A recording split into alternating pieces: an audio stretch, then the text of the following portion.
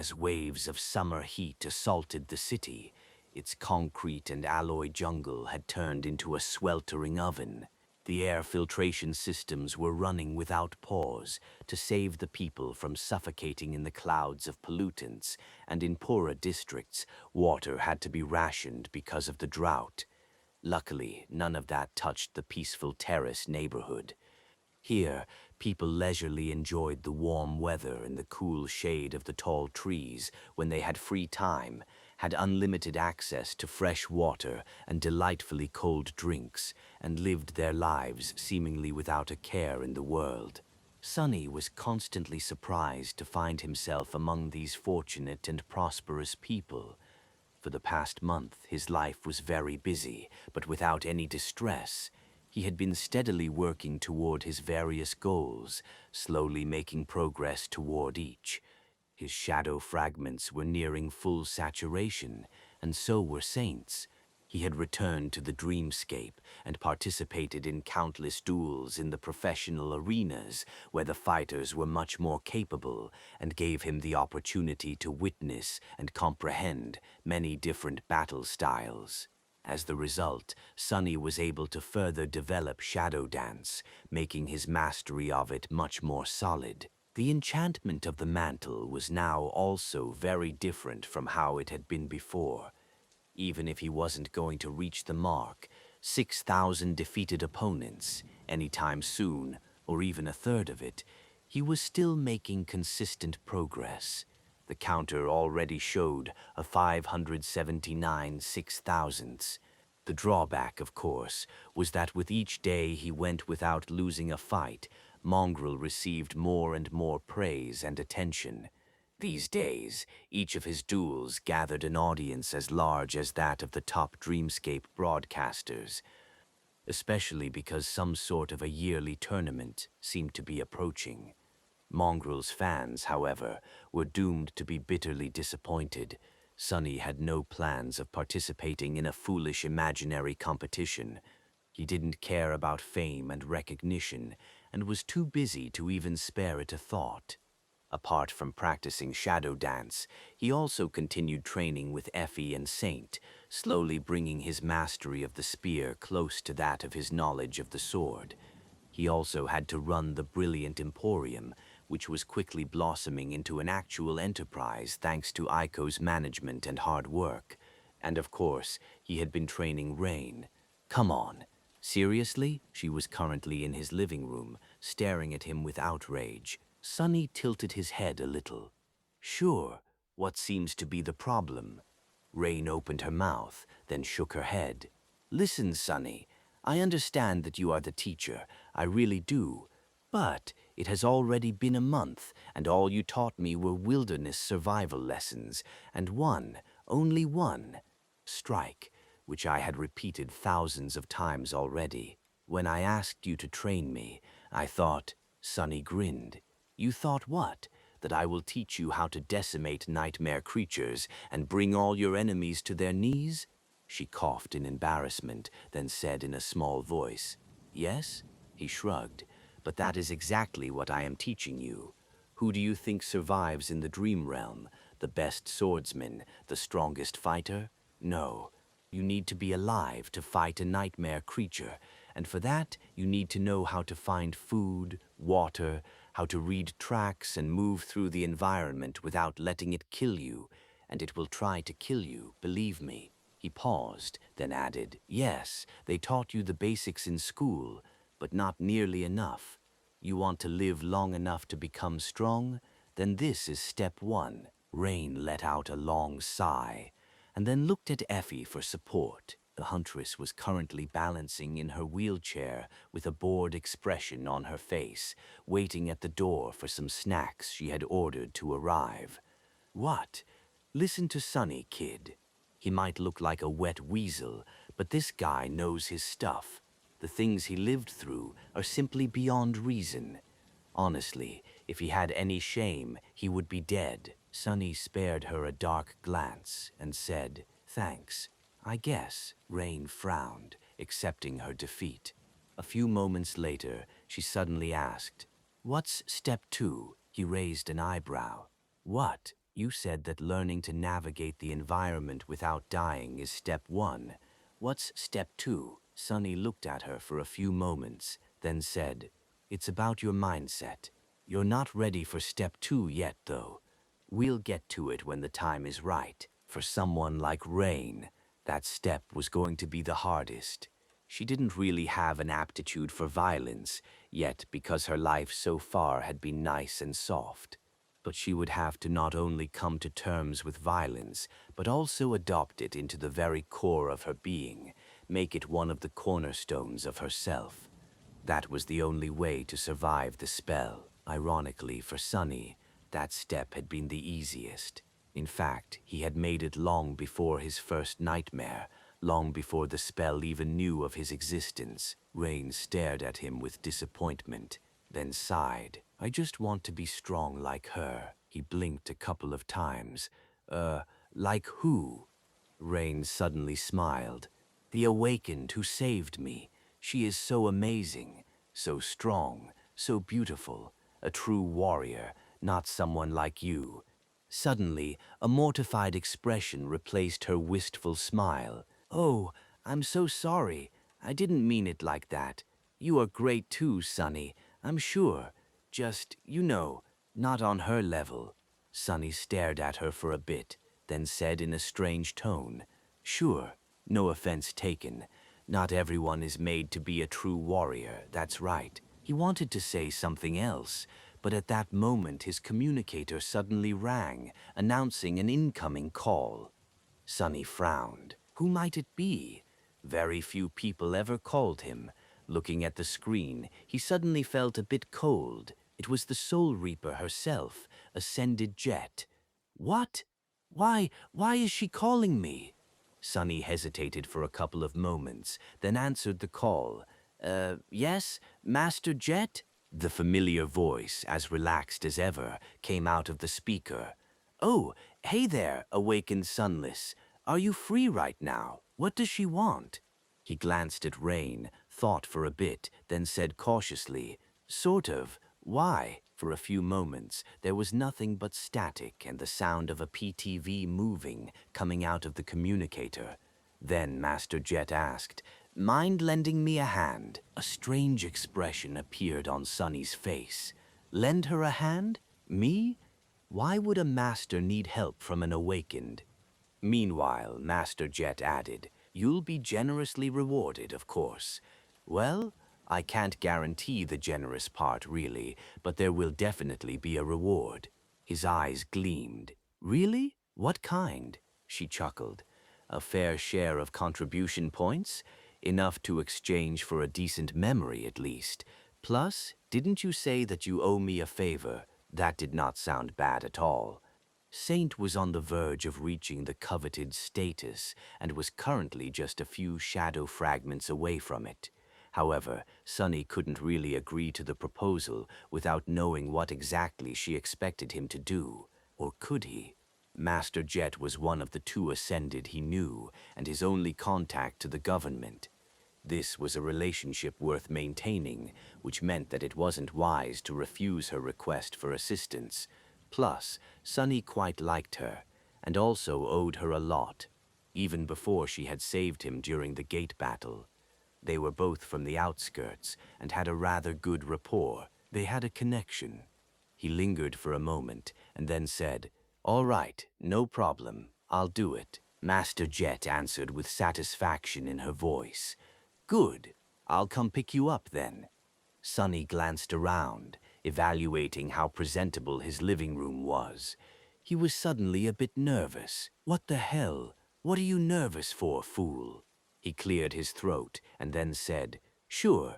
Oh, wait, let me give you an address. Master Jet laughed. Gee, Sunny, I work for the government, remember? I know your address. Before he could respond, the call was cut off. Sunny was left standing with a rather dumbfounded expression on his face. She knows. Well, of course she knows. I wonder what else she knows. Noticing the strange look on his face, Rain asked, Did something bad happen? Sunny sighed, then slowly shook his head. No, nothing bad. Just some business I have to deal with. Sorry, we'll have to continue the lesson next time. She stared at him for a moment, then shrugged. Well, all right. I'll practice back home then. With that, Rain picked up her training sword, said goodbye to Effie, and left. A couple of seconds after the door closed behind her, the former huntress gave him an amused look. That pupil of yours is a bit dense, isn't she? Sonny frowned, offended by her words. What do you mean? Effie giggled. Well, you've been tutoring her for a whole month, and she still has no idea who the two of us are. We're just two average random awakened to her. I mean, it's not surprising that she didn't recognize you, but I am a very famous person, you know. Sonny smiled slightly. Yeah. Your pride must be really hurt, Venerable Raised by Wolves. Please accept my sincere apologies. Not everyone, you see, is obsessed with the awakened. Rain, for example, is more interested in historical stuff, about or from before the spell. Plus, the government mostly uses your dream realm appearance to plaster all over the city, so Effie waved a hand. I'm joking, you doofus. She's a good kid. She paused for a moment and then added, That's why it hurts me to see her wasting money on a hack like you. At that moment, there was a sound of a PTV stopping nearby and of light steps approaching their door. Effie's eyes shined. Turning her wheelchair, she opened the door and yelled, Finally, Master Jet stood on the porch in her usual deep blue uniform, with one hand raised to knock on the door. Her jacket, as always, was carelessly unbuttoned, revealing her slim waist and generous figure. Her short raven black hair was a bit messy, and there was a look of slight surprise in her icy blue eyes. Effie stared at the older woman for a few moments, disappointment clearly written on her face. Then she said dejectedly, Oh, you're not food delivery. A polite smile appeared on Master Jet's face. Ah, awakened Athena, it's an honor to meet the famous Raised by Wolves. I am Ascended Jet. Effie glanced at her, then at Sonny, then back at Master Jet. Then she smiled. Good job, doofus. I approve. Sonny gave her a murderous look, cursed inwardly, and turned to Master Jet. Do I need to prepare? She shook her head. Your usual memories should do. If everything goes well, you won't even need to use them. He hesitated and then asked, What if it doesn't go well? Master Jet grinned, making Sonny suddenly feel very uneasy for some reason. Well, then it'll go badly, won't it? We'll know when we know. With that, she looked at Effie and said, Please excuse us. Time is of the essence, so we will have to leave immediately. It was very nice to meet you, awakened Athena. Effie winked at her. Sure, it was nice to meet you too. Bring snacks next time. Sonny felt his ears turning red and promised himself to have a word with her when he got back. Or better yet, kill her. Yes, that would be much better. What next time? There won't be a next time. He quickly put on shoes and followed Master Jet outside, then got into the familiar PTV. As soon as the doors closed, she sent the vehicle moving at full speed, the acceleration pressing Sonny into the seat. The streets of the terrace district flew by in a blur. Master Jet glanced at him, then said wistfully, That's a nice home you have there. Feels strange, right, to own one. I did the same thing after becoming an awakened, actually. Granted, it took me a bit longer to earn enough. You could have afforded a much better district, though. You know that, right? Sonny shrugged. Yeah, I know, but I like it here. It's quiet. She looked into the window and smiled. Can't deny that. Sonny waited for a few moments, then finally asked, Master Jet, sorry, but what exactly are we doing? She briefly glanced at the control screen of the PTV, sent it into a sharp turn, and answered calmly, We are going to hunt down a dangerous beast. He frowned. Beast? What kind of a beast? Master Jet remained silent for a few moments. Then she glanced at him and smiled darkly. The most dangerous beast there is, a human. Sonny shifted in his seat, a bleak expression appearing on his face. A human? Why would a master be hunting down a human? There was police for that. Unless, of course, that human was an awakened. Sonny was aware that special government agents, carriers of the nightmare spell themselves, dealt with those awakened who broke the law, simply because police officers were often helpless against criminals that possessed inhuman strength and wielded bizarre or dangerous aspect abilities. It made sense that Master Jet would be involved in that side of government work too, but honestly, he didn't know too much about how these things usually went. Glancing at her, Sonny asked, "Is it an awakened criminal?" Master Jet spared him a short glance. "A criminal? Yes, you might say that." She remained quiet for a few moments and then corrected herself. "No, actually do not. The man we must find is not a criminal. He is an animal, a rabid one." Sonny frowned. An interesting choice of words. Master Jet was concentrating on driving the PTV, so she didn't answer immediately. When she did, however, her voice was strangely calm. "You are not an inexperienced sleeper anymore, Sonny, so I will be straightforward. You, of all people, should be able to understand. The nightmares, the dream realm, they take a toll. Some people endure, some people break, some people carry the nightmares back with them to the real world." A dark expression slowly appeared on her face. "From what I heard about the Forgotten Shore, you witnessed the worst of what the spell does to us. Yes, we awakened are at the top of the world, those who return alive, that is.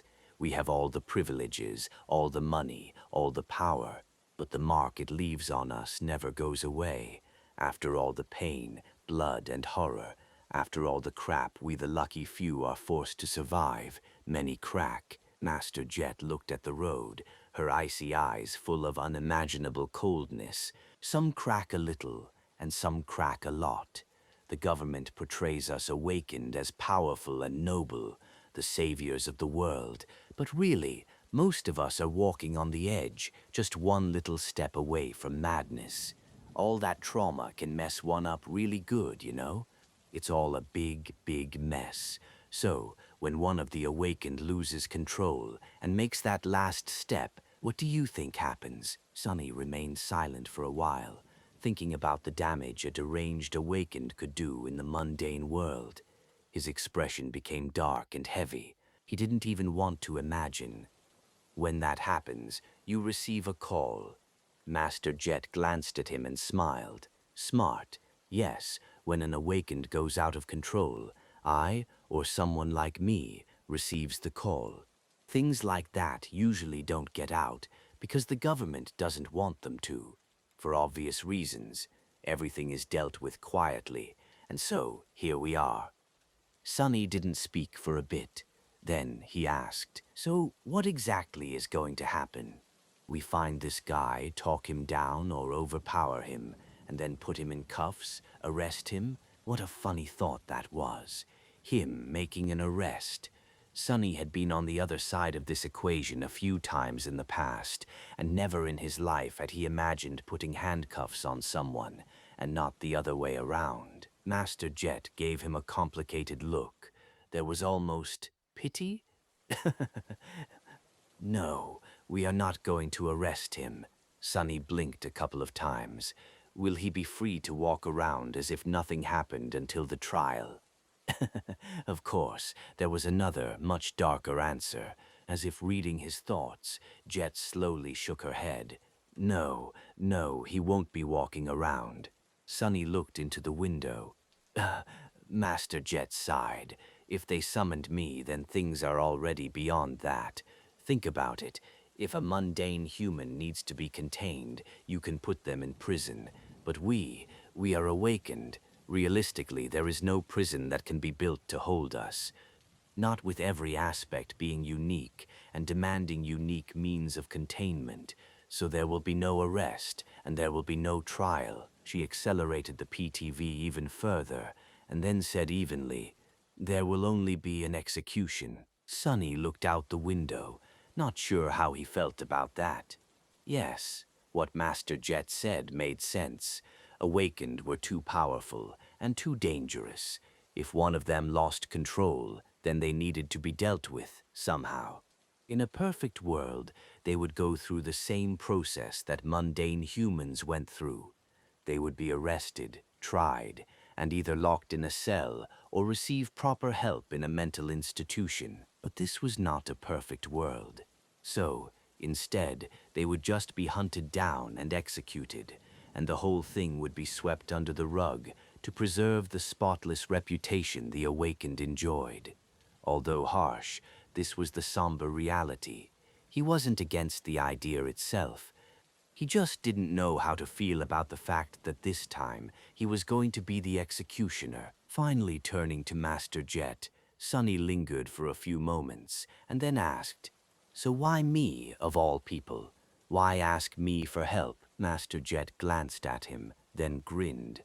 "Three reasons, really." She blew through an intersection, almost crashing into a heavy cargo vehicle, and then dodged it at the last second. "First, I know you. There are many people who could have helped, but very few whom I would trust to have my back."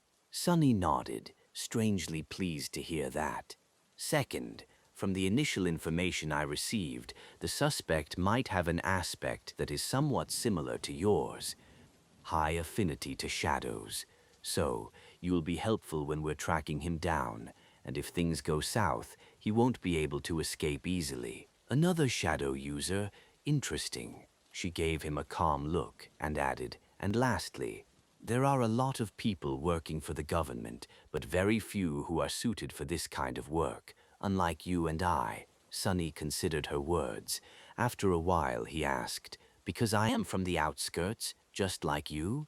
Master Jet remained silent for a bit, and then gave him a bright smile. "No, because you are a killer, just like me." Sonny wanted to deny her words, but in the end simply turned away to look at the city streets flying by. Master Jet knew, of course. She had long known that he had the capacity to be a killer because of the cruel past the two of them shared, and more than that, she had access to the records about the events of the Forgotten Shore that the government agents had compiled. Out there, Sonny had killed his fair share of people. He had not been the most active participant in the civil war for the throne of the Bright Castle, but his hands were covered in blood, too.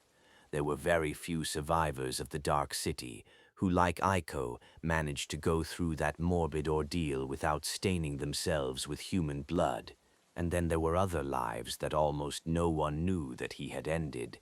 Castor, Horus, the hunters who had kept Kai locked in the dark well, and Harper. Even before that, he had killed the old slaver, Shifty, Scholar, and Oro of the Nine without batting an eye. Honestly, it was not a big deal. Except for maybe Harper, Sonny never lost sleep over any of the humans that had died by his hand.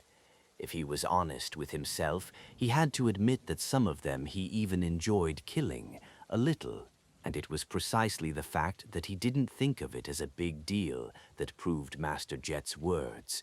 Sonny was a killer, and not in the sense that he had killed before or had been taught how to. He had an innate aptitude for that sort of thing, and there were not a lot of people who did. In fact, he only knew 3. The first one was himself. The second was Nephis. She was the one who had taught him about murder, after all. Maybe that was one of the reasons why Changing Star had chosen to impart her family battle style to Sonny. Maybe she had recognized that the two of them were similar, that both of them had seen and known the truth of this world, that he would be able to understand. The third one was Master Jet. Sonny suddenly realized that he didn't know much about her, apart from her rank, her past as a kid from the outskirts, and her role as a government operative. Everything that he thought he knew about Master Jet had come from what others told him about her. painting an intimidating and imposing picture of the fearsome Soul Reaper. That picture, however, did not reveal the real human hidden behind the loud nickname.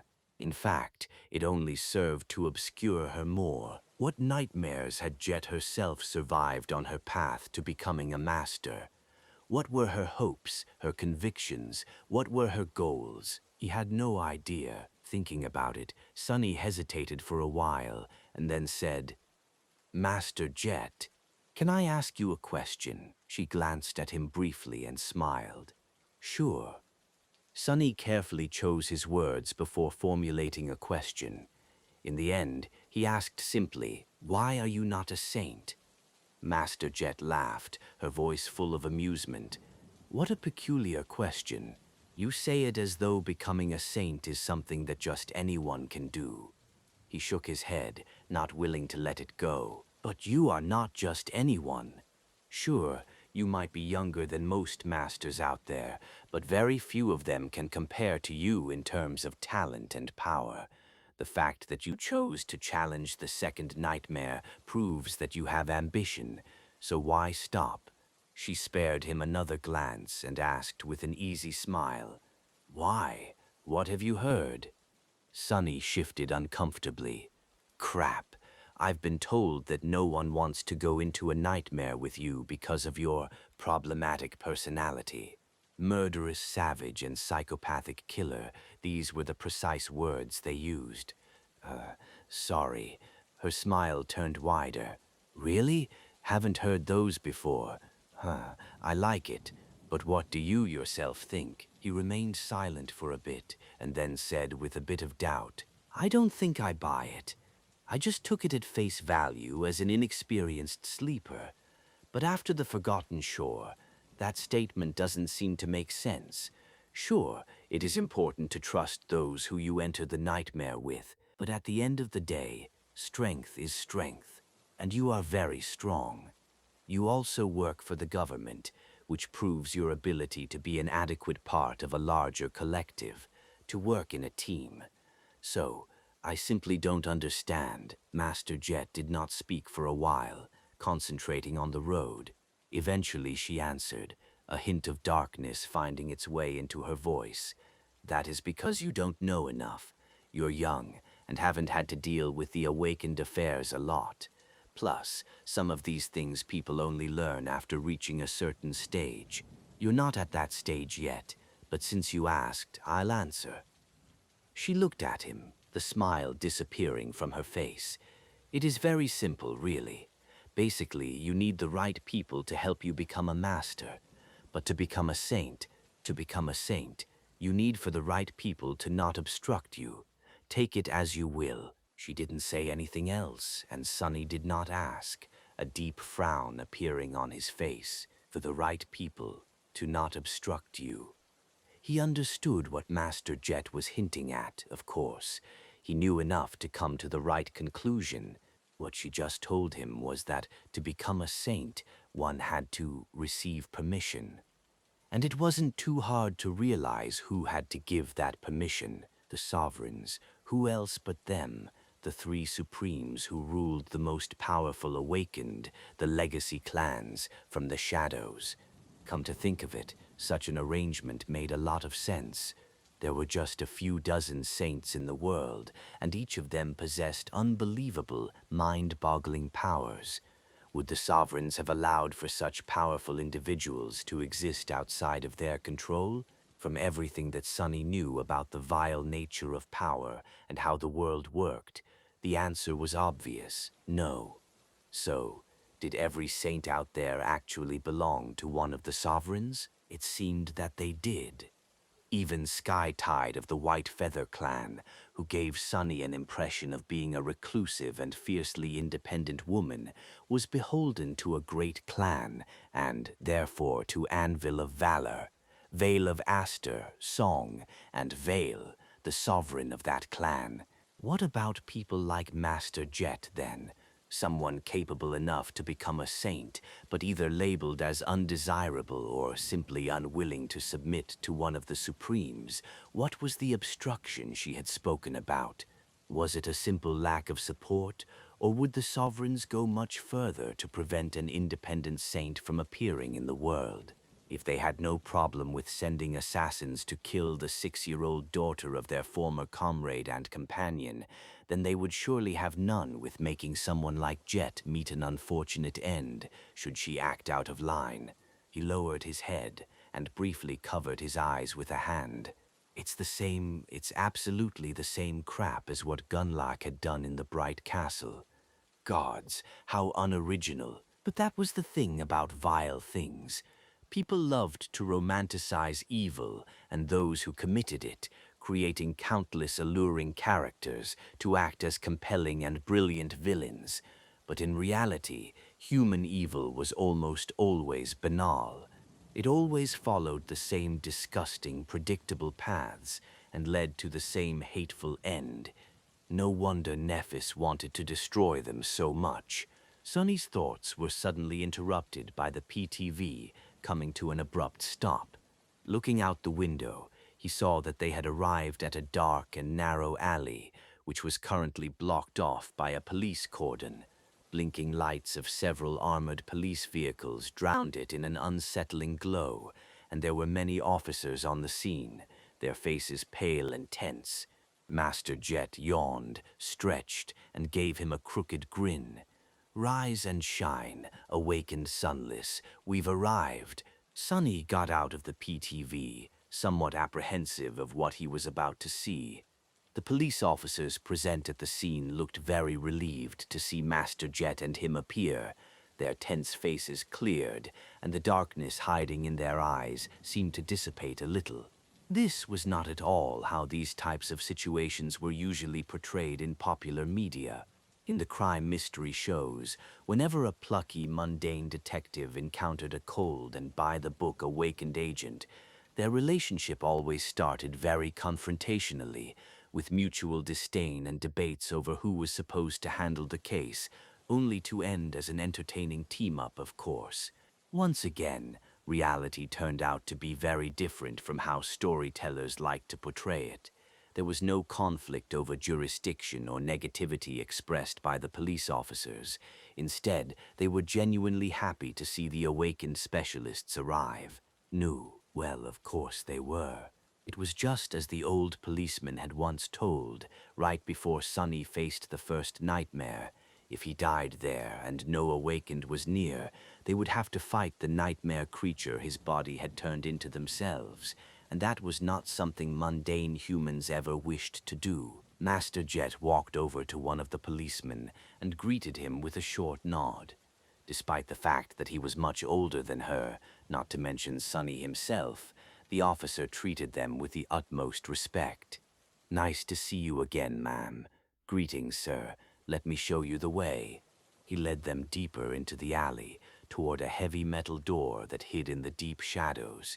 It was wide open, and there were strange flashes of intense white light coming out of it, mixing with the red glow of the police sirens. The whole situation seemed a little surreal to Sonny, as though he was in the midst of a strange dream. I mean, where else would I be addressed as sir by a police officer? Life sure is funny sometimes. Slightly amused by this thought, he turned to Master Jet and asked, "What is this place?"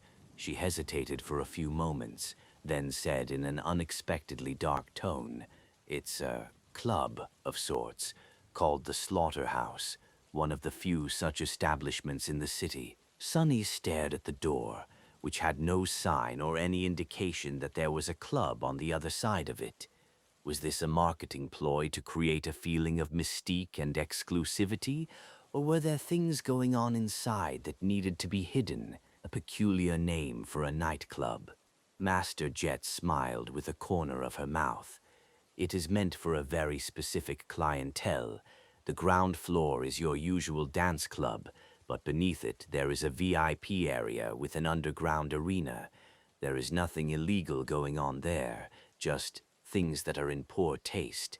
She paused and then added somberly, "They send echoes, usually dormant beasts, to fight against mundane fighters there. The fighters are paid generously, of course, and the club profits from the rich assholes who enjoy watching this sort of thing enough to recoup losses if one of the echoes is accidentally destroyed. Everyone wins, I guess. Sonny frowned. He knew that wealthy people were big fans of wasteful forms of entertainment, and that there were arenas where precious echoes were made to fight each other just for the spectacle of it. Hiring mundane humans to battle them, though, wasn't it a bit too much? Did I suddenly become a child after the awakening? Of course, nothing was ever too much. Sonny knew all about how vice worked, from his childhood in the outskirts. His current surprise was just because he lacked knowledge of what forms it took among the more affluent layers of society. So what happened in that slaughterhouse? Master Jet shrugged. That's what we have to find out. All I know is that everyone inside is dead. Kind of ironic, actually. The police officer guiding them spared her a glance and then said hoarsely, "It's a proper mess there, ma'am. Not for people with weak stomachs. And also not something that a mundane human would have been able to do." Charming. Inside, the air was filled with the smell of blood. Sonny found himself in a vast hall flooded by flashing lights, blinding white mixing with short moments of absolute darkness to create a strange and invasive atmosphere. It was hard to perceive anything in this strobe light hell. Master Jet frowned. "What's with the light show?" The policeman looked down in embarrassment. "Sorry, ma'am. We figured out how to turn off the music, but the lights are giving us some trouble." She gave him an unamused look. "Well, get on with it." The officer turned around and walked away, shouting at his colleagues. A few moments later, the hall suddenly became enveloped in darkness, and then the regular illumination kicked in. Without the constantly flashing strobe lights, the club looked smaller and more worn down than Sonny had expected. He did not pay too much attention to the design of the interior, the raised stage, or the bar with hundreds of expensive-looking bottles standing on the shelves behind it. With a gloomy expression on his face, Sonny was looking at the bodies. There were more than a dozen of them, all broken and terribly disfigured, as if chewed and spewed out by a tornado. But of course, a natural disaster had nothing to do with what had happened in the seedy club. The result only looked like it. This was the work of an awakened. Suddenly, he remembered Master Jet's question, seeing it in a new light. "When an awakened loses control, what do you think happens?" The answer was right in front of him. Terribly battered human bodies were lying on the floor, drowning in pools of blood. Indeed, this was not a sight for those who had weak stomachs, but, for better or worse, Sonny had seen enough horrors to not be moved too much by such a scene. It left a deep impression even on him, though. Sonny didn't have to look too closely to realize what had transpired. The position of the bodies, the nature of their wounds. The murderer had not used some powerful memory or let an echo loose on these people. No, it was much simpler. They just did it with their hands. Back during the gate battle, Sonny had thrown a heavy vehicle at the advancing horde of nightmare creatures, carving a bloody path in their ranks. That was the strength of an awakened. Even if he had been augmented by a shadow, his own strength was still vastly superior to that of a mundane human. A frenzied awakened could tear through a dozen humans in a matter of seconds, and none of them would be able to do anything to stop it. In front of a spell carrier, mundane humans were like paper dolls. It only took a little effort to destroy them. That bastard. Sonny remembered how he had doubted whether or not he wanted to play the role of an executioner on the way to the crime scene. Rain could have been one of the victims. He could have been one too, before becoming an awakened.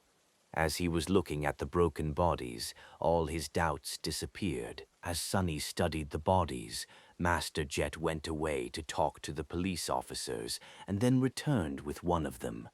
There was a disappointed expression on her face. No usable recordings left. Figures, places like this one only exist because they value the privacy of their clients.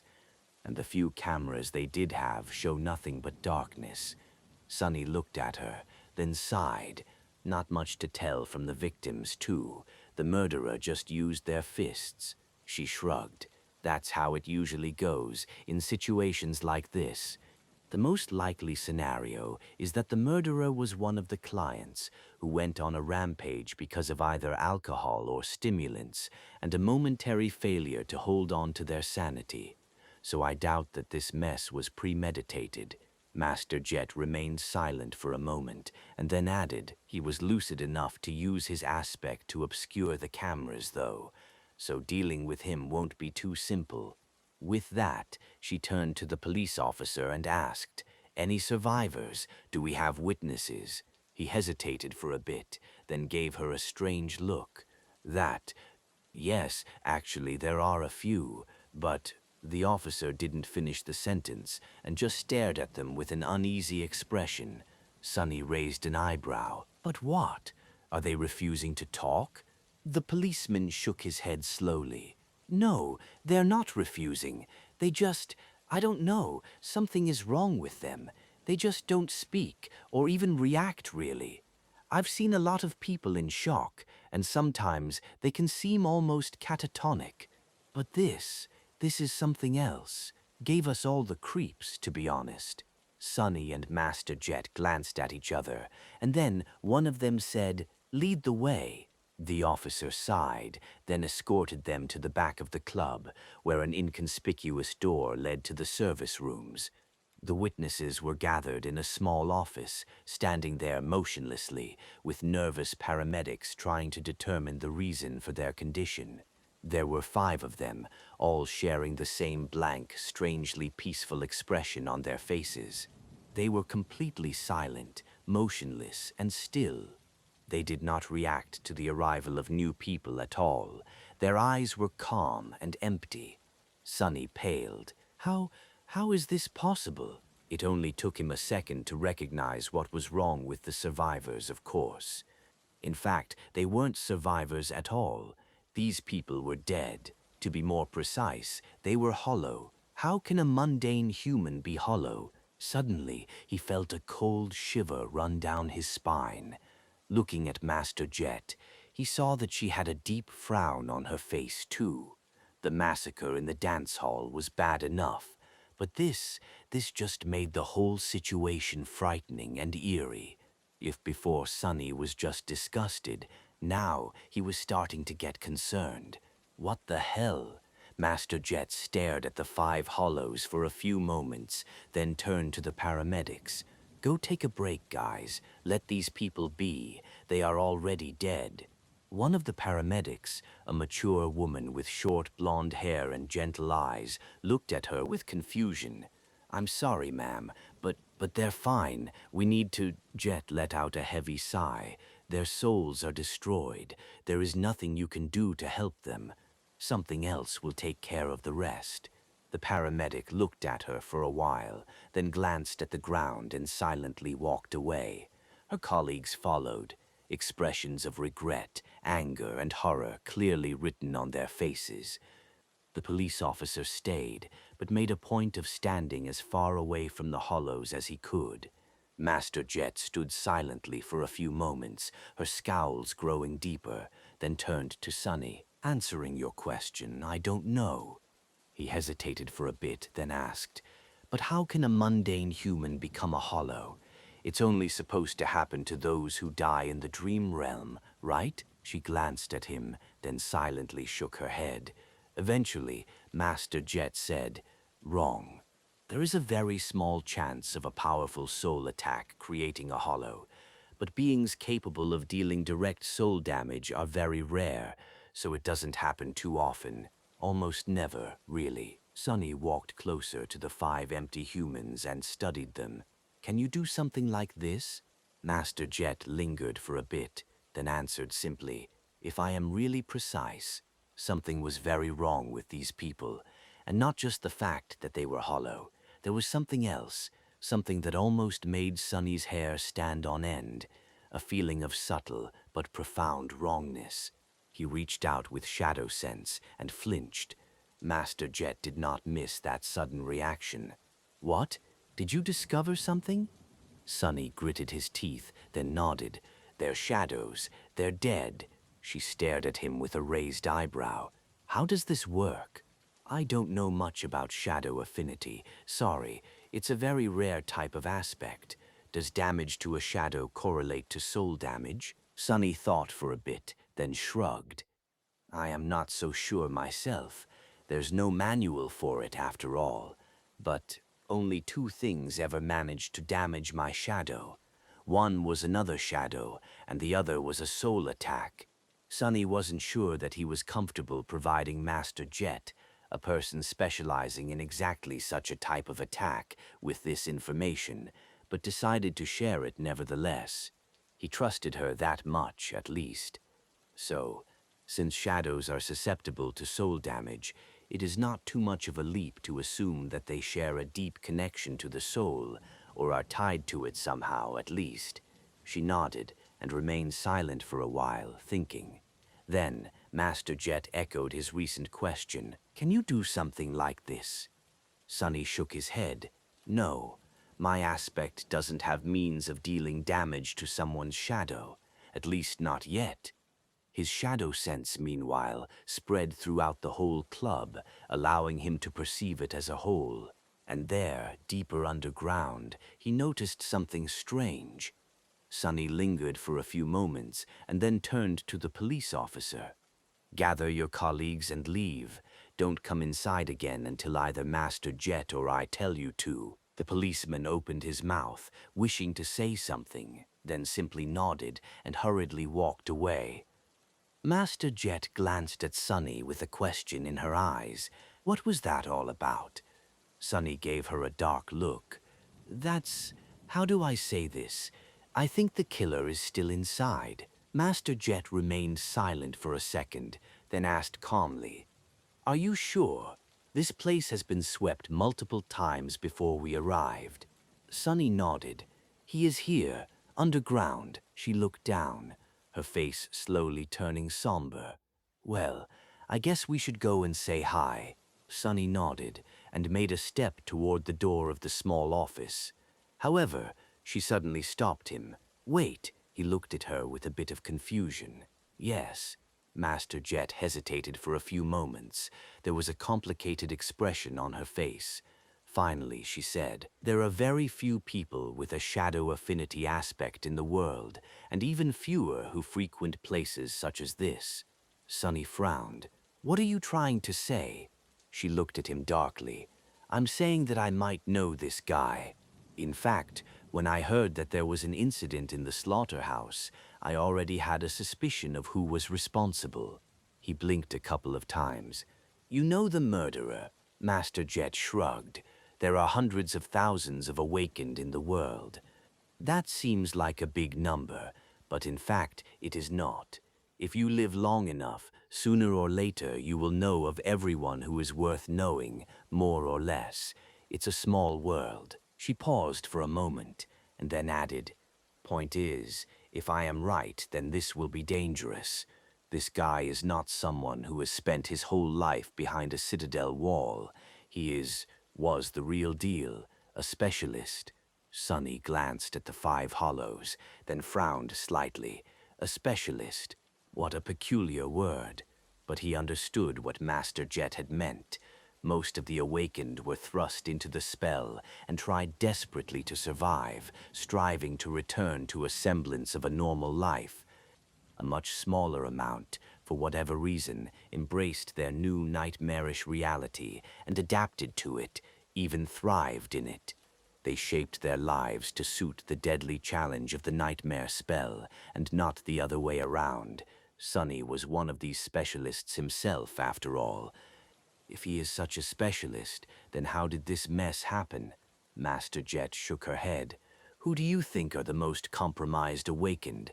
Folks who spent as little time as possible in the dream realm and then returned to their actual lives. No, it's people like us, the professionals." He thought on it for a bit, then said with confusion, "I don't get it. Even if he is a seasoned fighter, so what? You are an ascended. Surely dealing with him will be easy." Master Jet shook her head. "Nothing is ever easy, Sonny. That is a mindset that will get you killed. No matter how powerful you are, one mistake is all it takes. Raw power doesn't always decide the outcome of the fight. You should know this already. Every aspect has a flaw, and every power has a counter, so keep your guard up. Sonny had to agree that she was right. His own experience served as the perfect proof. Harris had died by his hand because Sonny's aspect was a perfect counter to his formidable ability, and Castor had been undone by his flaw. He remained silent for a few moments and then said, "When we confront this guy, pay attention to your shadow. Don't let him get anywhere near it." Master Jet frowned and then gave him a simple nod. Together, they returned to the dance hall and then found another heavy metal door. Behind it, a narrow staircase led further down to the underground arena. The arena itself was larger than Sonny had imagined and looked more like a luxurious theater than a fighting pit. The rows of seats were furnished with red velvet, and there were private boxes for the most affluent of the visitors. The arena itself resembled a stage and was surrounded by a protective barrier fashioned out of transparent alloy. The whole space was sparsely illuminated, with deep shadows nesting between the areas of light. Still, one could more or less see everything. Master Jet studied the interior of the arena, then said quietly, "There's no one here." Sonny lingered for a moment, then walked over to a control panel hidden in one of the boxes and moved several switches. A moment later, bright spotlights ignited on the ceiling, flooding the arena with a bright radiance. The wave of light chased away the shadows, and suddenly a figure of a man could be seen in the very center of the stage, sitting on the floor, with his face buried in his hands. Previously, that place had seemed to be utterly empty. The man grimaced and then raised his head to stare at the lights with a dark expression. A hoarse voice resounded in the silence of the underground theater. "Bastards! Why can't they just leave me alone?" The murderer was around 30, with a gaunt, unshaven face and bloodshot eyes. There were several used stimulant packs lying on the floor around him, as well as shards of a broken liquor bottle. His clothes, hands, and face were covered with blood, but the man didn't seem to mind. Blocking the light with one hand, he lowered his gaze and slowly focused it on Master Jet and Sonny. A hint of recognition slowly appeared in his eyes, which was then replaced with contempt. "Is that you, Soul Reaper? Hell, they sent the attack dog herself after me? Ha, what an honor." Sonny sighed inwardly. What was it with people and calling others dogs? He really didn't get it. Dogs were marvelous creatures, from what he knew. Of course, only the rich could afford to have one. Dogs were the rich man's best friend. Jet took a step forward, piercing the man with a cold, cold gaze. The murderer shivered. "Hi there, Kurt. Long time no see." After hearing her voice, the man called Kurt suddenly grinned. "Yeah, long time indeed. You got really full of yourself lately, haven't you, Jet? Funny that a government lapdog like you finds it beneath herself to associate with upstanding people like me. Back in the day, you at least knew how to show respect, bitch." Ignoring his insult, she smiled, too. "Do you even understand what you have done, Kurt?" The grin disappeared from his face. As Sonny and Jet slowly walked toward the arena, he furtively looked away. "What? That mess upstairs? Shit, who cares? They were just cattle anyway. Mundanes only exist to produce more of us, right? So what's the big deal?" Sonny's eye twitched. "He's a proper bastard, isn't he?" Master Jet, meanwhile, stopped smiling. "I care, Kurt, I care." He suddenly laughed. Wait, you're being serious? You're really going to do the whole thing? I'm getting the full parade. Fuck, that's hilarious." Suddenly, an ugly expression appeared on his face. "Have you forgotten who you are, Jet? Gods, did becoming a master give you that big of a head? Come on, we all know who you work for and who I work for." You'll still be a master when I am a saint, wench. He glanced at Sunny and then added in a mocking tone. Look, you even had to bring a kid to help you out. I guess no adult is willing to get your stench on them. Then Kurt got a bit serious and stared at Jet darkly, deep shadows slowly gathering around him. Look, I get it. I fucked up, so let's have it. Give me a slap on the hand and be on your merry way, all right? I'm having a really hard day as it is. We all know that you won't dare to do more anyway. Master Jet tilted her head a little and then said with amusement, Ah, but that's where you're wrong, Kurt. I do dare. Yeah, we both know who I work for and who your sorry ass works for. But the thing is, I don't give a damn.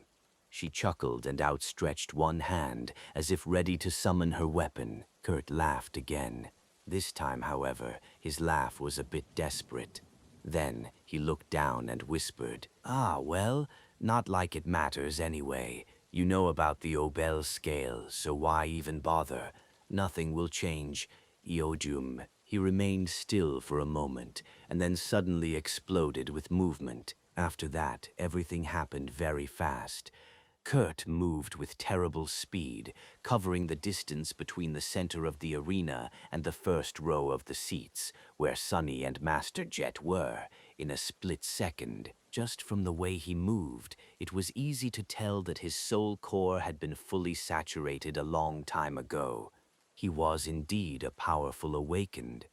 Still, it wasn't enough time to summon a memory. The white sparks that were supposed to form into a glaive were just starting to manifest themselves around Jet's hand, but he was already upon her. One of Kurt's hands shot forward, a knife forged out of a strange lusterless alloy appearing in it as if out of nowhere. There was no magic involved in its sudden appearance, though. The knife had just been hidden in a secret sheath on his forearm. Of course, Master Jet was much faster. She blocked the strike before it could ever reach her flesh. At the last moment, however, Kurt twisted his wrist and let go of the handle, sending the knife flying past her. Right at Sunny. He had barely any time to react. The cruel sight was still in the process of being summoned, so Sunny used his other hand to try and swat the knife away. It jerked up, but then froze. No! Wrong! A fraction of a second too late, Sunny realized that the knife was not aimed at his body. It was aimed at his shadow. And since he had wasted precious time being mistaken about the killer's intentions, it was too late to move his body away to make the shadow shift out of harm's way. Luckily, Sunny's shadow could move on its own. It suddenly went out of sync with his movements and jumped away, letting the knife bury itself in the floor and send a net of cracks through the sturdy synthwood boards. Shaken, Sunny belatedly jumped back. What is this? Any other awakened would have been killed by that devious attack, most likely. To Kurt's misfortune, though, he had met a fighter well versed in all things shadow. A few steps away, Master Jet was already turning her block into an attack. Her fist seemed to teleport forward, tearing through the air so fast that it sent a small shockwave rolling through the underground arena. Kurt had long disengaged, though. As soon as he threw the knife, he saturated his body with essence and lunged back, smashing through the velvet seats and momentarily appearing a dozen meters away. As soon as his feet touched the ground, he was already moving again, dashing sideways. At the same time, 3 more knives flew at terrible speed toward Master Jet and Sunny.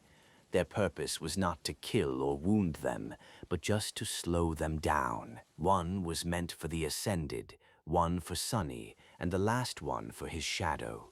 Sunny dodged the knife and summoned the shadow to wrap itself around his body, feeling his strength and speed become even more enhanced. He dashed forward and finally felt the cool wooden surface of the cruel sight's hilt appear in his hand. Not too bad. Jet's voice tore this thought to shreds. Be careful, he's planning something. Before she could finish the thought, a dark smile appeared on Kurt's face. In the next moment, something massive broke through the floorboards and struck her, or at least tried to. Soul Reaper easily sidestepped the attack and jumped back, then suddenly twisted, making her shadow grow smaller. A fourth knife appeared out of nowhere and pierced the floor where it had been just a moment ago. Kurt clicked his tongue. So annoying. Sunny, meanwhile, was staring at the thing that crawled from under the floor. It looked like a mound of worn rags, with two long arms that had one too many joints growing out of it, each ending in three terrifying curved claws. The towering thing was vaguely humanoid in shape, with broad shoulders and a small head covered by a tattered hood. He felt angry at his own stupidity. An echo curses. Of course he has an echo. Why else would the bastard frequent the Slaughterhouse and its underground arena? Something didn't add up, though. Whatever that thing was, it didn't look like any kind of a dormant beast Sunny had ever seen. If he had to guess, he would be willing to bet that the creature was at least of the fallen rank and had at least 3 soul cores hiding in its raggedy carcass. Maybe more. Weren't the arena meant for dormant echoes? As a vicious-looking curved sword appeared in Kurt's hands, Sunny got his answer. 3 more nightmare creatures suddenly appeared out of the shadows. These seemed not to be fallen, at least. He wasn't sure if they were beasts or monsters, though, just that they looked rather menacing. One was covered in black chitin and had a long tail that ended in a jagged blade, drops of poison falling from it and leaving smoldering holes on the floor. The other was like a repulsive mix of a human and a pale centipede, its limbs numerous and thin as bone needles.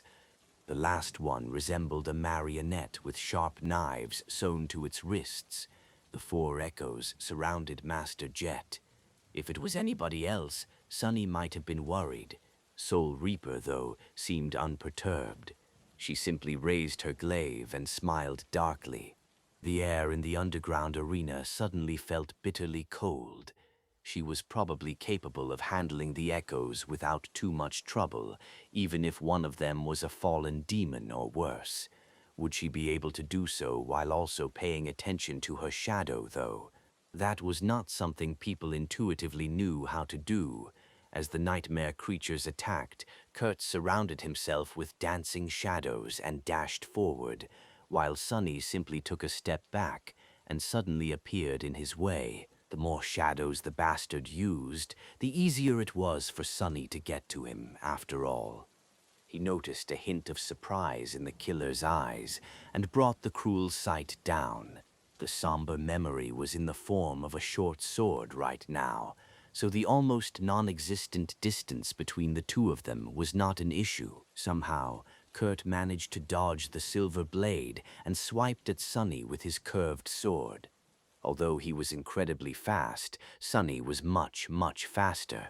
He moved the cruel sight and blocked the strike without too much effort. Easy. Simultaneously, Master Jet's words echoed in his mind. One mistake is all it takes.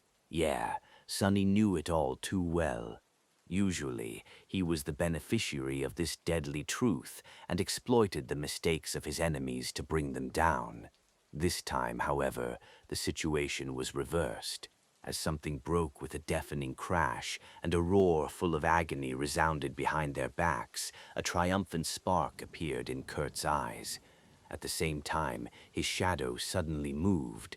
Even though the curved sword was already blocked, its black reflection held in the shadow's hand continued to swiftly approach Sunny's flesh.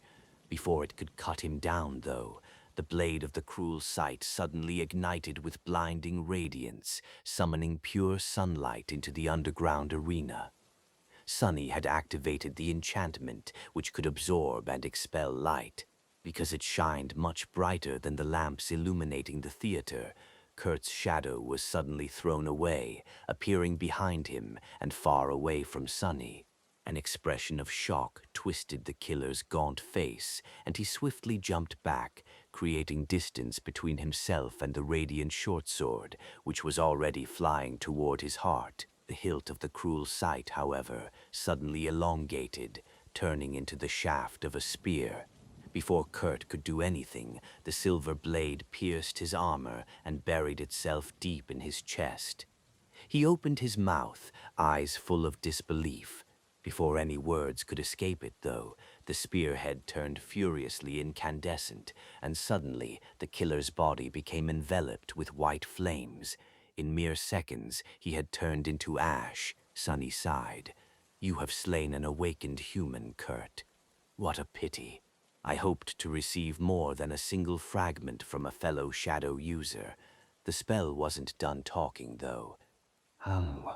In the deadly silence that settled over the underground arena after the spell had spoken its last sentence, Sonny stared motionlessly at the flakes of ash swirling in the air. An echo. He was now in possession of a new echo, a human echo. Of course, it was only logical that an awakened could leave one behind. Sonny had received his first ever memory after killing a human, after all, and those were not too different. However, somehow, he had never considered commanding an echo left behind by a dead man. One that he had killed with his own 2 hands, no less. Wasn't it a little bit too ghastly? He imagined the soulless, empty copy of Kurt staring at him with lifeless eyes, and shivered a little.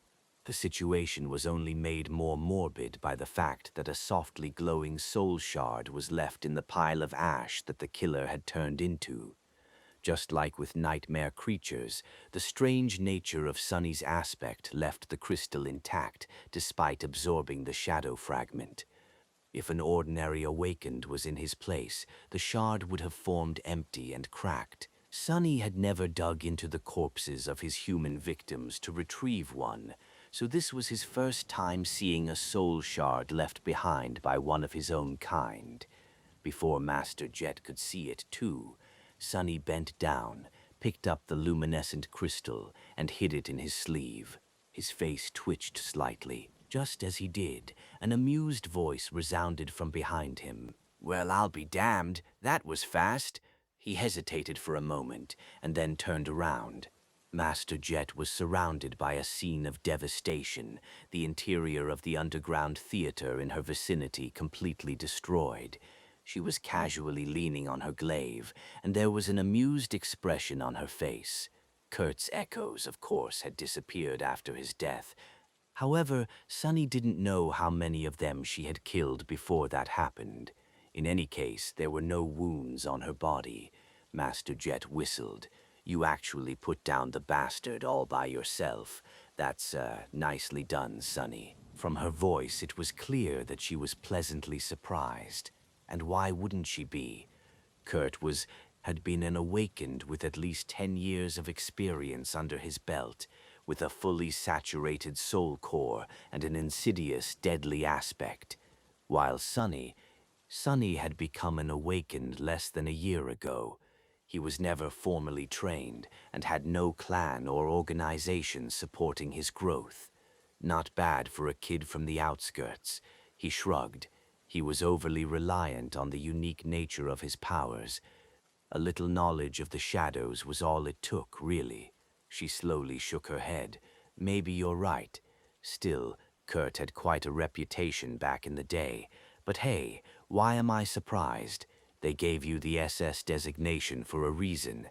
With that, Master Jet sighed and looked at the pile of ash with a complicated expression. After a few moments of silence, she added, "You know, he was a promising young awakened too, once. One of the few who didn't treat me like a walking corpse back in the academy." Sonny glanced at the ashes, trying to imagine Kurt as young and promising. It wasn't too hard. However, thinking about a person he had killed this way made him uncomfortable. It was better to remember him as he had been at the end, a depraved, demented murderer. More of a rabid beast, really, than an actual human. Sonny scratched the back of his head. So then what happened to him? Master Jet lingered for a bit, and then shrugged. "Life, I guess. Not everyone is cut out for the kind of life we live. In fact, very few are." Sonny dismissed the cruel sight, thought for a few moments, and then asked the question he really wanted to ask. So, that stuff he told about having a powerful protector, what was that all about? Are you going to be in trouble? Wait, am I? Jet smiled. What? Did you believe that fool? Don't worry, he was just being delusional. Sure, he had rather powerful masters, but these people, they're not going to make a fuss about someone like him. Kurt became of no use to them the moment he lost control. What's more, he turned into a liability. So, if anything, we did them a favor by taking care of the mess ourselves. Her smile suddenly grew wider, but also darker. And if they decide otherwise, I'm not so easy to deal with, Sonny, and they would have to go through me first to get to you. He frowned a little, then nodded, accepting her reasoning. It all made sense, after all. Powerful people were also a practical sort. They wouldn't hesitate to discard a broken tool, and that was what people like Kurt were, tools to be used and discarded once they couldn't be used anymore. Good thing I didn't join a legacy clan. I guess that is what I would have become if I did. Master Jet warned me against it for a reason. Then something else came to his mind. The strange words Kurt had said right before launching his suicidal attack. Not like it matters anyway. You know about the Obel scale, so why even bother? Nothing will change. What did he mean? It almost seemed as though the knowledge of this mysterious Obel scale was the real reason for why he allowed himself to lose control, of why he had lost hope. Sonny lingered for a few moments, then asked cautiously, "Oh, by the way, what was that nonsense Kurt went on about? The Obel scale? What is that?" Naidin Damninning, Master Jet gave him a long, somewhat strange look. Then she simply shook her head. "Don't worry about it. It's not some secret anyway. You can find the information on the network. Obel was the name of a scientist who developed the spell tech system the government uses to detect signs of a manifesting gate. The infrastructure of that thing is getting old, though, so the readings have become less reliable lately. Nothing that some thorough calibrations can't fix." Sonny tilted his head a little. Why was he so fixated on it, though? She looked at him with amusement. How would I know what went on in that crazy head of his? The bastard massacred 20 people and thought that I would let him go after a stern reprimand. He was obviously not all there at the end. He frowned and decided to let it go. Either Jet knew or she didn't. Either way, it didn't seem like she was going to tell him. Instead, Sonny asked, "So what now?" Master Jet dismissed her glaive and massaged her shoulders. "Now? Nothing much. Give me 20 minutes to settle things down with the police, and then we'll go get you your reward." She looked at him and added with a smile, "By the way, thanks. This would have been much messier without your help." With that, Master Jet walked toward the exit from the arena. Leaving Sonny alone, he stood silently for a while, and then sighed heavily. It was time to see about his new echo and decide whether he was going to keep the ghastly thing or not. Sonny looked around the destroyed theater, then found an intact seat and sat down. Relaxing on the soft velvet cushions, he crossed his legs and looked at the broken stage with a complicated expression. The shards of glass and empty stimulant packs attracted his attention for a moment. Sonny had expected the stimulants to be of the pleasure-inducing variety, but to his surprise, they were more or less the same as the ones he had used to stay awake for an entire week after returning from the Forgotten Shore. A slight frown appeared on his. Don't tell me. Was this guy afraid of going to the dream realm? Kurt might have been even more broken than he had suspected.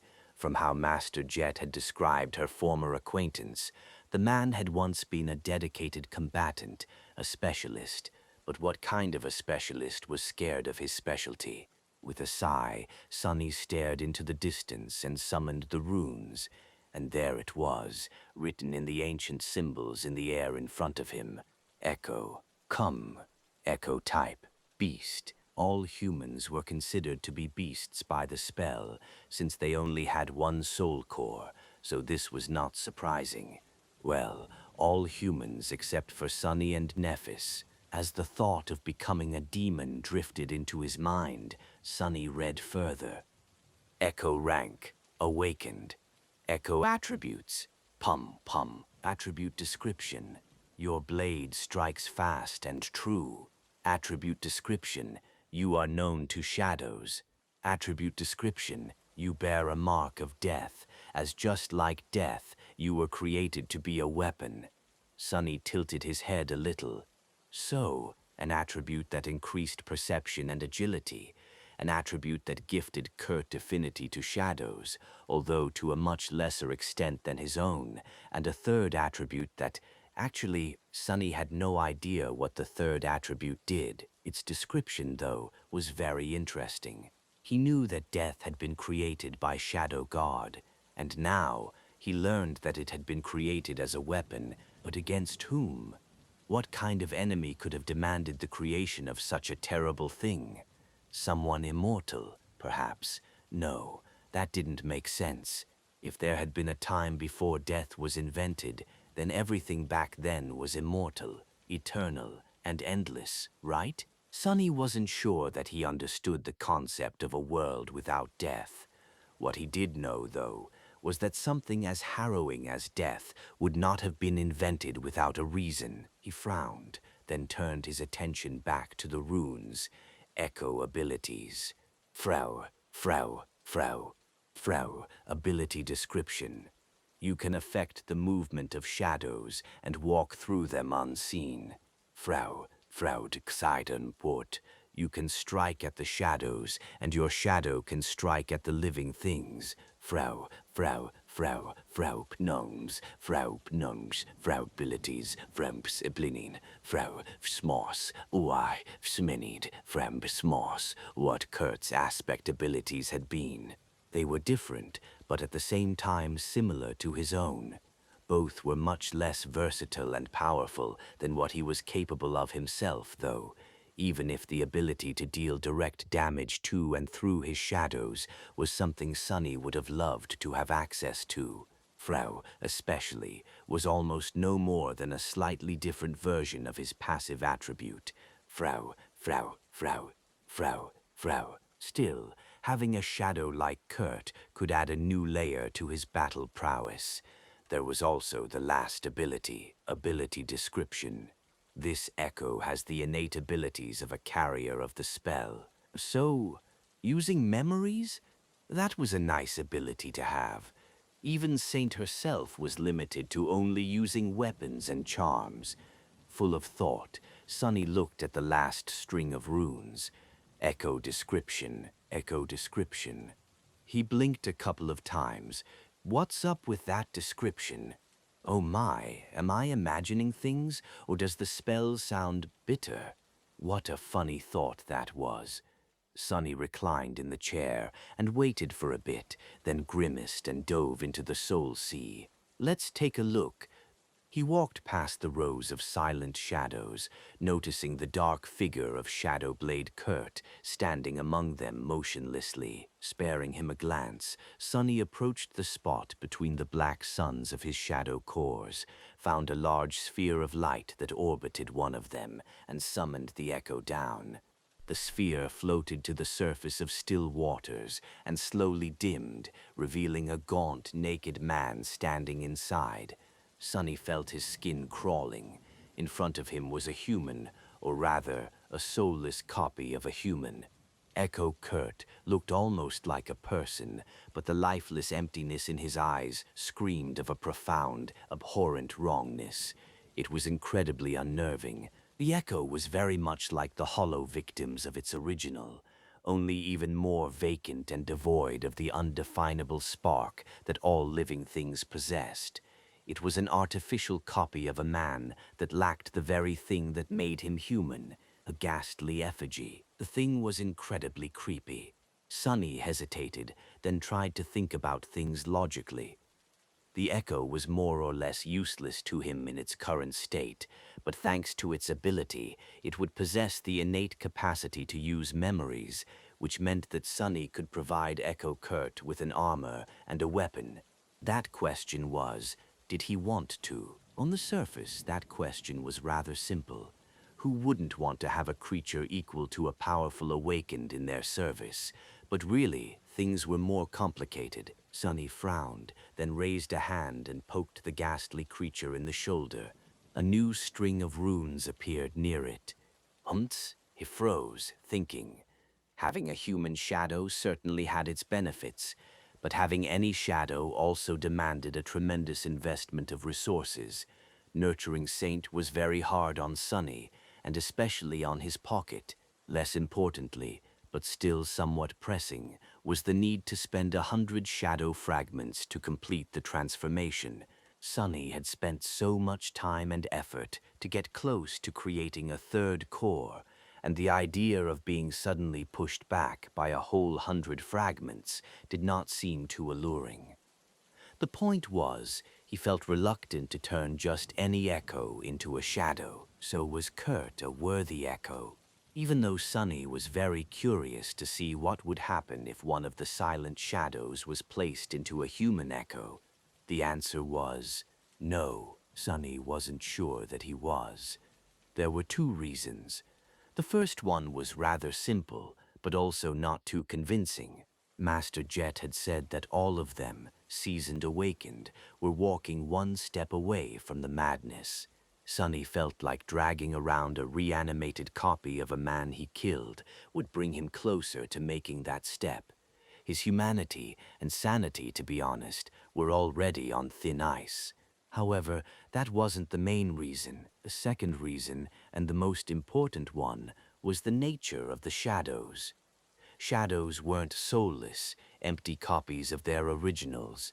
They possessed a semblance of a consciousness and a distinct personality. Saint was living proof. Yes, she was created from a powerful nightmare creature, but her attributes and abilities were not what made her strong.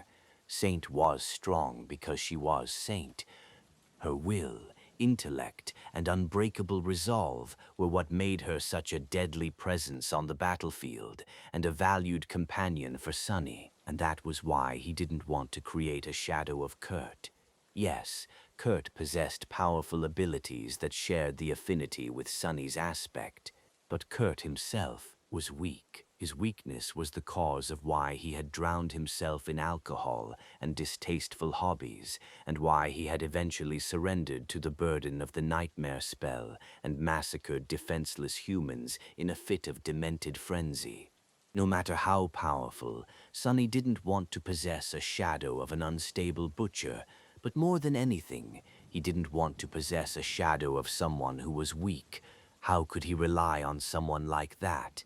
On the path he was taking, there was no place for weakness, at least not for the weakness of that kind.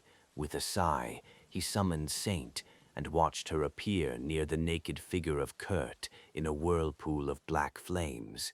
The taciturn demon stared at him with her indifferent ruby eyes, not paying any attention to the human echo.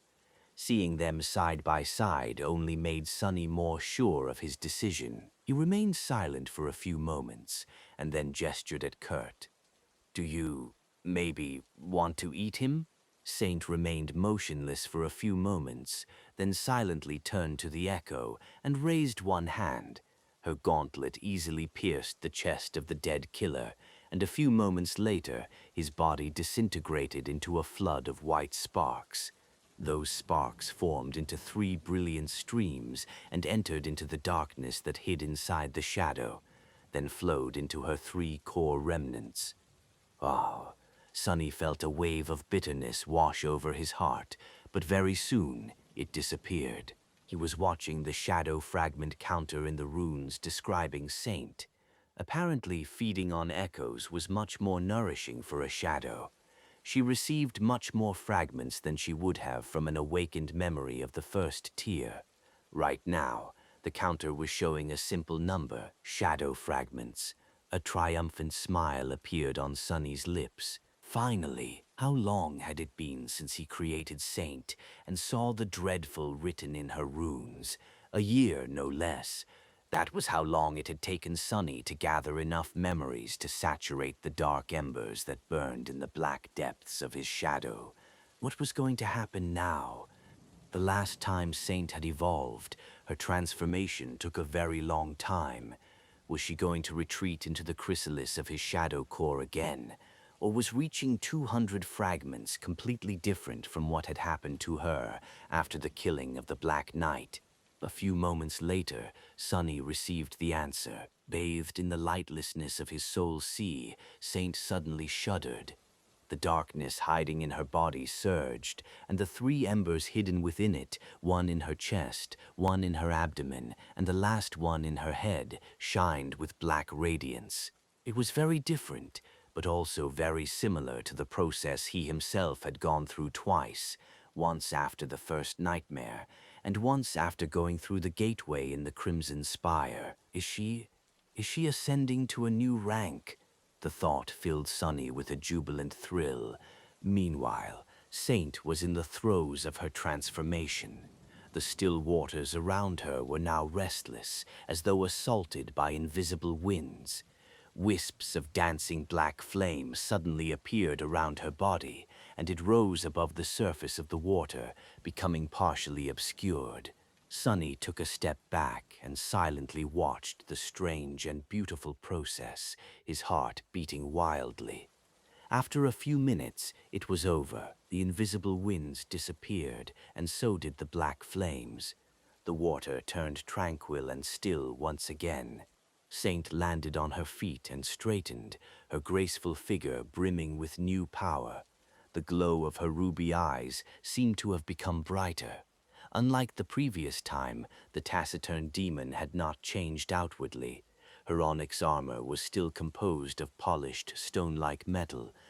Sunny knew that beneath it, her skin was still smooth and white as alabaster. On the inside, though, the changes were nothing short of profound. The darkness hiding in the body of the living statue now seemed much, much deeper, and the three embers seemed to have become substantially larger. More than that, they appeared to be more complete somehow. Not yet whole, but also not as broken and fragmented as they had been before. Sunny hesitated, then summoned the runes. Shadow. Her name didn't change. The next string of runes, however, was vastly different. Shadow rank, ascended. He froze. I'll be damned. Ascended. Saint was now ascended. Indeed, she had achieved a new rank.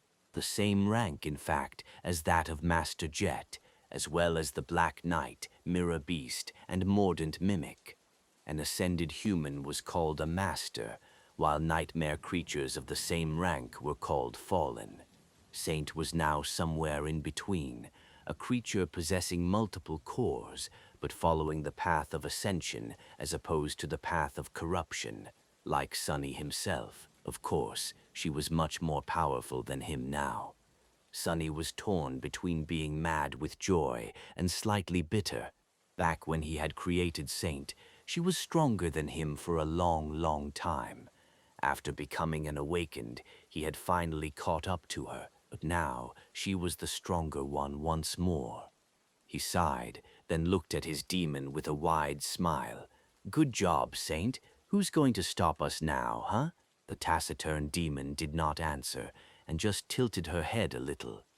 Then, however, she silently raised her hand, made a fist, and lightly struck the left side of her breastplate twice. Sunny stared, not accustomed to his shadow being so chatty.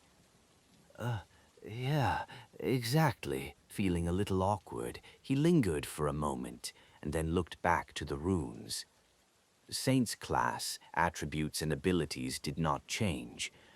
At the very end of the plane of runes, however, he was met with an unexpected surprise. What? The last string of runes read, 44,200. He stared at the number for a few moments, then rubbed his eyes. No, he wasn't mistaken. It was indeed 44 out of 200. Pleasantly confused, Sonny narrowed his eyes. But how does it make sense? Before Saint had consumed Kurt, the runes showed Eam's most Nasian, 200s. How many fragments exactly had eating the echo given her? With a sudden suspicion, Sonny turned around and looked at the rows of silent shadows. 41st. The shadow of Kurt was gone. So she consumed it too. He was starting to understand what had happened. Most likely, a larger share of the fragments came not from the echo, but from the shadow of its original. Kurt had been an experienced awakened, one in possession of a fully saturated core. By absorbing his shadow, Saint must have inherited a portion of all the soul fragments he had accumulated over his life, just like a human would after slaying another human. That amount was enough to bridge the gap to the next rank, and then some. Of course, since his shadow was now an ascended, she required shadow fragments of similar quality to grow 1-to-1. Those that came from Kurt were only awakened, though. So, in fact, the current number would have been Eden 200s if Saint's rank had not changed. That meant that she received almost 100 shadow fragments by consuming the echo of Shadowblade Kurt.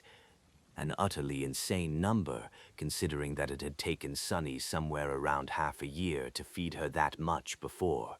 Suddenly, the regret he felt over sacrificing such a valuable echo disappeared. That's a windfall, a crazy windfall. Today, luck was truly on his side, and an ascended demon was now by his side, which instantly propelled Sonny to a completely new level of capability.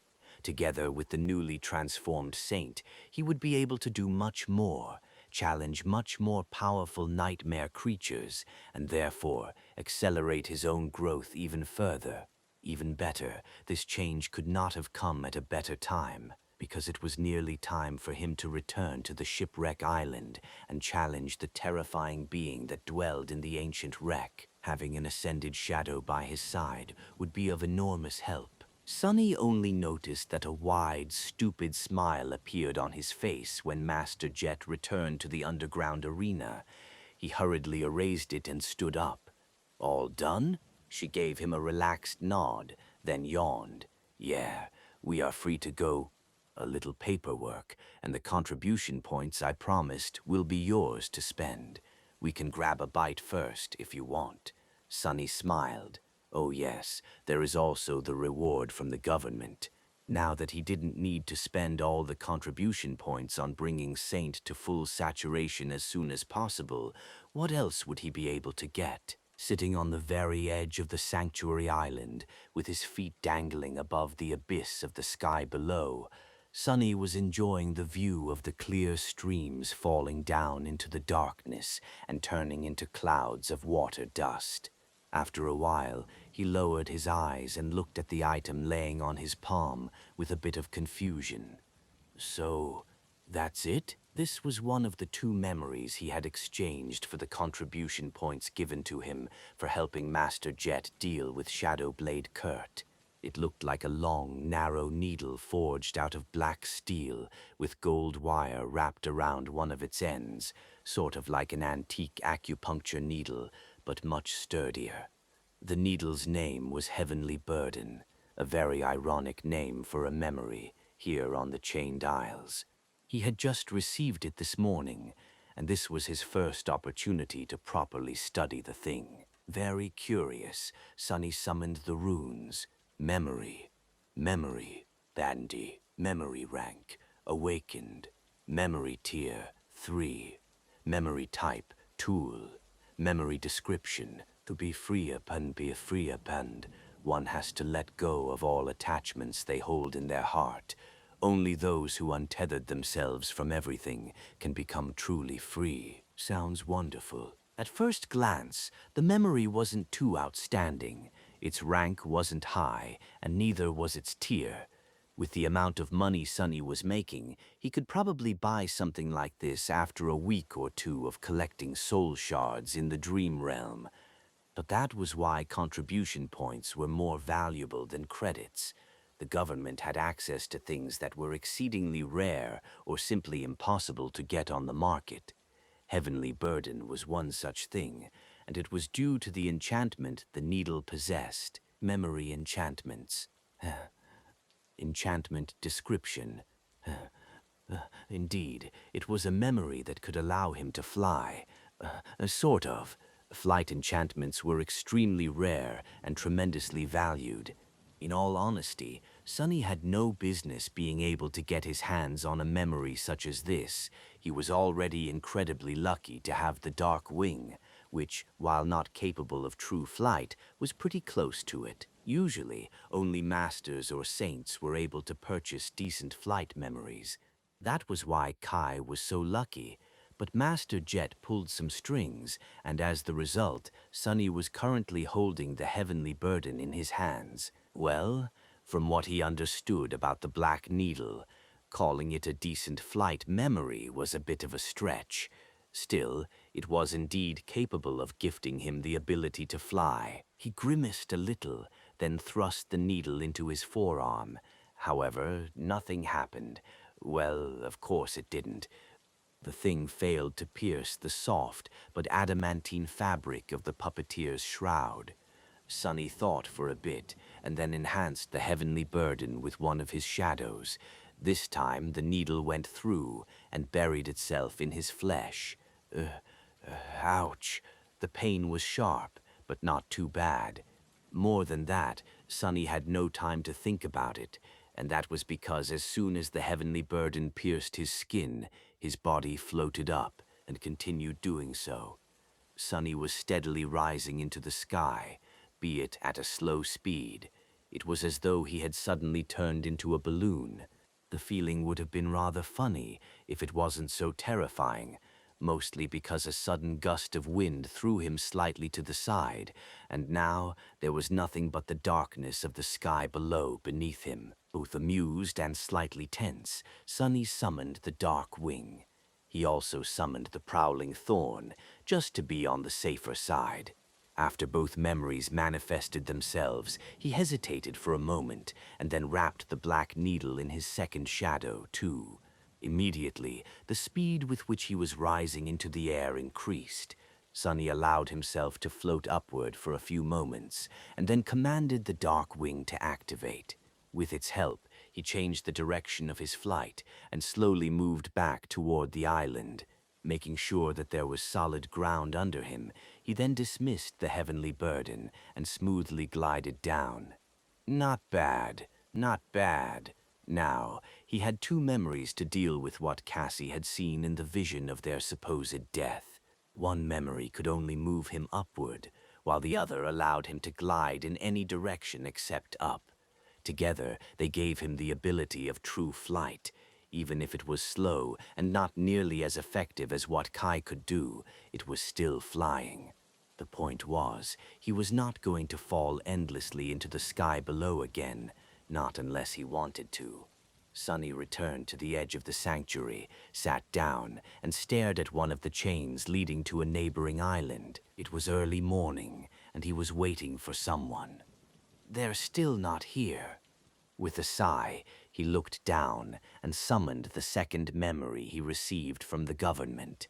A piece of beautiful ember that looked like solidified flame appeared on his palm, inlaid in a frame made out of dull metal. He summoned the runes.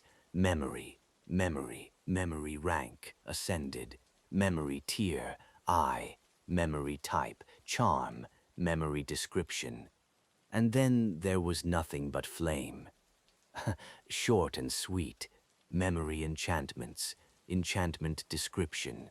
And that was that. With these two memories, Sonny felt more or less ready to plunge into the dark abyss below the chained isles once more, when the time came. With Dark Wing and the Heavenly Burden allowing him to fly, or rather float, and the afford of the mantle enhancing the protective effect of the memory of fire, his next trip to the Ebony Tower would be less perilous. Hopefully, his thoughts were suddenly interrupted. Looking at the chain, he noticed a row of black dots moving across it, far in the distance. Straining his vision, Sonny sighed. They're here. Soon, he was able to make out the silhouettes of 8 people walking across the chain. They were led by a delicate beauty in a light polished armor, her pale blonde hair dancing in the wind. Cassie walked with her eyes covered by the silver half-mask, her hand resting on the hilt of the quiet dancer. If Sonny didn't know that she was blind, he would have not suspected it. The firekeepers had returned from their lengthy expedition to the desecrated grove. In the end, it took them almost 2 months to find the whatever they had been searching for on that remote and ghastly island. And now it was time for Sonny to join them in the assault on the ancient shipwreck. He grimaced. After 2 months spent without returning to the real world, the members of Cassie's cohort looked weathered and exhausted. They were covered in dirt and dust, and their armor bore marks of countless battles. However, these young men and women seemed to be healthy and in good mood. There was a spring to their steps, and as they got closer, Sonny could see smiles on their lips. 2 of them were carefully carrying a large box fashioned out of crude wooden boards. He assumed that it contained the thing Cassie had spent 2 months looking for. Sonny tilted his head, curious. What might it be, I wonder? Eventually, they noticed him too. Cassie slowed down a little, and in the next moment, the firekeeper walking behind her gently touched her on the shoulder and said something. Then he gestured towards Sonny and waved a hand. Sonny sighed and dismissed the memory of fire. People. In the 6 months spent on the Chained Isles, he had gotten accustomed to only dealing with other awakened in small doses.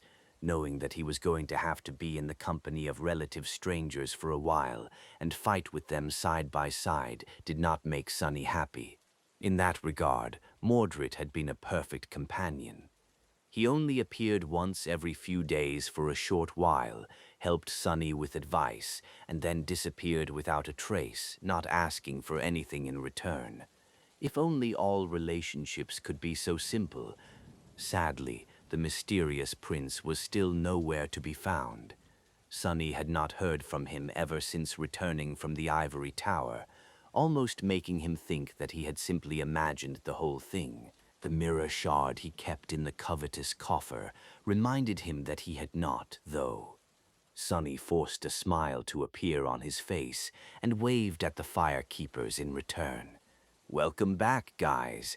It's good to see you, sort of." After the firekeepers had time to clean themselves up and fill their stomachs, they gathered in a spacious room provided to them by the White Feather clan. Sonny looked around the room and sighed inwardly. Why were his own quarters so tiny? Even if his true name remained a secret, Sonny was still an SS class awakened. Where was his preferential treatment, huh? The large wooden box was placed in a corner, and the 7 awakened gathered around a table. He hesitated a little, then joined them. "Hey, Sonny, how have you been?" Sonny remained silent for a few moments, then said in a neutral tone, "Busy, really busy." The young man who had asked him the question smiled. "Really? What's keeping you busy?" Sonny summoned his runes and glanced at a particular string. It read, "Shadow Fragments, 92936 2000ths." He sighed. "All kinds of things. Haven't you heard? I am the most indispensable shopkeeper on the Chained Isles. By the way, if any of you want to purchase something, just let me know. Toothpaste, spices, underpants, we have it all." The firekeepers gave him strange looks, then laughed. "What's so funny? That's a legitimate business, you fools." Shaking his head, he glanced at the table, where a map of the Chained Isles was placed, with possible routes to the shipwreck island marked on it. From the look of it, they were well thought out and as safe as could be. A somber expression appeared on his face. "So you were really serious? We are actually planning to attack a corrupted monster in its lair." Cassie gave him a nod. "Indeed," he sighed. "Let me ask you this. Are you CR? However, Then Sonny fell silent without finishing the question and suddenly cleared his throat in embarrassment. The blind girl frowned. "Are you all right?" Sonny waved a hand. Yes, yes, don't mind me. Oh right, you haven't been back to the real world in a couple of months." One of the firekeepers raised an eyebrow and asked with confusion, "Sure? Why is that important?" Sonny looked at him with an unreadable expression. "It's not. Don't worry about it. No, really. Anyway, let's get back to the corrupted monster. How much do you guys know about that thing?" Cassie lingered for a few moments, then said, "We know its rank and class, the general characteristics, and a few details that the White Feather clan had shared with us. Master Roan had fought the thing in the past, but only briefly." Sonny looked at her, then shook his head. "Well, I don't know what he told you, but I've seen that monstrosity in action with my own 2 eyes, so let me paint you the picture." He pointed to the shipwreck island on the map and said in a dark tone, "The wreck is situated in the center of the island, and the creature itself made a nest in its main cargo hold. Don't think that you'll be safe before we reach the ship, though. Actually, its vines stretch beneath the ground throughout the whole island." He paused and then added, "Since it's a corrupted monster, most of you won't even be able to cut the vines, let alone sever them. You don't have the Dawn Shard augmenting your memories anymore, after all. However, if you do manage to cut the vines, each cut will produce a cloud of poisonous mist. There will be poison in the air whether you cut them or not, though, especially inside the wreck. There, breathing is almost impossible." With each word he said, the firekeepers grew more and more serious. However, they were still in too good of a mood. "What is wrong with these idiots?" Sonny cleared his throat. "Oh, and by the way, there are other nightmare creatures on the island, too.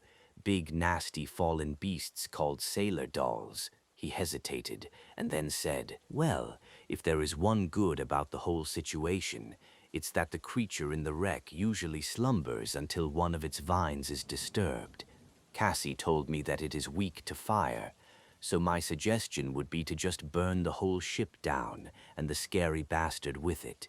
The firekeepers glanced at each other with strange expressions. Cassie remained silent for a bit and then said awkwardly, "No, we can't burn the ship." Sonny blinked a couple of times. "And why, pray tell, is that?" She turned her head to the large wooden box in the corner, lingered for a moment, and then answered, "Because we are going to repair it." Sonny was at a loss for words. Had he even heard it right? "You are going to repair the ancient, broken, monster-infected ship?" Well, it made a lot of sense, actually. Cassie nodded. "Yes, we are going to cleanse, repair, and make it fly again." "Oh, so it was a flying ship too. Perfect." Honestly, Sonny shouldn't have been surprised. All the clues had been there for a long time. He had already known that the ship depicted on the miraculous coins was, most likely, the very same that lay broken on the shipwreck island. The connection was pretty easy to make, considering that they looked alike, and that the coins had come from its treasury in the first place. Sonny had also asked himself the question of what a sailing ship was doing in the middle of chained isles, which had no sea and no rivers for it to sail on.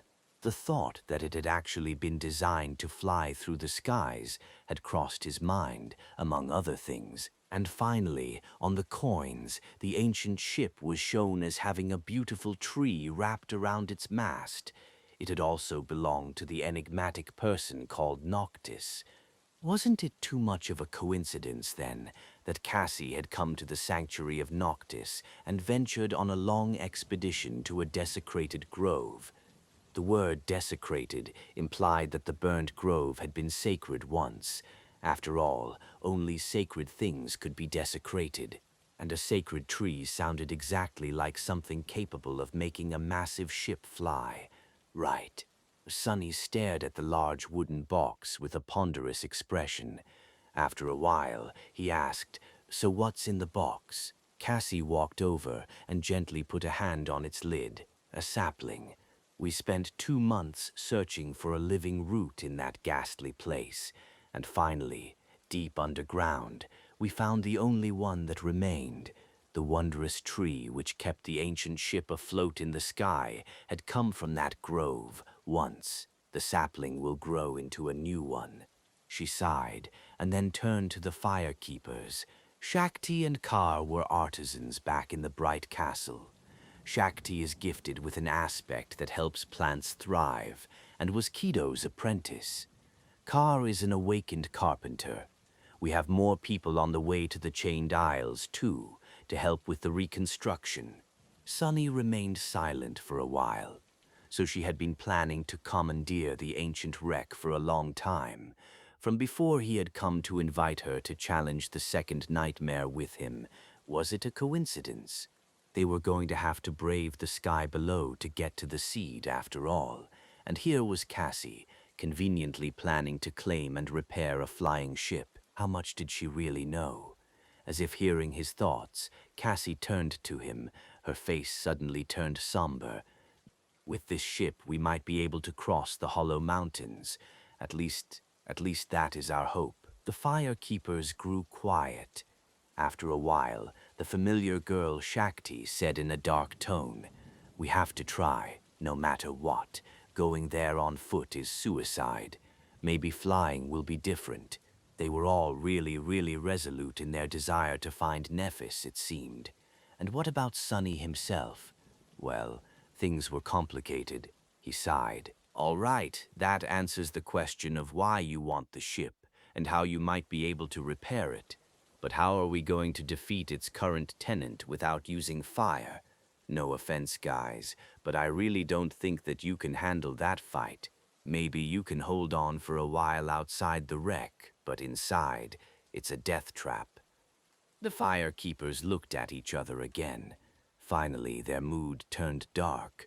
Cassie hesitated for a few moments, and then said, "We are going to kill it the old-fashioned way. Use someone as bait and strike the monster down while it's distracted." Sunny rubbed his face. "Let me guess, I am the bait?" "No." The blind girl smiled, then shook her head. "No, we are the bait. You are the blade that will pierce the creature's heart from the shadows." That sounded solemn and sort of grand, but she immediately ruined the moment by adding in an awkward tone. "I mean, if it has a heart. If it doesn't, then, well, kill it some other way. Not exactly the icon of eloquence, are we?" Sunny frowned. He did like the idea of not being the bait for once. Well, to be honest, Neff was usually the bait. Actually, this plan sort of made sense. He already knew that he could survive in the poisonous miasma inside the ship, and that with enough augmentations the cruel sight could damage the vines. And that had happened even before he infused the enchantment with divine flame. Yes, Sunny couldn't burn the ship itself, but that didn't mean that he couldn't deliver one surgical, immolating strike to the main body of the monster. The bastard was weak to fire, so the result would probably be nothing short of spectacular. The problem was, would the fire-keepers be able to keep the monster preoccupied long enough for Sunny to achieve his objective? He looked at them gravely and asked, "Why are you all so sure that I can kill that thing?" One of the fire-keepers shrugged. "You were in Lady Changing Star's cohort, were you not? She wouldn't trust just anybody to have her back. If she trusted in you, then so do we. No one weak survived the Forgotten Shore anyway." Sunny barely suppressed a laugh. Wouldn't trust just anybody to have her back. Oh, the irony! He almost wanted to tell them about how Neff made the person literally sent into the dream realm to kill her the second in command. But of course he did not. "Yes, I suppose I was in her cohort." Another firekeeper smiled. "Plus, Cassie thinks that you'll be able to do it. She is rarely wrong, you know." "Do I ever?" Sunny scowled. She wasn't wrong this time, however. In fact, her plan to deal with the thing that dwelled in the wreck was simple but ingenious. mostly because it relied on the only awakened capable of delivering a fatal blow to such a creature, him. Without Sunny, it would have been really impossible. What a fortunate thing that he needed her help with something else. He thought for a bit and finally asked, "Are you guys certain that you can survive drawing the monster's attention, even after everything I told you?" The young man who Cassie described as an awakened carpenter, Kyer, chuckled. "Pretty certain. As much as one can be certain about anything in the dream realm, I guess. All of us survived the siege, so we're aware of what we are signing up for. We have a good combination of aspects and know how to work together. We even have a healer, which should help against the poison. Point is, we are as ready as we ever going to be." Sunny stared at him for a while, then looked down at the map and sighed. "All right then, let's kill a corrupted monster." The next day, Sunny left the sanctuary in the company of the firekeepers. Traveling across the chained isles with Cassie and her cohort proved to be somewhat inconvenient. After all, they couldn't all turn into shadows and swiftly glide across heavenly chains as he could, but also a much more safe and pleasant experience than he was used to. In fact, this was probably the most relaxed and serene journey Sunny had ever undertaken in the dream realm. Even if the party moved slower, it was also much more battle-ready and capable than any solitary awakened could ever dream to be. Each of the firekeepers was a talented fighter with years of experience under their belt, and more than that, they fought together like a singular, finely tuned battle machine. Even though Sunny didn't want to admit it, he had to give Cassie credit. Under her leadership, the cohort had become a beautifully cohesive battle unit in less than a year. She must have learned well from how Nephis had built her cohort and then her army back in the Dark City.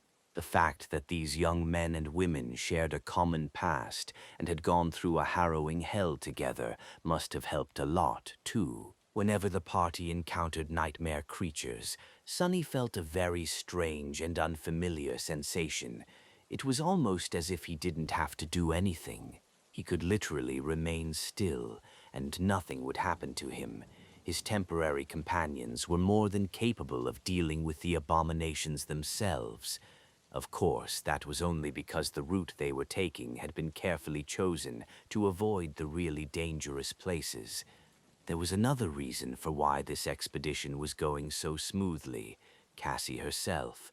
Traveling with a powerful oracle was a very convenient thing indeed. Not only was she able to steer the cohort clear of anything they were not equipped to deal with, she also had a supernatural intuition when it came to predicting which islands were going to enter into a descent and which were going to rise instead. Thanks to that, they were able to avoid being caught by the crushing and having to either endure it or scramble to escape to the nearest isle, which could have landed them into the hunting territory of extremely powerful nightmare creatures. Just like before, Sunny and she worked together to make sure that nothing unexpected happened. With Cassie's intuition and his shadows scouting ahead, the cohort always had plenty of time to avoid a confrontation with dangerous abominations or thoroughly prepare for it. It was almost like the good old times. The fact that Sunny, unlike the firekeepers, who had spent most of their time on the chained isles up north, knew this part of the region pretty well also helped. On the way, they had passed through many islands that he had explored and hunted on before.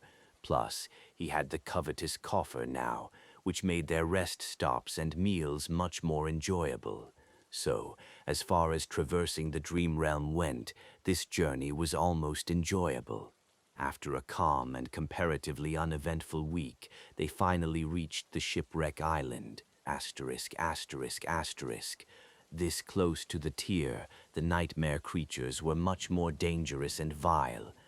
Sunny and the firekeepers were currently on the island he had visited before, the one with dozens of stone towers laying in ruins, overgrown by moss and monstrous worms hiding underground. They had just fought off a swarm of them and were now approaching the edge of the isle. Soon, the sight of the gargantuan chains stretching into the distance opened to them, and they heard the sound of rusty metal scraping against ancient iron on the wind. The firekeepers froze and stared at the distant shipwreck island and the corpse of the metal giant that was entangled in the remnants of a broken chain, swaying slowly above the dark abyss of the sky below. They were as stunned by this forlorn visage as Sonny had been when he first saw the mangled remains of the steel colossus. After a while, one of them said, "That wound in his chest, what kind of force could have shattered such a creature? And his arm, we saw it already, didn't we?" Sonny didn't respond, since the question wasn't directed at him, and thus his floor remained silent. Another firekeeper lingered, then asked in a curious tone, "Maybe we should climb down and investigate after taking control of the island?" Sonny glanced at her, then shook his head. "I wouldn't recommend that." The young woman raised an eyebrow. "Why?"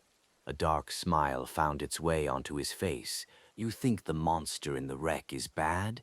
The being that dwells on the dark side of the island is much, much worse. Believe me. And that giant is well within its reach. In fact, I think that it uses him as bait to feed on the chainworms. Those are fallen demons, by the way, and of a very nasty variety.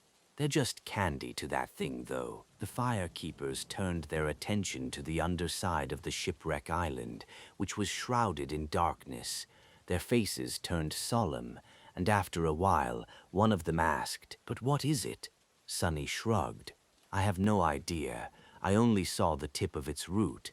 That is why I am still alive. Most likely, if I saw the whole thing, we wouldn't be having this conversation right now." After that, everyone remained silent.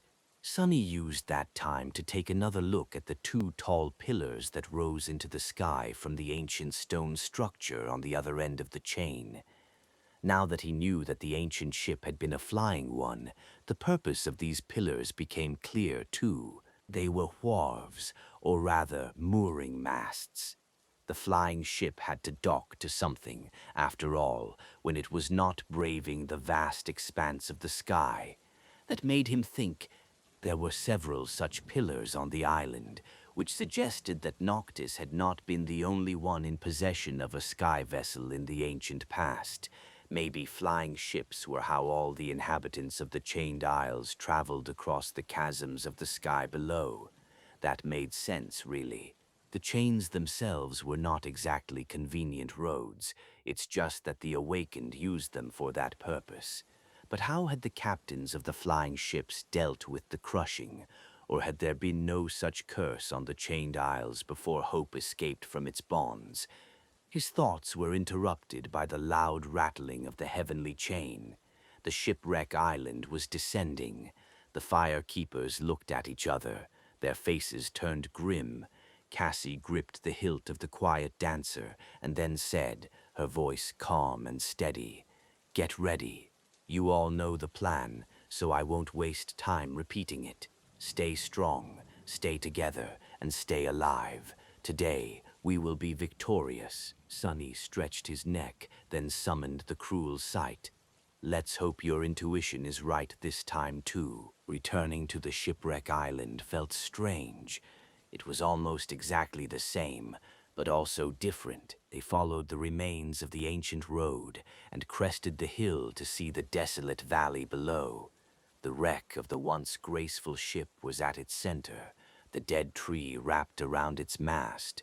Thick vines were growing out of the breaches in its hull and spreading outward, some laying on the ground, some buried beneath it. Here and there, piles of wooden debris could be seen. Those were the sailor dolls, which had yet to assume their humanoid form after shape-shifting to withstand the crushing. What had changed, however, was that there was no chain on the other side of the valley anymore. The twisted rock had been destroyed and crumbled into the sky below, and now the shipwreck island directly bordered the tear. Sonny felt as if the air itself was slightly different as the result. He gestured at the wooden debris and said, "Those are the sailor dolls. In a few minutes, they will assume their usual form, and after one notices us, the others will know of our presence too. They'll swarm you pretty fast. The fire keepers had already summoned their weapons and were prepared for a fight. The faces were calm, cold concentration burning in their eyes. Cassie nodded. "This is it, then. We will see you on the other side." Sonny hesitated for a moment, then glanced at the members of the cohort. Out of habit, he had wanted to tell her to be careful, but then remembered who she was, and who he was, what they had been through together, and how it all ended. The corner of his mouth twitched. "Give them hell." The firekeepers smiled. One of them laughed. "I'm pretty sure that this place is already enough of a hell. You stay safe too, Sonny." He sighed, then took a step back and disappeared into the shadows. Safely hidden in their dark embrace, Sonny observed as the firekeepers moved forward in a flexible battle formation. A few seconds later, he followed behind them unseen. Soon, the piles of debris shuddered and started assembling into tall, menacing wooden humanoids, their arms ending with jagged blades. The firekeepers did not wait for the first one to lunge at them and launched an attack themselves. Shakti, the former artisan with an aspect revolving around plants, drew a heavy bow and sent an arrow flying. It hit the nearest abomination in the head and suddenly exploded into shards, creating a cloud of icy mist. The creature swayed, then turned to face them, one side of its body in shambles. As it moved toward the humans, a thin crust of ice formed on its limbs, slowing the doll down. Before it could strike with its blades, another firekeeper dashed forward and brought the blade of a heavy axe on its shoulder, severing one of the abomination's arms completely. Another appeared by his side, receiving a retaliatory strike on his shield. The young man grunted, but held his ground. A moment later, the sailor doll was dead, hacked into pieces by the rest of the cohort. Not a bad start, but that was just the beginning. Soon, the 8 humans were surrounded by a dozen more fallen beasts, all towering above them with menacing, bloodthirsty determination.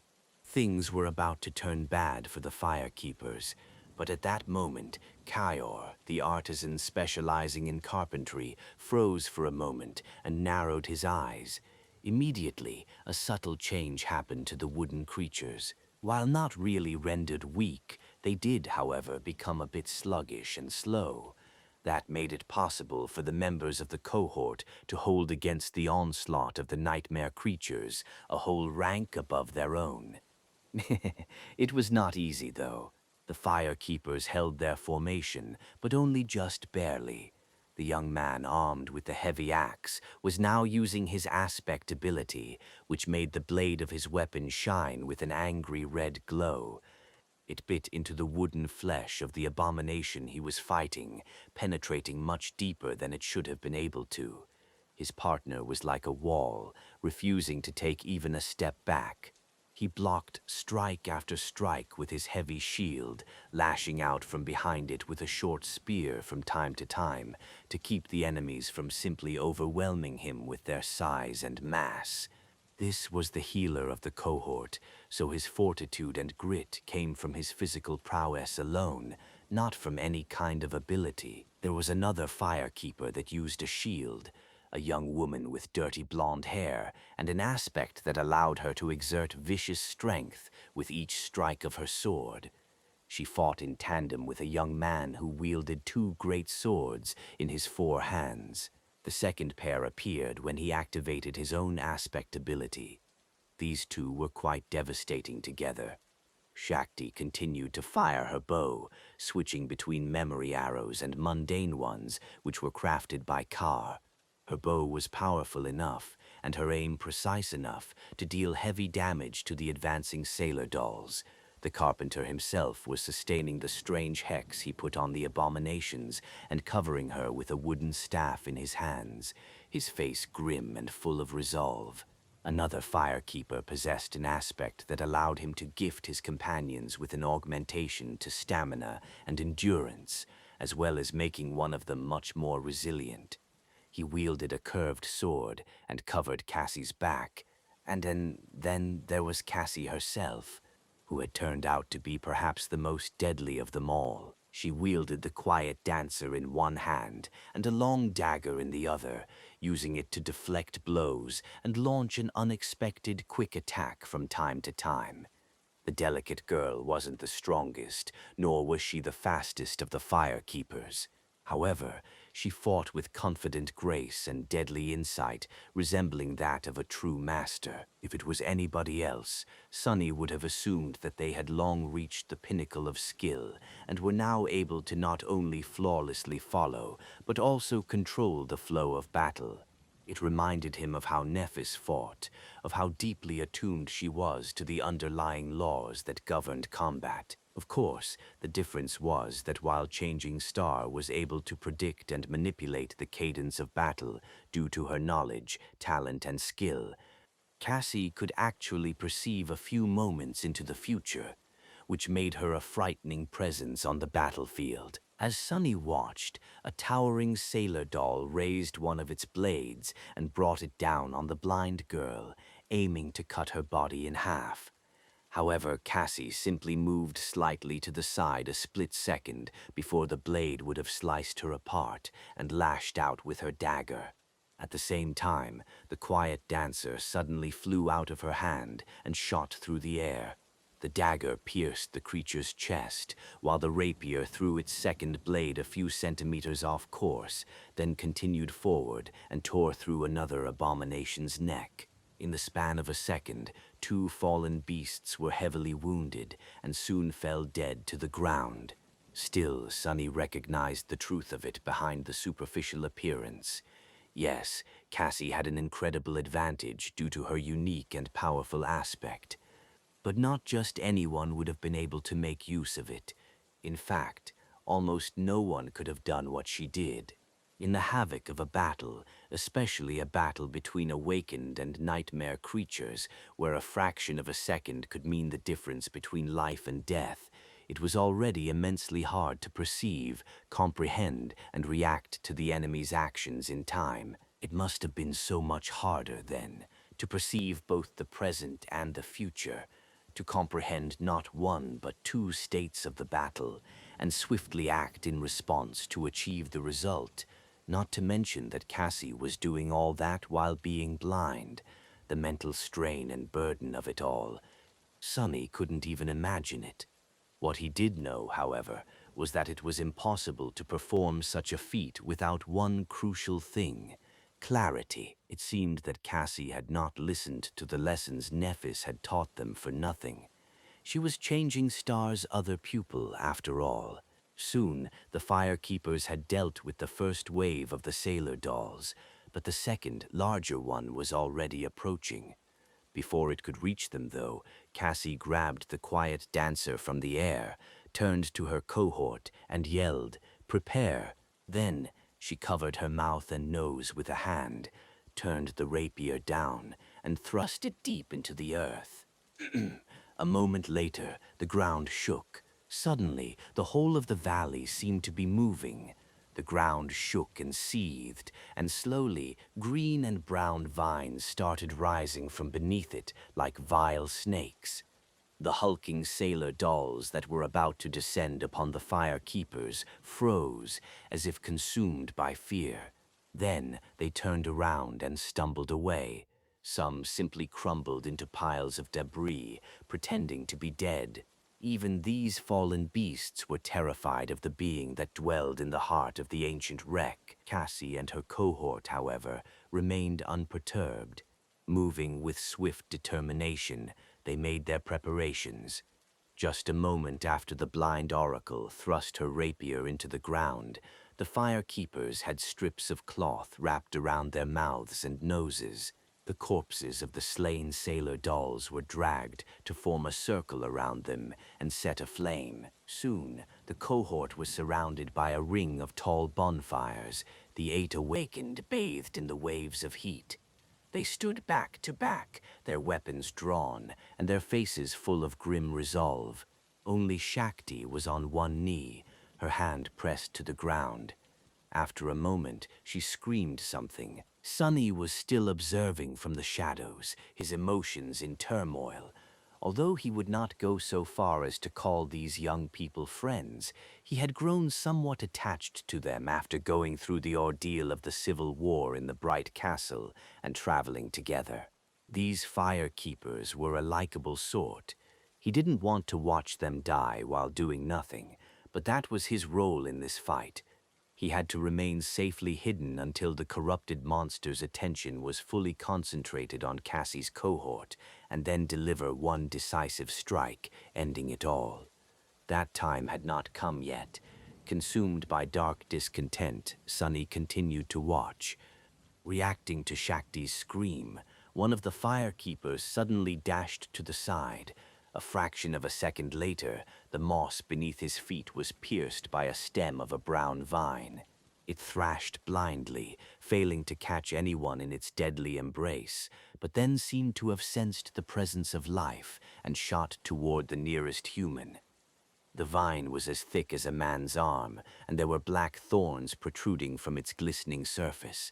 One of the firekeepers sliced at it with her sword, but the sharp blade just bounced off of the vine, without leaving even a scratch on its surface.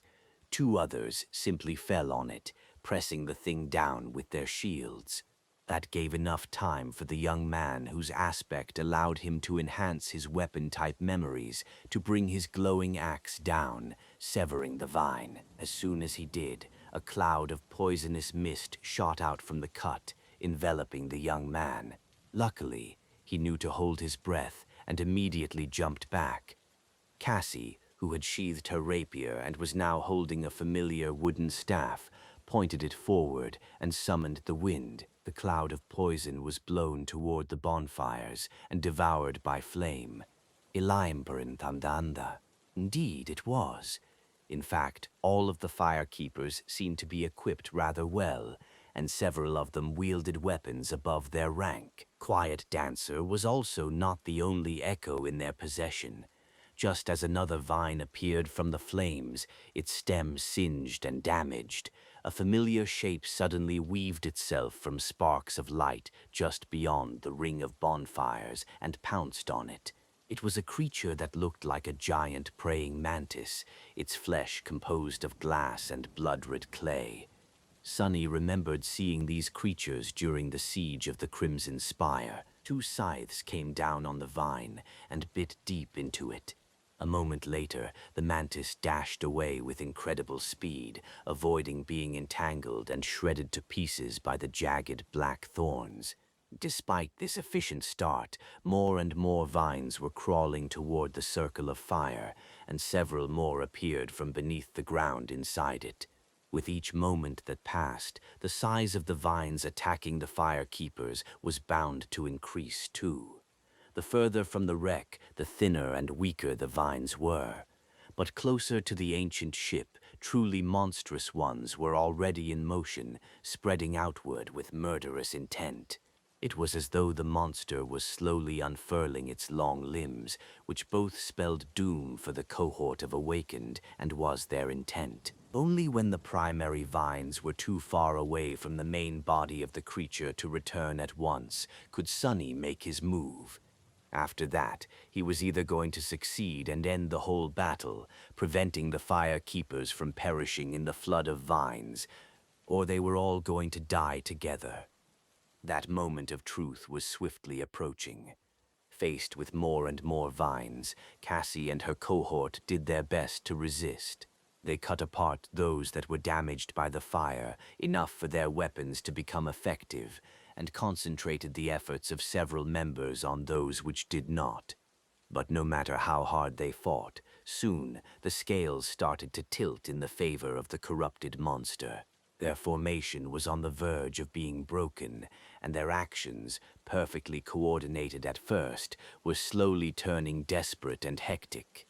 Despite its terrifying speed, the echo of the blood-red mantis was finally caught by the vines. Its glass body was immediately shredded, and the creature was only saved from being completely destroyed by the swift reaction of its master, who dismissed it just in time. That was the moment when the primary vines finally reached the ring of bonfires. Sonny threw one last glance at the desperately fighting firekeepers. His gaze lingered on Cassie, who wielded her long dagger at the head of the cohort for a few moments. Then he turned away and stepped through the shadows. A second later, Sonny emerged from the gloomy shadow on the hull of the ancient ship, far away from the mayhem of battle and very close to the terrifying creature that was the source of all that horror. Summoning the cruel sight, Sonny held his breath and jumped into the darkness nesting in a jagged breach in the hull. It was time for him to play his role. Landing into the poisonous miasma of the ancient wreck, Sonny immediately turned into a shadow and glided over the ancient wooden boards, which were long ago overgrown with brown moss and bulging thorned vines. To be honest, he would have preferred to move through the ship as a human. Sonny knew that he was going to inhale at least some of the poison while fighting the being that dwelled in the cargo hold, so having some time to get accustomed to the debilitating effect of the toxin was better than going through that process in the middle of the battle. But he couldn't risk getting noticed too soon. The whole battle was supposed to be over in just a few moments anyway. Alas, Sonny had little hope that everything was going to go as planned. His previous experiences had taught him that very few things ever did. Remembering the path he had taken during the hunt for Noctis coins, Sonny glided through the narrow corridors. This time, they were vastly different from how they had been before. After all, the monster was wide awake now. The vines sprawling through the ancient wreck were pulsating and moving, spouting clouds of deadly mist. The air was murky and full of disturbing sounds of something slithering beyond the wooden bulkheads. It was as though Sonny was inside a giant living organism, a virus cell that invaded the ancient wreck to kill its host. Luckily, these were mostly just the roots of the vile vines. The parts that were really mobile and dangerous were far away, currently killing the cohort of firekeepers. Suddenly grim, Sonny increased his speed and soon reached the gates of the cargo hold, which were bent outward, as if straining to contain something pressing on them from the other side. He could feel the vast space beyond the gate and a massive shadow of the creature in its center, its form rhythmically expanding and contracting, as if breathing. With each contraction, a wave of warm wind blew through the remnants of the flying ship. He lingered for a fraction of a second, and then gathered his resolve. There was no time to waste, spending a small fraction of his essence to step through the shadows once more. Sonny appeared in the cargo hold, and froze, slightly stunned by the terrible visage of the corrupted monster. What the hell is that? The cargo hold was very large and filled almost entirely with thick brown vines that snaked outward and disappeared in the breaches in the ancient wood. They all originated from a single source, a vast pulsating mass of moss in its center. In the very heart of the mass, however, there was a shape of a human, their body twisted in a terrible convulsion. Sonny couldn't tell if the human was a man or a woman, alive or dead, but he was sure of one thing. The vines sprawling through the entire island all came from within the flesh of that creature. They grew from the mouth of the abhorrent corpse, from their ears, piercing their chest and abdomen, snaking from beneath the skin of their arms and legs. The sight of it was both terrifying and repulsive, but most of all it was ghoulishly wrong. It was as though the vines had once exploded from the body of the ancient human, killing them, but also somehow keeping them alive and breathing. And as long as the human breathed, the vines would continue to exist and grow too, slowly absorbing the ancient ship, the valley beyond, all of the shipwreck island. And then, one day, who knew that is the thing I need to kill? Sonny had seen many horrors in his life and killed his fair share of them. But no matter how experienced and powerful he became, there were things that humans were just not meant to be able to behold calmly. Staring at the ghastly being trapped in the cargo hold of the flying ship, Sonny didn't lose his composure or resolve, but he couldn't help but feel a deep, cold sense of fear. Fear, however, was a welcomed guest. Fear told him that he was still sane and had some measure of humanity left in his soul. As long as Sonny did not surrender to fear, it was all right to feel it from time to time. One strike. Get close, exit the shadows, and thrust the cruel sight into its chest. The divine flame is going to do the rest. Steeling himself, he began to glide forward, trying to traverse the vast cargo hold as quickly as possible. The plan, however, went wrong just a moment later, because as soon as Sonny moved, and long before he was able to get anywhere near the terrible creature, the corpse suddenly opened its eyes. Those eyes were empty, dead, and as dark as the abyss of the sky below, and they were staring directly at him, as if the creature could easily pierce the veil of darkness and separate the intruding shadow from all the rest. Sonny was caught. No way. He froze for a fraction of a second, stunned by the fact that the incredible stealth augmentation of his aspect was broken with such ease. And then all hell broke loose. Asterisk, asterisk, asterisk. Sonny's first thought was to retreat and run as fast as he could. After all, he was currently a shadow, and as far as he knew, thorny vines and poison were not capable of harming a shadow. But if he did so, the firekeepers were going to die. And more than that, he was determined to kill this thing. He wanted its shadow fragments, its memory, if there were to be one, and its secrets. The terrible creature had to die for his plans to go smoothly, for his challenge of the second nightmare to have as high a chance of success as possible. So, he didn't run. Instead, Sonny dashed forward, flying toward the pulsating mass of brown moss and vines with as much speed as he could muster. It was only going to take him a second to reach the ghastly corpse, as long as simply stepping through the shadows would. However, the host of the ancient wreck did not remain idle. Countless vines sprawling on the floor, and the walls of the cargo hold suddenly surged, spewing clouds of poison, and more emerged from the mangled flesh of the ancient being. These vines, however, did not shoot at Sonny in a futile attempt to catch a shadow. Instead, they flew upward, tearing the hull of the ship apart.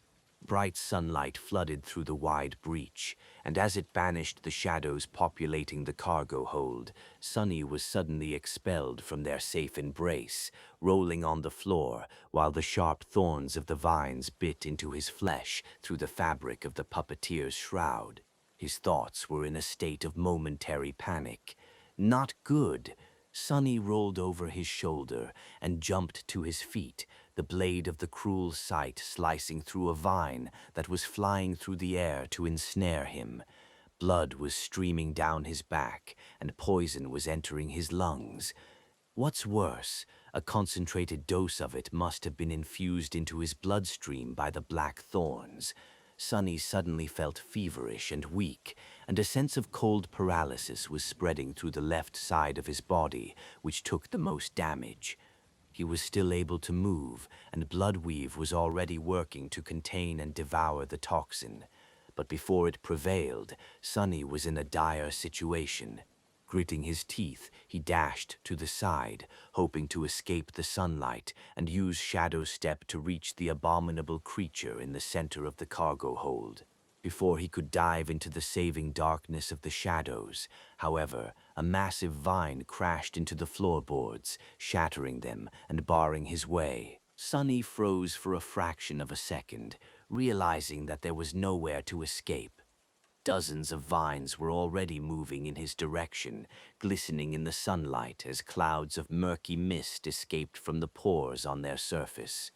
Even though the root section of the vines was not very mobile, the sheer amount of them made it almost impossible to survive the onslaught.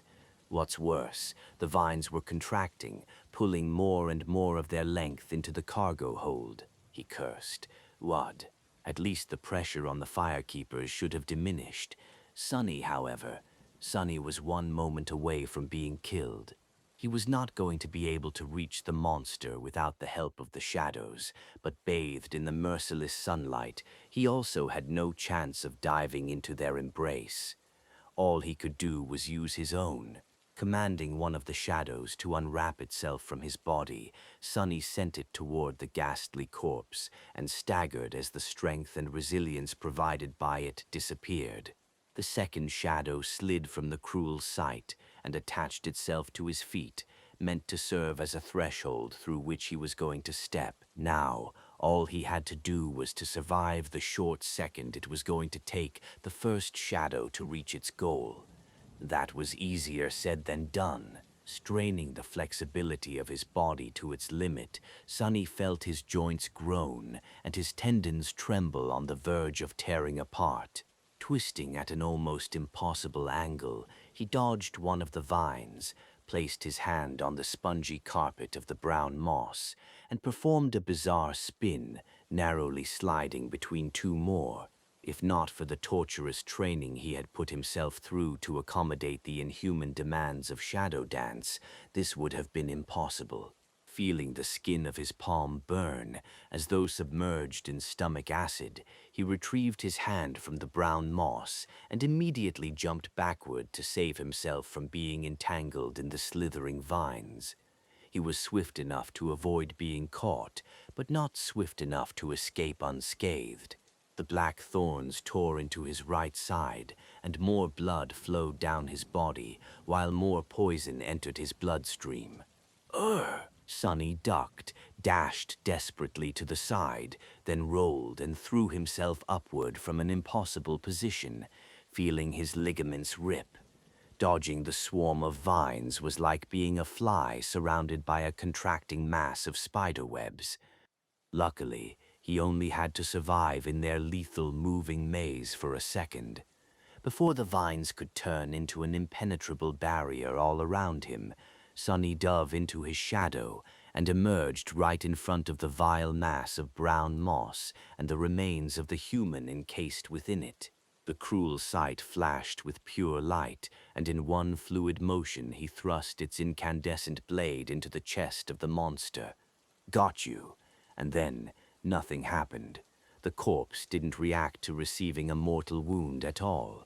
Its ghastly face remained unmoving, its eyes full of terrifying emptiness, its body a harrowing mess of torn flesh and slithering brown vines. The mass of moss continued to contract and expand, and the vines themselves continued to pursue the invader. Even the divine flame seemed to have no effect on the corrupted monster. Sonny paled. Crap. Asterisk, asterisk, asterisk. He twisted the cruel sight, hoping that it would have some effect, but all was in vain. The corrupted monster simply refused to die, for whatever reason, and the ancient remains that were its source appeared to be immune to flame, even if the vines themselves were susceptible to it. The information Cassie shared with him came from Master Roan, who had fought the vines once, but he had never entered the wreck, so of course the dashing griffin rider couldn't have known that the creature itself did not share the weaknesses of its sprawling thorned limbs. Damn, now what? The mines were already upon him, before they could ensnare Sonny though. Two ruby eyes ignited in his shadow, and a graceful figure of the demonic knight lunged forward out of it. The blade of her stone-like sword flashed through the air, easily severing several vines, and then her shield crashed into the slithering vernicose wall, pushing it away and making the whole cargo hold shudder. Now that Saint was ascended and augmented by one of his shadows, her strength was truly frightening. The taciturn demon spun in the mass of vines, cutting them down like a demented gardener. For a moment, none of them could reach her. Sonny wrapped the second shadow around himself and retrieved the cruel sight, thinking feverishly, "What the hell? How do I kill this thing?" He could try to place the broken oath near it and retreat, but no, that wouldn't work. Unlike the mordant mimic, who had been paralyzed by the crushing, The being trapped in the cargo hold of the ancient ship could simply move the charm away with one of its vines or crush it, and if Sonny tried to prevent it from doing so, he would succumb to the soul damage first. Even with the help of the mantle of the underworld, he would still be just an awakened. A corrupted monster's soul was much, much more vast and resilient. Leaving Saint to fend for herself was also not an option, since even with her newfound might, she had no chance of surviving in a battle against this powerful creature alone. Not all corrupted monsters were created equal, and the two of them had the misfortune of stumbling on an especially dreadful one. So, what else was there? Sonny couldn't damage the abhorrent abomination itself, but he could damage the vines.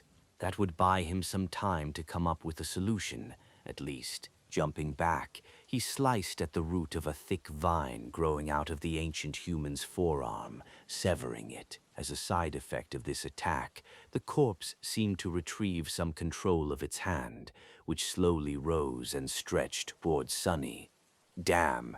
Suddenly feeling a sickening cold sensation in his heart, he hurried to create as much distance between himself and the corpse as he could. However, the abomination didn't seem to be launching an attack.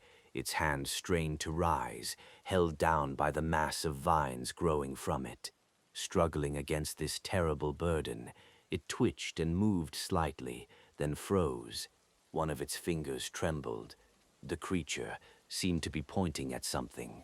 And for the first time, the expression in its empty eyes changed, betraying that there was still a hint of consciousness trapped in this mangled body.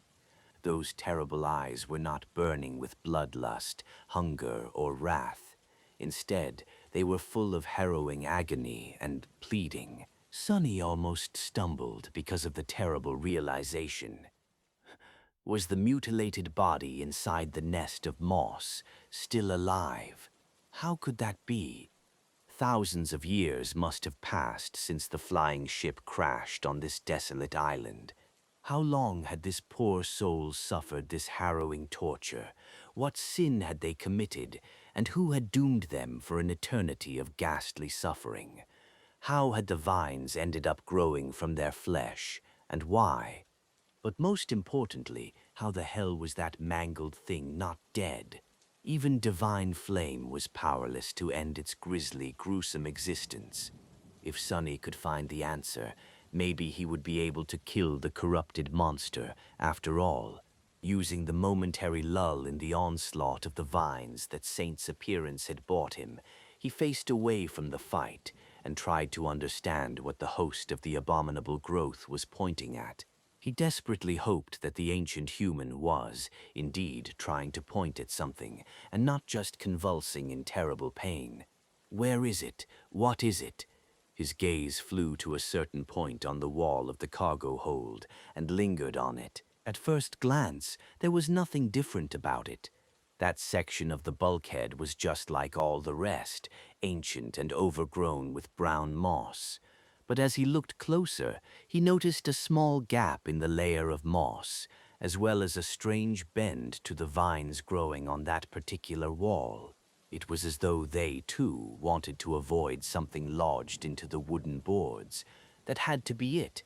However, Sonny didn't see anything in the small circular gap, just a splinter of wood sticking out of it at a sharp angle. His heart was beating like a wild beast in a cage, consumed equally by hope and despair. Throwing a glance at Saint, who was slowly drowning in the flood of slithering vines, he hesitated for a moment and then rushed toward the wall instead of joining her in the fight. There has to be something. There has to be. He was certain that the ancient human pointed at that section of the wall for a reason, or rather, he hoped that they had jumping over an attacking vine and staggering sideways to avoid another one. Sonny slashed, hacked, and tore his way through the cargo hold, feeling more wounds appearing on his body and more poison flowing through his bloodstream. At this point, even Bloodweave was having trouble resisting the deadly toxin. Well, it was miraculous enough that he could withstand it at all. considering that the poison came from a creature 2 whole ranks above Sunny. Weaver's lineage was, indeed, a terrifying thing. Maybe there was a reason for why it was described as forbidden. Finally, Sunny sliced through the last vine in his way, leaving it broken and singed, and crashed into the overgrown bulkhead near the small gap in the brown moss. Drawing in a hoarse breath, he stared at it with enough intensity to melt stones. Wait, is it? His eyes widened slightly. The thing that he had thought to be a splinter turned out to be something else.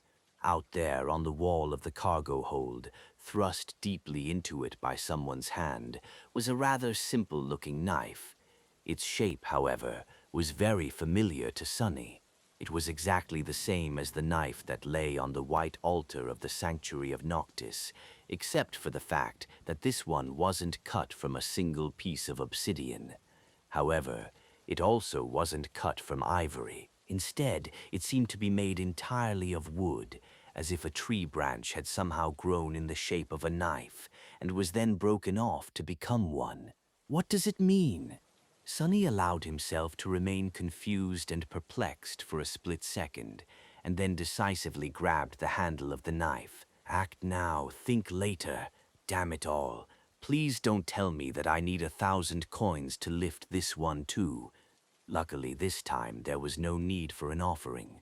Although it took some effort, a moment later the wooden blade slid from where it was thrust into the wall, and Sunny found himself holding the cruel sight in one hand and the strange wooden knife in the other. Something else happened, though.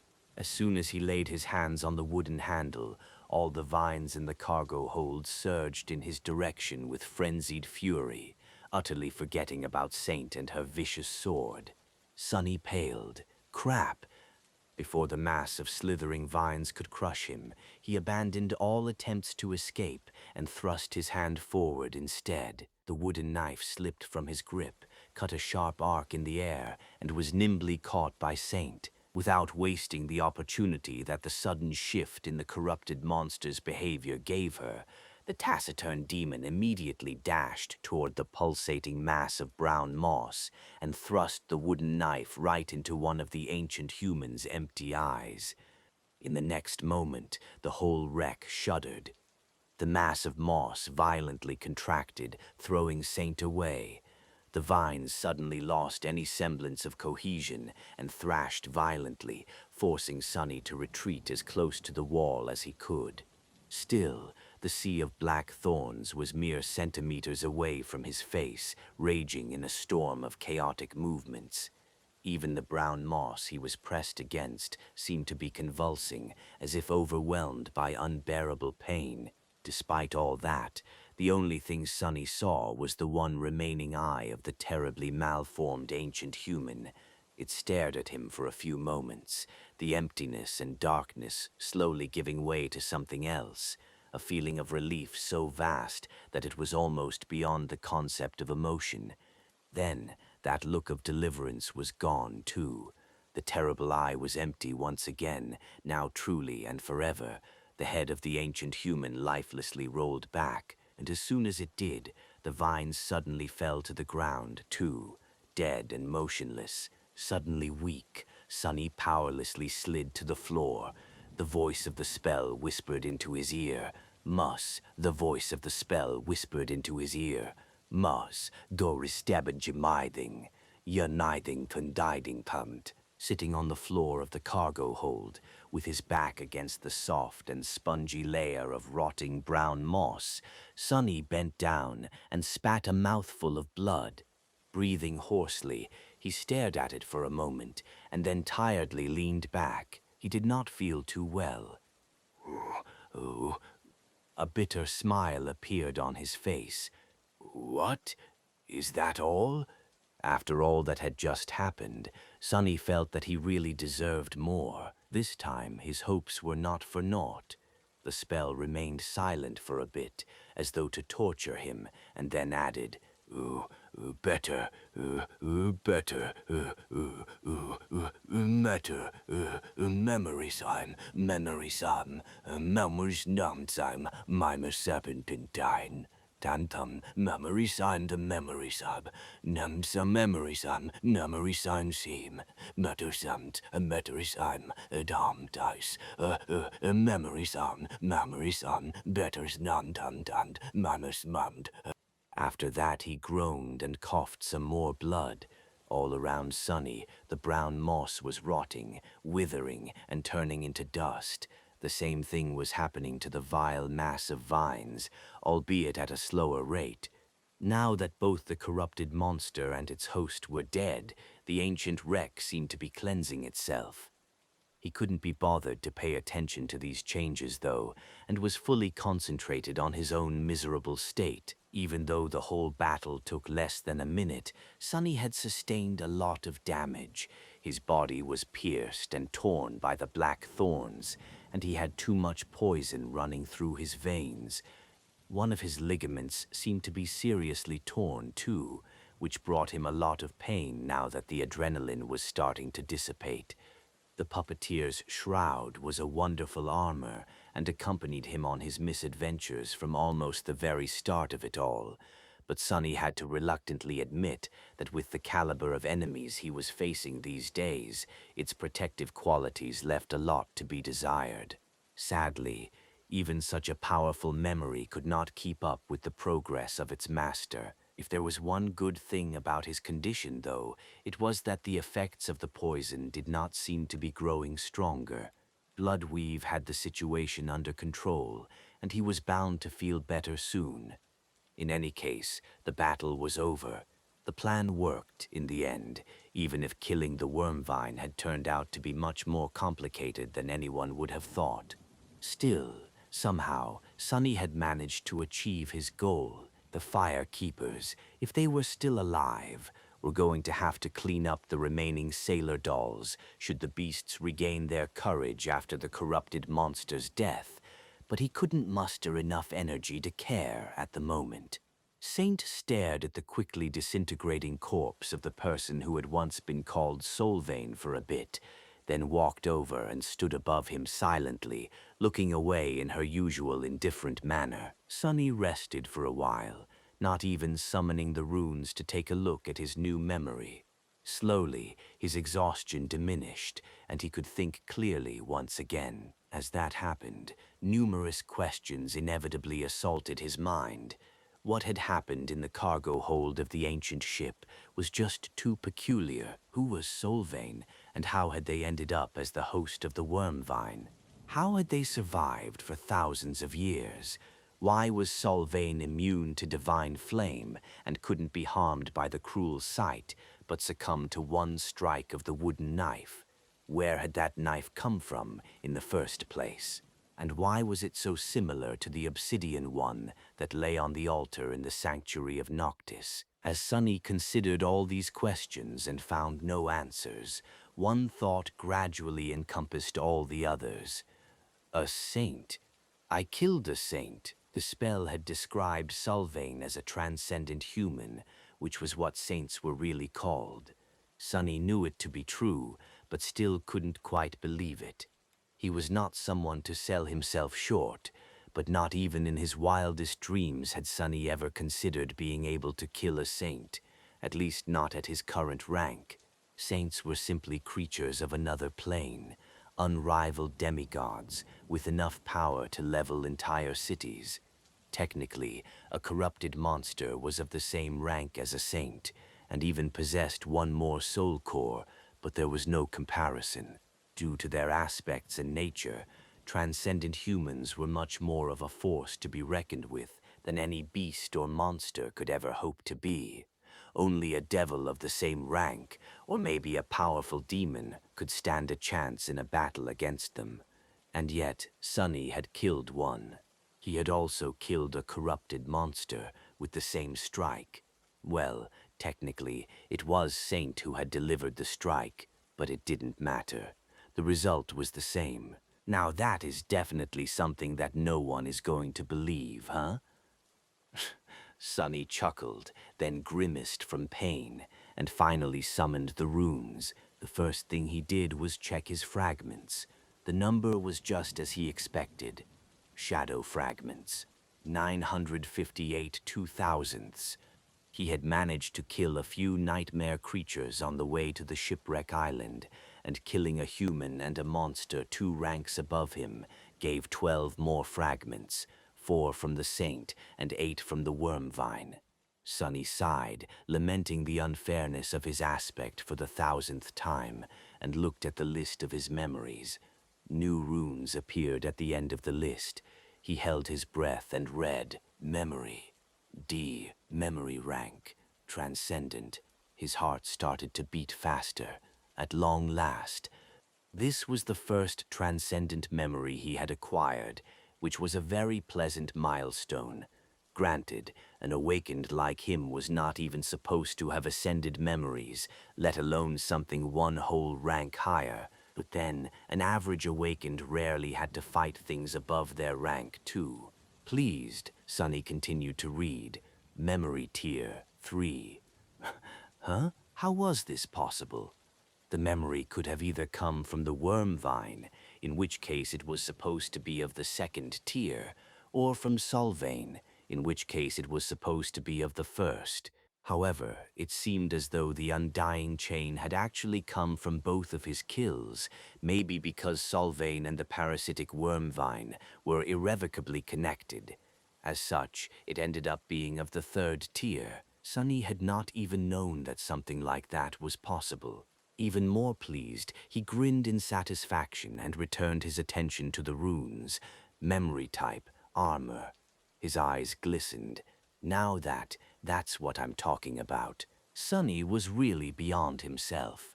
A good armor was exactly what he needed, and what could be better than a transcendent one? Most of the enemies he fought would not even be able to scratch it, let alone pierce it. His smile turned a little bitter when he remembered receiving the puppeteer's shroud and imagining how he would be nearly invincible to all the dormant creatures trying to attack him come winter solstice. Who knew that he would end up in a place where there was not even a single dormant bastard around, not counting Sonny himself and all the other misfortunate sleepers on the forgotten shore, of course. Still, he would have died 100 times if it hadn't been for the puppeteer's shroud. The undying chain was an undeniable improvement, so he had high hopes for it. Moving his gaze lower, he read the armor's description, memory description. Desire was bound by 7 brilliant shackles. She was meant to be chained there forever, and so her shackles were made eternal. Yet in the end, desire was unleashed upon the world. Her shackles were destroyed, and the will of the gods was broken. Sonny stared at the shimmering runes, wondering. He knew that the spell, for whatever reason, behaved strangely when speaking about demons. In fact, he had never seen or heard it use that term, as though the word itself was somehow forbidden. Sonny only learned it from the writings left behind by the prisoner of the hidden cell beneath the ruined cathedral in the Dark City. The closest the spell had ever come to mentioning the word demon was calling the prince of the underworld a prideful demon.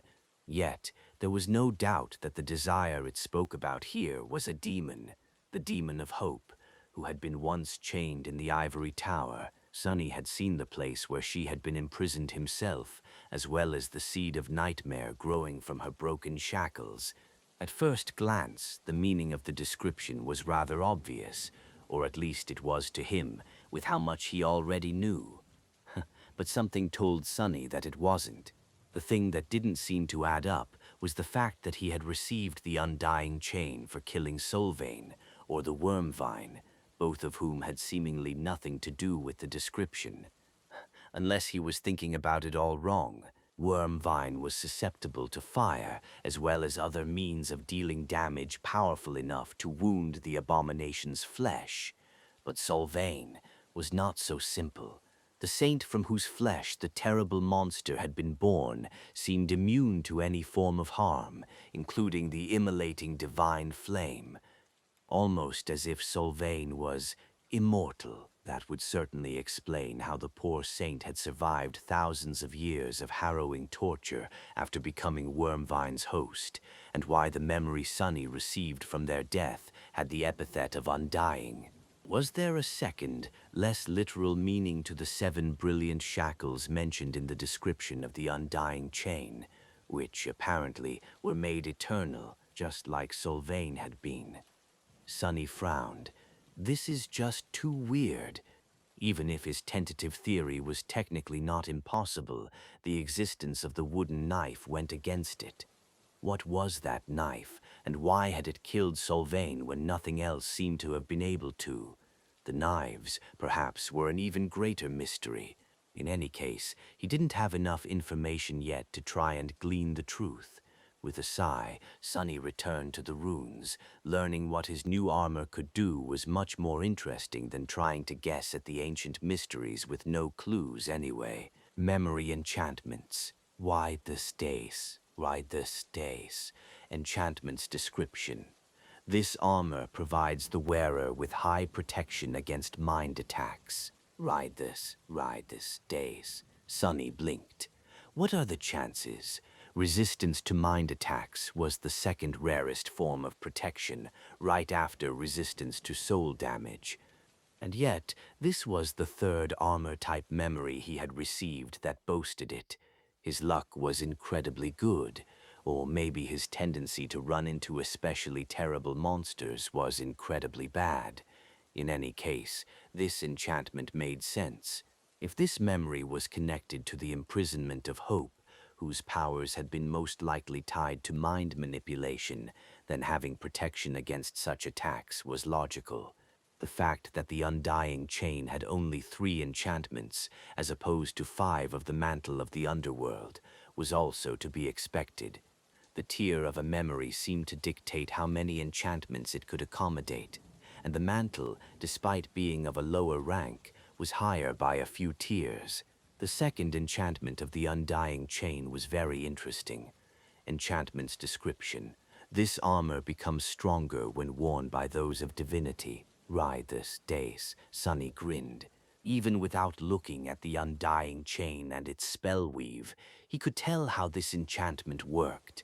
It was an overall enhancement based on how high the wearer's divine affinity was, which meant that a random awakened would not receive any augmentation to the resilience of their armor, while someone with the attribute would receive a decent amount. Sonny, though, with his ear, the augmentation would be enhanced 3-fold. It was a very solid enchantment. This is great. When his eyes fell on the third enchantment, though, he forgot all about his previous joy, intense as it was. His eyes widened slightly. The runes read, Enchantment description. The wearer cannot die. Oh! Sonny tilted his head. What? Being unable to die surely sounded great, even if he had just seen what terrible fate had befallen Sylvain. However, Sonny quickly realized the limitations of this seemingly breathtaking enchantment. Unlike and Unwan's was an active one, and he was willing to bet that sustaining it required an ocean of soul's essence. Considering that Sonny was just an awakened, his reserves would probably only amount to 1 moment of immortality. Still, 1 moment of immortality was more than fantastic. In Ford, minute it wasen, still how no wins means, womas minute snorbs. Inf womas, and hummerdings, mind nin be a findies.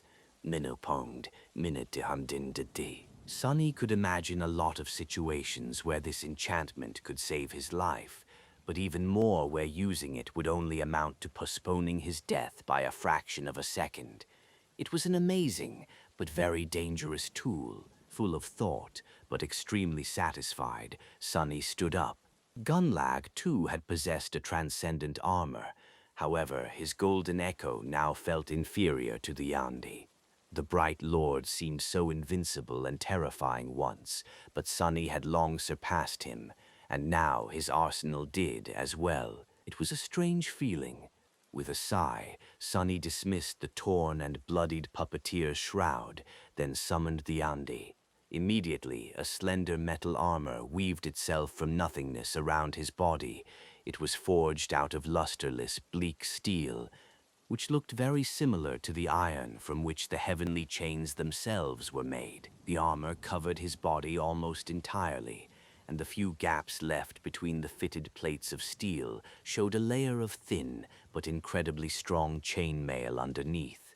His face became hidden behind a helmet that looked like a featureless mask, with only several vertical lines cut into it to provide a decent level of visibility. Shadow nested in the slits of the visor, creating a dark and ominous visage. There was a piece of black cloth wrapped around his waist, held in place by a wide belt fashioned out of dark leather, as well as a hood that provided additional protection to his head and neck. Surprisingly, the armor didn't seem very heavy, and neither did it restrict his mobility by much. The design was so intricate, and the steel plates fitted so perfectly to his body and to each other that it felt like a second layer of skin, if that skin was cast of impenetrable steel. Of course, the undying chain wasn't as light as the puppeteer's shroud, but Sonny could move freely while wearing it, all the while not producing almost any sound. In exchange, it provided a vastly larger amount of protection. Standing in the cargo hold of the ancient ship, clad in his new transcendent armor, Sonny couldn't help but feel invincible. Disabuse yourself of that thought, fool. He smiled darkly, then looked at Saint. Well, what do you think? The haunting demon didn't answer, of course. However, Sonny could swear that the glow of her ruby eyes, which were hidden behind the visor of a similarly closed helmet, became a bit approving. His smile widened, but then slowly disappeared. A steel armor, suddenly grim. Sonny dismissed his helmet and turned in the direction where the firekeepers were supposed to be. After a few moments, he said quietly, I see. Bloodweave was slowly devouring the toxin, but Sonny still felt weak and feverish. Dismissing Saint, he walked around the cargo hold, getting used to the feel of the undying chain, and looking around to see if there was something interesting laying around, like another chest full of Noctis coins, for example. Sadly, he didn't find anything. Even if the cargo hold had once stored ancient curios and treasures, everything was destroyed by the vines and the brown moss over thousands of years. However, he was pleasantly surprised to realize that the lusterless steel armor was not constricting his movements at all. It was really like a second layer of skin. Perhaps if Sonny wasn't augmented by the shadow, the undying chain would have been cumbersome. But he was, and on top of that, there were almost 2,000 shadow fragments stored in his two cores. Even if an awakened wasn't supposed to be able to wear the transcendent armor effortlessly, Sonny had no such problem. Sweet. Finally, he limped over to the pile of dust that remained of Sylvain and knelt beside it, then reached inside the ashes and retrieved the wooden knife. Of course, Sonny had not forgotten about it. To his disappointment, though, what he was holding in his hand was just the handle. The blade had splintered and broken off, and the wood seemed lifeless and dead. It was already starting to rot, and even when Sonny looked beneath the surface of the strange knife, he didn't see anything. No spell weave, no brilliant radiance of a sea of soul essence, and no string of fate folding endlessly on itself in a perfect circle. The wooden knife was truly and utterly broken, almost as if it was created for a singular purpose and had no reason to exist after fulfilling it. Sonny looked at the knife with a thoughtful frown. Interesting. Was the wooden knife created specifically to bring death to the immortal Sylvain? If so, were the obsidian knife in the sanctuary of Noctis and the ivory knife in the Night Temple meant to end the lives of two other immortals? Suddenly he shivered. A single string of fate, folded on itself and creating a perfect circle. If he had looked into the wooden knife before it was destroyed, would he have seen the same thing? A tentative hint of understanding appeared in his mind. Somehow Sonny felt that he would. He also suspected that the string of fate would not have been just a random one. No, it would have been Sylvain's fate. a string that was somehow torn out of the tapestry of fate and tied in an endless circle. Would something like that make a person immortal? And so the shackles were made eternal. Who could have done such a terrifying thing? Well, the answer was rather obvious. The Lord of Light, Sun God, who had destroyed Hope's kingdom and imprisoned her in the ivory tower, certainly could. After all, he was not only the deity of flame and light, but also of passion, creation, and destruction. Looking at the remains of the wooden knife that were rotting and turning to dust in his hand, Sonny couldn't help but shudder. If he was right, then he was holding a weapon created by a god, and he had used that weapon to kill an immortal created by a god. For the first time since Sonny had learned about the divinities of the dream realm, he suddenly felt really glad that they were dead. Asterisk, asterisk, asterisk. Sometime later, he jumped through the breach created by the worm vine and climbed onto the ancient ship's hull. Hissing from pain, Sonny staggered a little, then limped toward where the wreck ended. Since the ship was laying on its side, the wooden surface beneath his feet was inclined down and uneven. Almost inevitably, he lost his balance and rolled the last stretch of the way, landing on the ground in a graceless heap. Ouch! Sonny remained motionless for a while, then sighed and picked himself off the ground. Standing up, he studied the desolate valley, and then headed to where he had seen the fire keepers last. The landscape of the shipwreck island was changed. The ground was overturned and scarred by deep trenches, looking like a battlefield of an ancient war. Some of the trenches were empty, some were filled with massive stems of dead vines that protruded from the soil like rotting serpents. The air was filled with dust, ash, and smoke. Using the cruel sight as a staff to support his weight, Sonny limped forward and soon found the ring of bonfires. A pale smile appeared on his face. Well, what would you know? They actually survived. Indeed, the firekeepers seemed to be all there.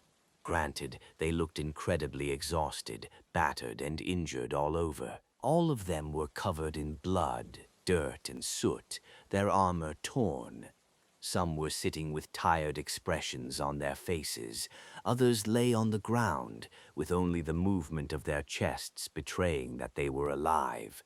Only the steadfast young man who had wielded a short spear and a heavy shield in battle, the healer of the cohort, was up and about, tending to his companions.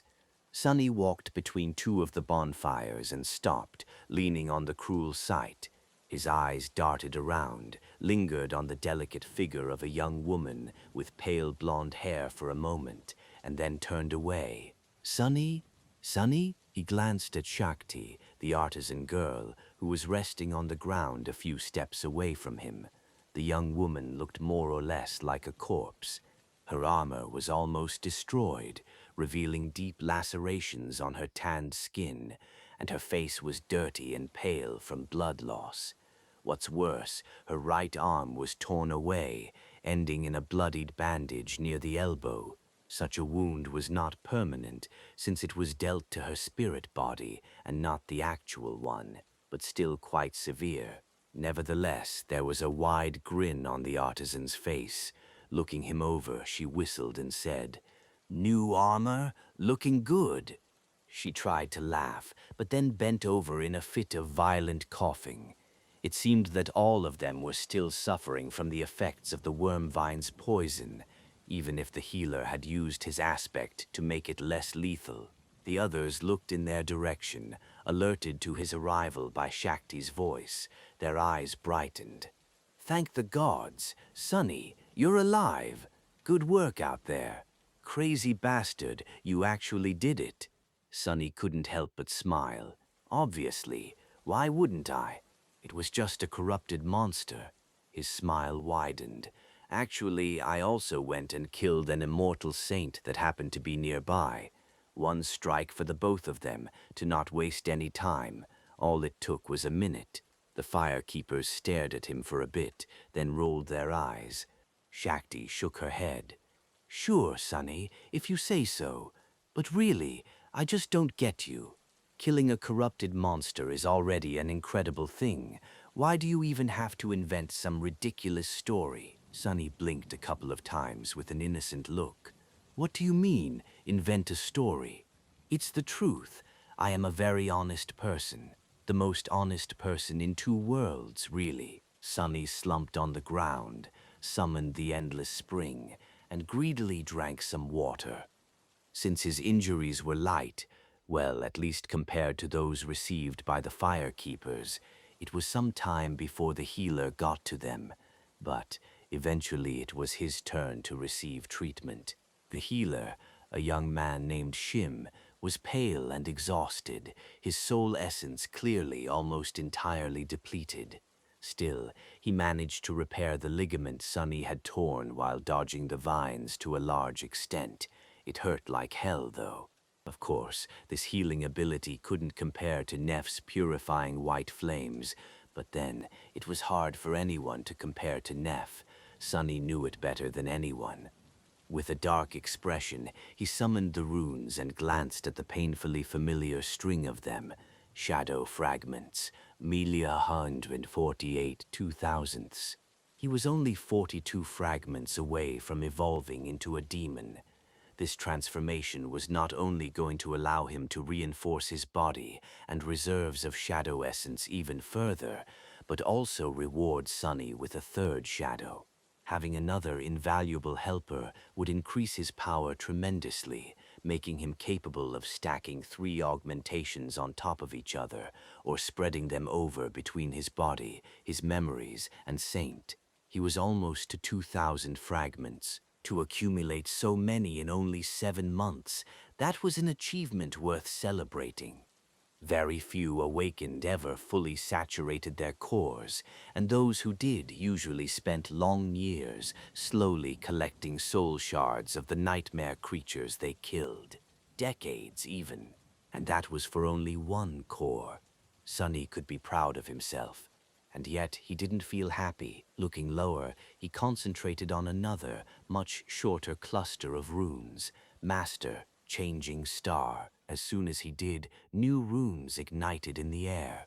Rank, Dreamer, Class, Devil, Soul Cores, Saf, Both. Soul Fragments, Umpu Asenite 4,000ths. 7 months ago, the gap between them had nearly reached 5,000 fragments.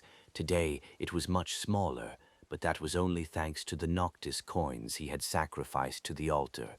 The truth of the matter was that Sunny had been slowly shortening the gap for a long time, but now it had started growing once more. Not too long ago, something had happened to Neff in the dream realm, and as the result, the speed with which she gained soul fragments began increasing with each day. Sunny didn't know what Changing Star was doing, why she had suddenly become so much stronger, and even how she was still alive, but he knew that he was being slowly left in the dust once again. Dismissing the runes, he gritted his teeth and looked darkly at the desolate, hellish landscape of the shipwreck island. I have to get to that seed. That is the only way. Compared to all other awakened and their rate of growth, Sunny might have been a monster. But Neff was not even human. She was the devil himself. He didn't know what else to do to surpass her, to become stronger. Moves. His heavy thoughts were interrupted by the light sound of approaching steps. Looking up, Sunny saw Cassie walking over to him. Great, just what I need. She stopped a couple of steps away and lowered her head slightly. Are you all right? Sunny grimaced, then looked away. What do you care? I'll live, he scowled, and then added in a slightly acrid tone. Your information was wrong, by the way. That thing was not weak to fire. She tilted her head slightly. How did you kill it, then? Sunny smiled crookedly. With a piece of wood. Cassie remained silent for a while, prompting him to speak. So, now what? She sighed and turned toward the distant wreck. All of us are tired and wounded, and there is a crushing approaching. We will return to the sanctuary to rest and regroup, and then come back to establish 2 camps, one here and another one on a neighboring island. Then we will start repairing the ship." He nodded. "Good plan, I guess. Do you really think that you can make that thing fly again, though?" The blind girl hesitated. Eventually, she said without too much emotion, "We have to try, at least." Sonny studied the silhouette of the ancient ship, its hull full of breaches, its bow shattered and broken, the tree growing around its mast dead and resembling a black, twisted skeleton. Then he shook his head. "How long do you think it will take you?" Cassie hesitated. 2, maybe 3 months. We will be done before autumn is over, if that is what you want to know." He chuckled. "You remember our deal then? Good." She frowned. "Of course I remember."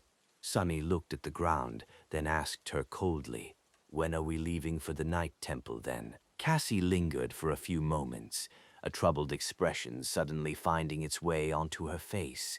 Finally, she said, "When do you want to go?" Sonny thought about it. There were several things he still needed to do. After a while, he shrugged. End of September. Everything should be ready by then. The journey to the northern edge of the Chained Isles and back shouldn't take us longer than a month. We'll be back just in time to see your flying ship rise into the air and use it to reach the Nightmare Seed." He lingered for a second and then asked, "Why do you look so uneasy, though?" Cassie slowly shook her head. "It's nothing, just the Night Temple. It's a very strange place." Sonny frowned. "What is that supposed to mean?" "How so?" She shivered. "I'll explain it to you later. Right now, we need to move.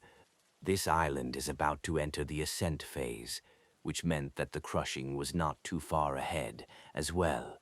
Sonny sighed, then stood up. He didn't have to limp anymore, at least. As for why Cassie had said that the second human citadel on the Chained Isles was a weird place, he could wait for the answer. He had no need for this information right now, anyway. Sonny was a very patient man, at least when he needed to be. Besides, he had something else on his mind. 42 shadow fragments. It's not that much. Looking south and slightly to the east, he gripped the shaft of the cruel sight and stared toward the horizon with a dark expression. "I'll be a demon before we're back to the sanctuary." 6 days later, the cohort had almost reached the safe haven of the citadel. The speed with which they traveled reduced significantly due to the heavy wounds the firekeepers had sustained, so all things considered, it was a very good result. As days went by, their healer had continued tending to his companions, so by now most had already recovered, except for those like Shakti with especially grave injuries, of course. Those would only be healed after they had returned to the real world and then came back. Even then, their physical bodies were going to sustain serious internal damage and require a prolonged period of treatment. As the sun disappeared in the sky below, the cohort reluctantly made camp. From where they were now, only a handful of islands separated them from the sanctuary. However, some of those islands were populated by nightmare creatures too dangerous to attempt traversing their hunting grounds, so the firekeepers were going to have to make a big detour. Since traveling in the darkness was a big risk, they had no choice but to spend another night in the wilderness and continue their journey tomorrow. Sonny didn't mind. When everyone fell asleep, he quietly turned into a shadow and slid unseen between the lookouts. The darkness of the night might have been a threat to them, but to him it was an ally. For Sonny, it was time to hunt. He had been venturing alone into the deadly expanse of the Chained Isles for the past 5 nights, and this one was not an exception. During that time, Sonny had taken more risks than he usually would, challenging nightmare creatures that he had studied before, and those that he knew almost nothing about. Hunting the latter ones was a deadly endeavor, but with Saint's help, he managed to emerge victorious from each battle without sustaining too many wounds.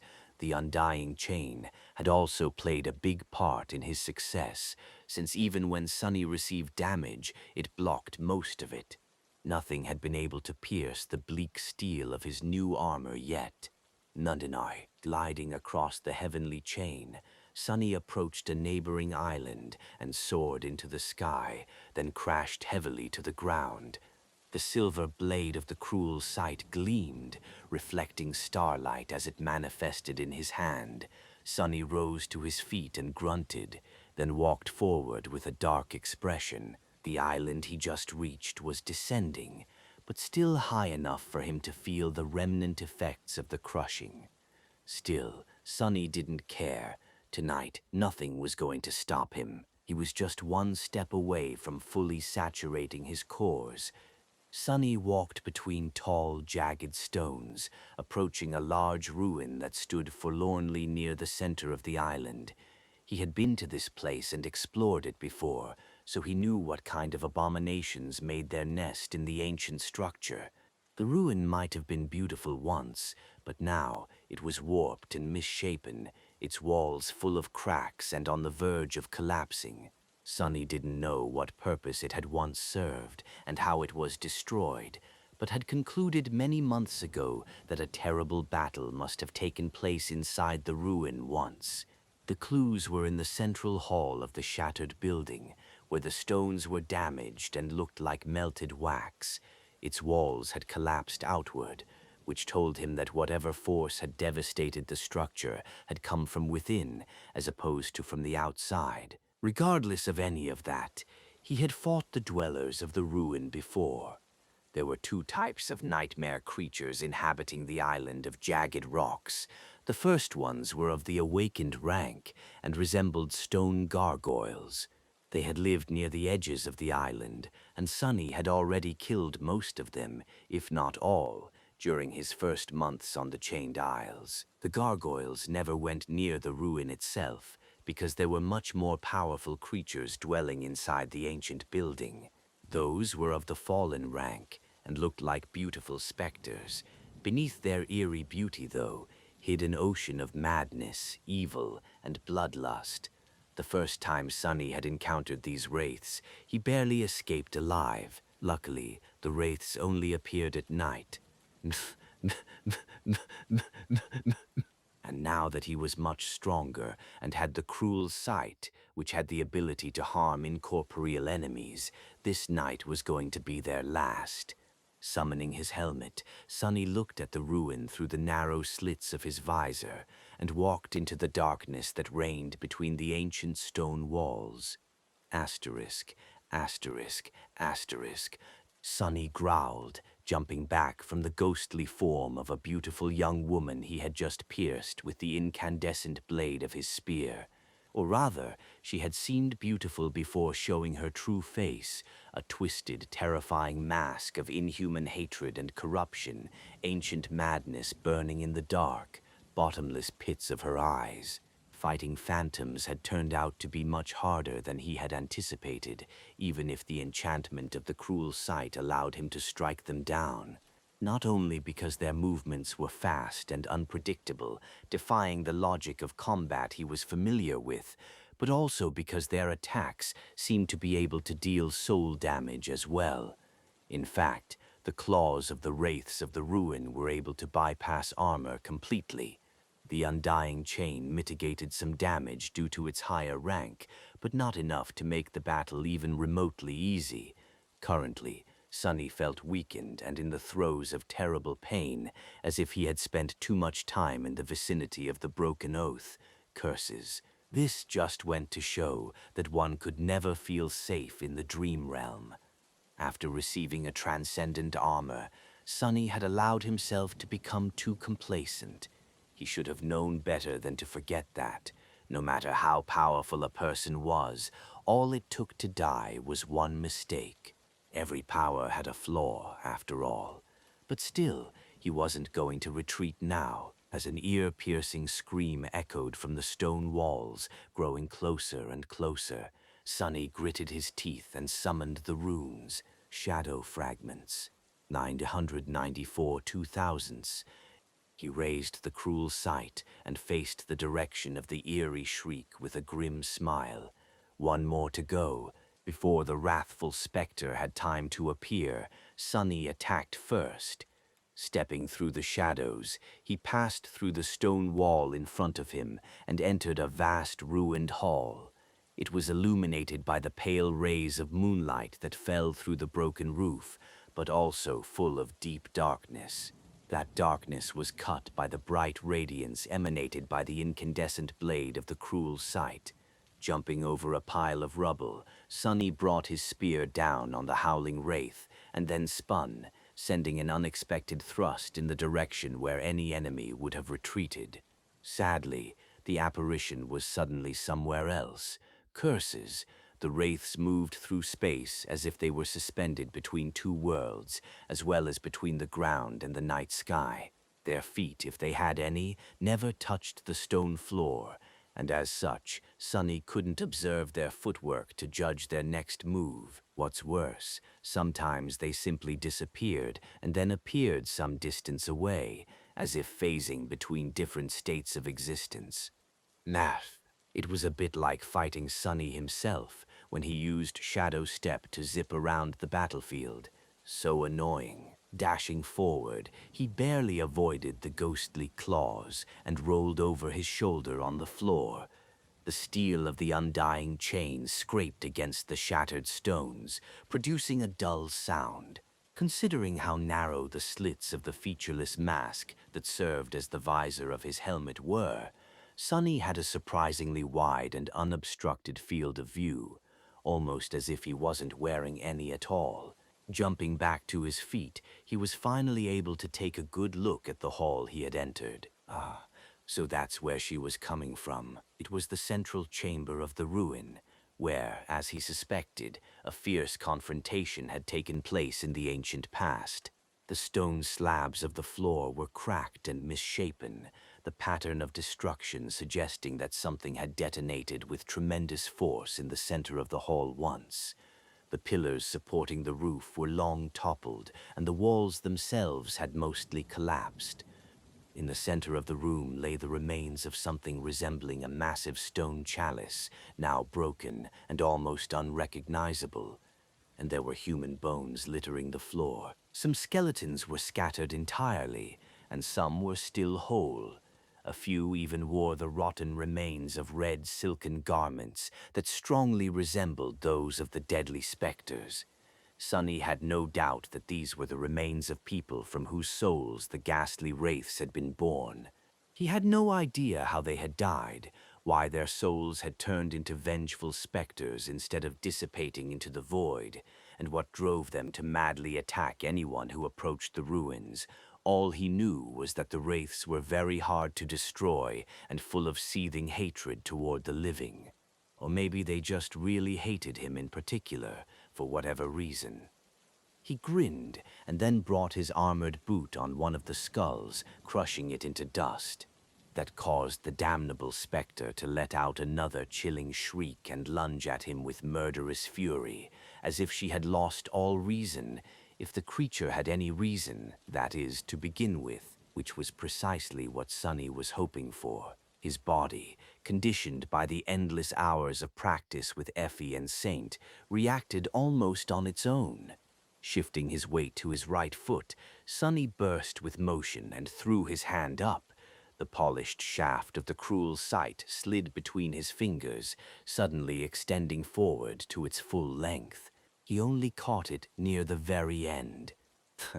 The reach of this strike was truly incredible compared to how far a tachi like the Midnight Shard could effectively cut. The incandescent blade caught the wraith in the chest, sending tongues of white flame dancing on her spectral figure. Divine flames could burn even souls, after all. However, even engulfed in flames, the creature continued its attack. Since it was impossible to recover from performing such a strike quickly, Sonny would have been in trouble. Luckily, the cruel sight was a very special weapon. Its shaft started shortening at the same speed as the wraith was advancing, continuing to burn it without a pause. In the end, Sonny found himself face to face with the hateful apparition, gripping the hilt of a short sword. Without wasting any time, he pulled it upward, slicing through the incorporeal body of the enemy and reaching her neck. White flames suddenly tore through the darkness of the creature's eyes, and before her ghostly claw could reach his flesh, just like that, the wraith was destroyed. As her figure shimmered and started to disappear, Sunny let out a shaky breath, then summoned Saint from the shadows and threw the cruel sight to her. Guard me. Guard me. Dafin sunam now. The taciturn demon calmly caught the sword, weighted it in her hand, and then assumed her usual indifferent pose. Dafin sunamtvuk. Sunny gritted his teeth. Ah, this is going to suck. The voice of the spell resounded once more, echoing in the darkness of the ruined hall. Dafin sunamtvuk. Mir. He screamed and fell to his knees, feeling as though his very soul was on fire, as though something was rising from its dark depths, ripping it apart. Damn it all! Why does it have to hurt so much? Sunny groaned and clawed at the floor, tears streaming from his eyes. The fingers of his armored gauntlet left deep grooves in the stone. The pain he was experiencing was not the worst he had ever felt, but really up there.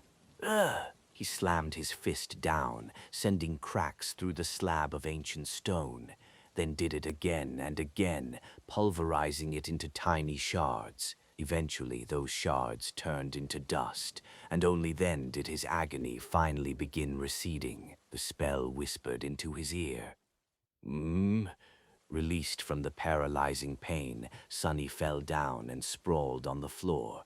Breathing raggedly, he remained motionless for a few minutes, and then summoned the runes. Familiar symbols shimmered in the air. Name, sunless, true name, lost from light. Rank, awakened, class, demon.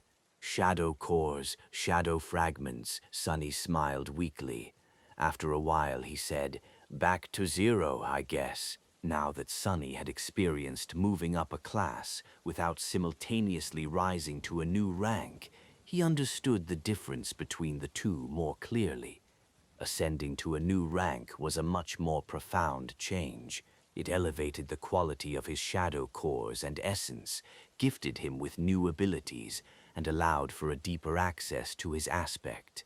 The resulting jump in power was nothing short of tremendous.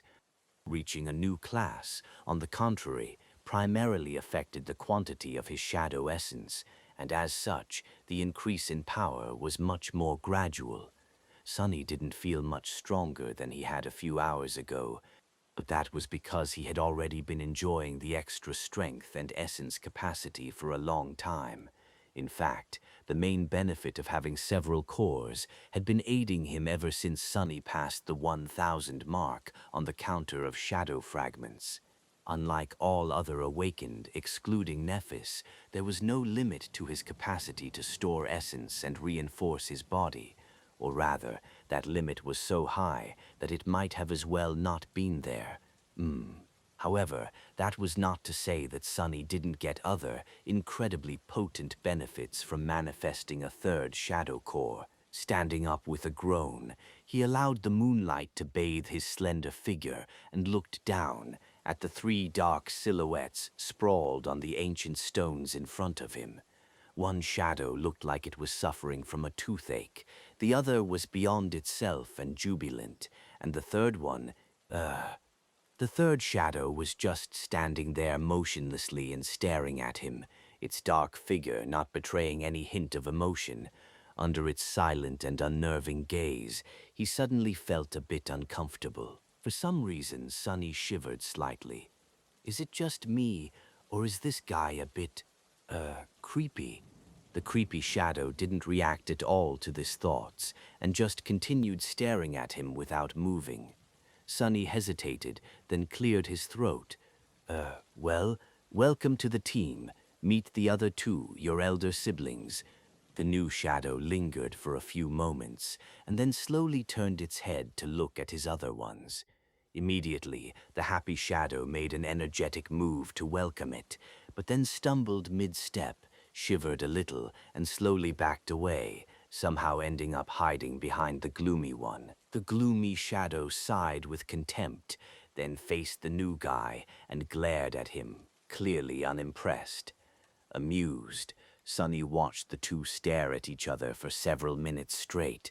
In the end, the creepy shadow glanced at him, then silently walked over to one of the ancient skeletons and studied the skull with disturbing fascination. It was trying to act cool, but Sonny could tell that the new guy was a bit flustered.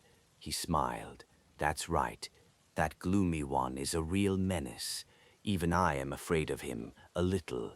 The gloomy shadow looked at both of them with disdain, shook its head, and indifferently turned away. Sonny chuckled. All right, time to experiment a little.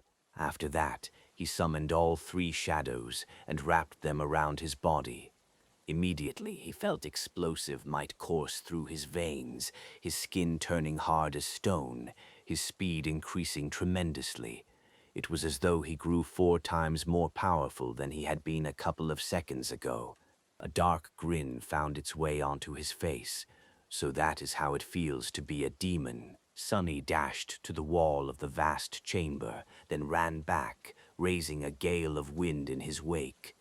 Then he brought his fist down on a piece of rubble, making it explode into a cloud of shards.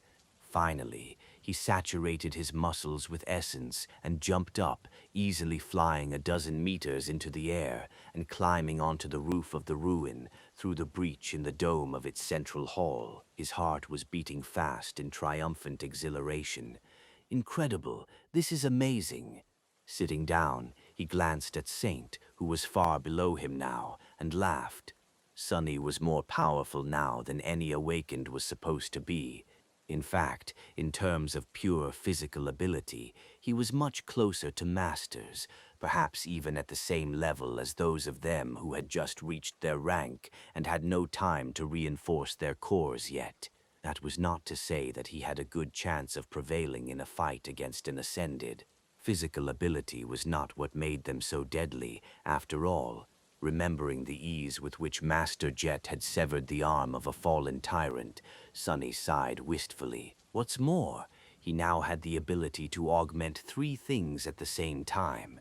If Saint wasn't with him, Sonny could enhance his body, his armor, and his weapons simultaneously. Depending on the situation, he could also stack augmentations either on the cruel sight or the undying chain, which gave him much more choices during a battle with especially tough or dangerous opponents. And there was one other thing. Sonny summoned the runes and glanced at a particular string. Shadow. Huh. Shadow rank, dormant. Shadow class, demon. Aha, just as I thought. Before, the Soul Serpent was a mere monster. Sonny had long thought that the Shadow's rank depended on the level of Shadow Dance comprehension he was able to achieve, while its class depended on his own. Now, he had proof. Looking down, Sonny noticed new runes shimmering in the darkness, shadow attributes. Dindeed, dindeed, dindeed, sindeed, shadow attributes. Tind, tinend, puh. Shadow abilities. Tind, dindeed, tindeed, dindeed, dindindund, puh. The ability was new. Excited, he read its description. Dindindin, dindind, dindindund, dindindundund, and dindindundund, dindindundund, dindindundund, bund, dindind. A crooked smile appeared on his face, commanding the serpent to slither forth and assume the shape of the dark Odachi. He studied the great sword for a few moments, and then gave another command. The lusterless blade suddenly flowed like black mercury, and a few moments later, he was holding a long spear in his hand. Almost unseen on the dark wood, the scales of a long coiling body were engraved on its shaft, the spearhead shaped to resemble that of a serpent. Sonny drew in a deep breath. This is perfect. This is just what I needed. Dismissing the predatory spear and allowing the shadow to slither back onto his body, he looked east, where a pale lilac line had already appeared over the horizon, and smiled. I should be getting back. The new day was coming, and Sonny couldn't wait to return to the real world. With only a few months left until it was time to challenge the Seed of Nightmare, he had a lot of things to do. A few days later, Sunny was in his living room, watching as Rain performed the same strike over and over again, her eyes full of stubborn determination. The practice sword rose and fell, over and over again, cutting the air with a whistling sound. Actually, her form wasn't bad. Effie was currently traveling between citadels, so she had not come out of her sleeping pod for a while now. Sunny and Rain were alone, which made the training session much less lively. Finally, some peace and quiet. Despite thinking that, Sunny couldn't help but feel that his home seemed a little bit empty these days. He sighed. There were other things on his mind, too. Now that his part of the deal with Cassie was complete, the journey into the nightmare was drawing close. No matter how aloof about the whole thing Sunny wanted to remain, he was aware that there was a real possibility that he would not return from that trial alive. Even if he did, there was no telling how long conquering the nightmare would take, which meant that his remaining time with Rain was limited and he couldn't waste it. He had to accelerate her training and teach her some actual battle skills. Observing the teenage girl, who continued to swing her practice sword while drops of sweat rolled down her face, Sunny was in deep thought. What style was he going to teach her? Rain was his sister, so his first instinct was to share his legacy, Shadow Dance, with her, almost as if they were members of an actual clan. However, that wasn't a very good idea. Not only was her mentality poorly suited for his shapeless and insidious battle art, but she was also physically incapable of learning it. Since everyone received extensive combat training in school, there weren't really a lot of weak people in the waking world. But Shadow Dance was simply not meant to be practiced by mundane humans. It demanded a physical constitution of an awakened at least. Sunny was only able to master the first step as a sleeper because of his unique aspect. Hundreds upon hundreds of shadow fragments he had absorbed on the Forgotten Shore, and the fact that this style was tailor-made for him, by him. What, then? The flowing and unpredictable battle art that Nephis had taught him obviously came to mind. It was designed to be a perfect foundational style after all.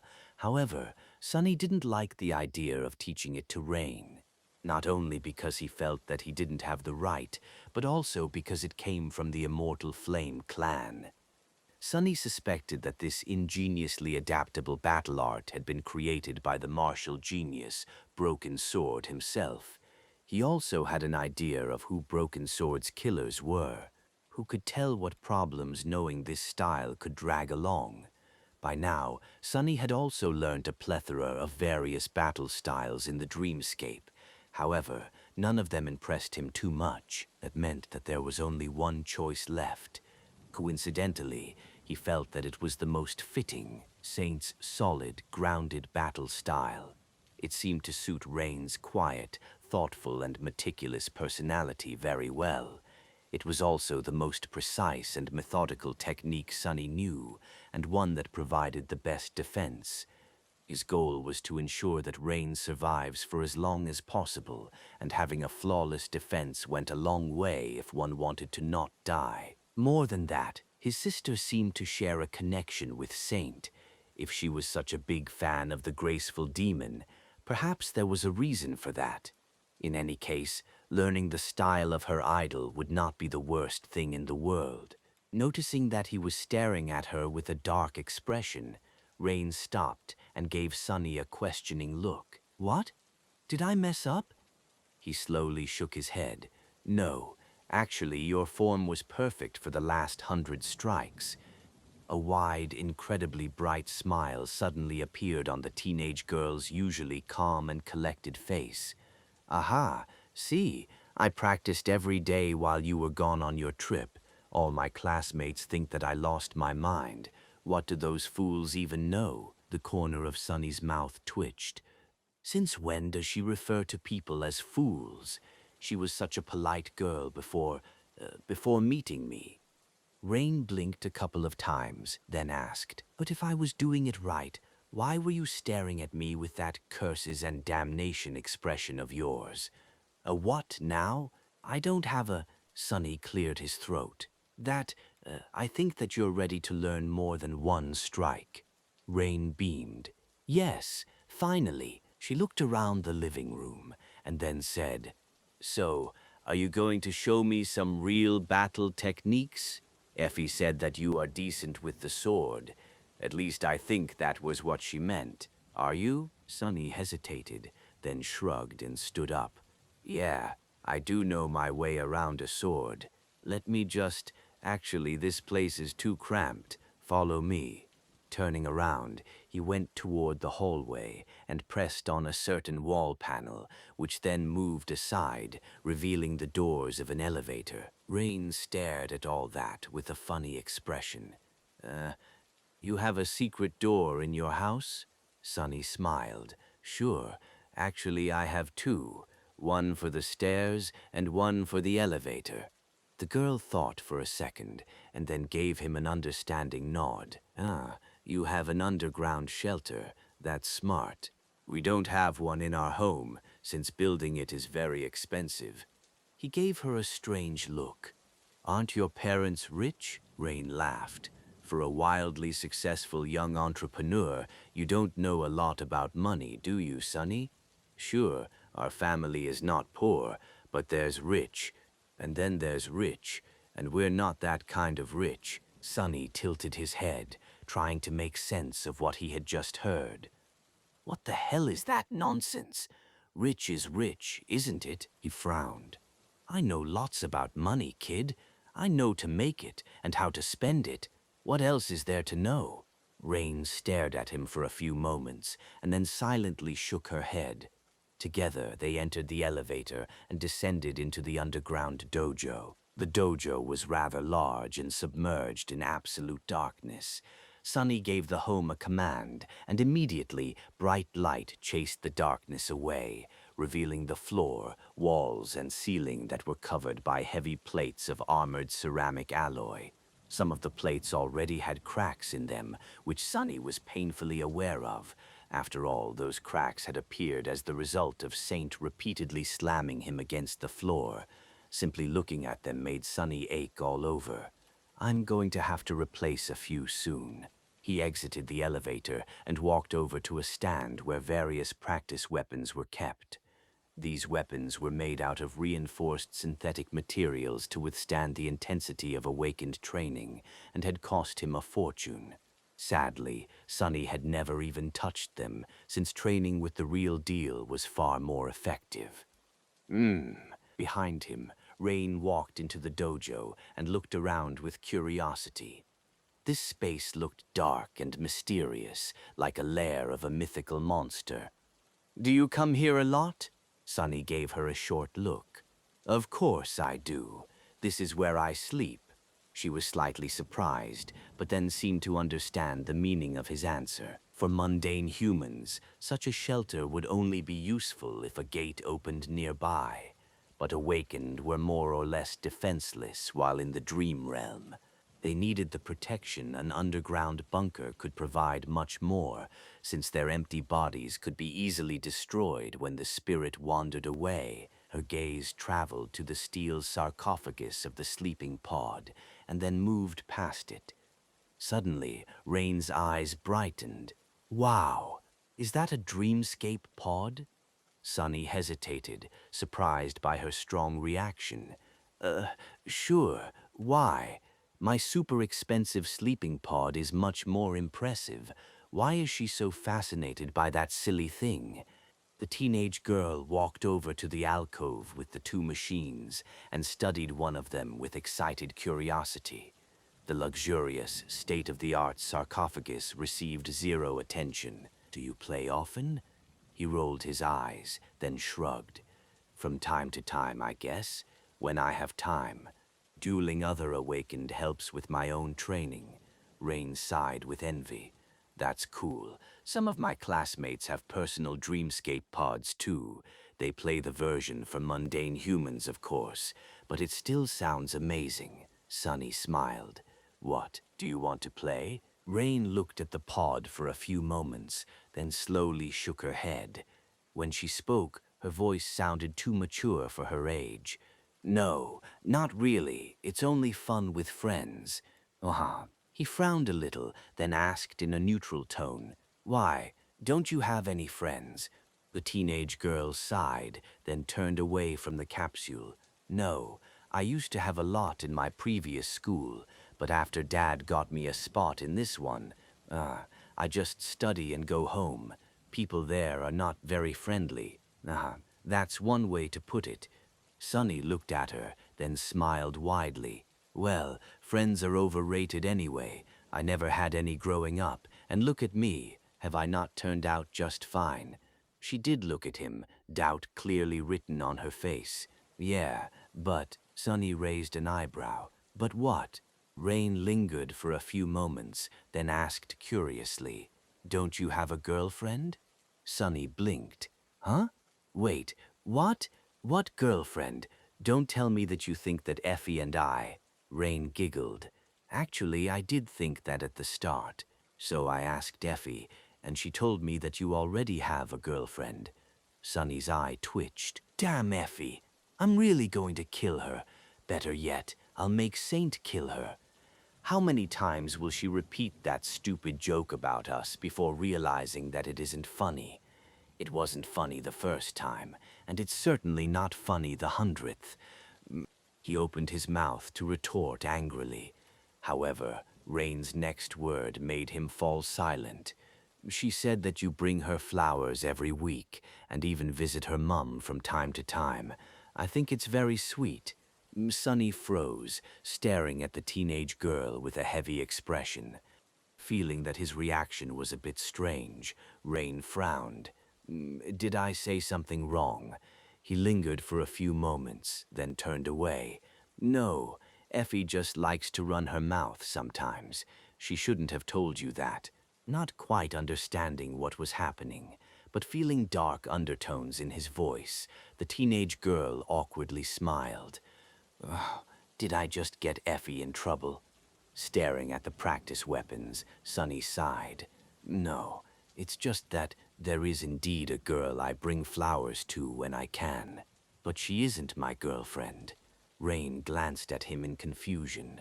But, why do you bring her flowers then? Sonny turned around and looked at her darkly. Rain suddenly shivered, realizing that she had never seen Sonny acting this cold. A few moments later, he said evenly, It's because I made it out of the dream realm, and she did not. Do you understand? The teenage girl thought for a few moments, then paled a little and nodded. Sonny shook his head. I don't think you do, and hopefully you never will. With that, he took a round shield and a straight practice sword off the wall, closed his eyes for a moment, and then forced an easy-going smile to appear on his face. And anyway, here's what you'll be training with from now on. They might be a bit heavy for you, but the weight will help you condition your body. What do you think?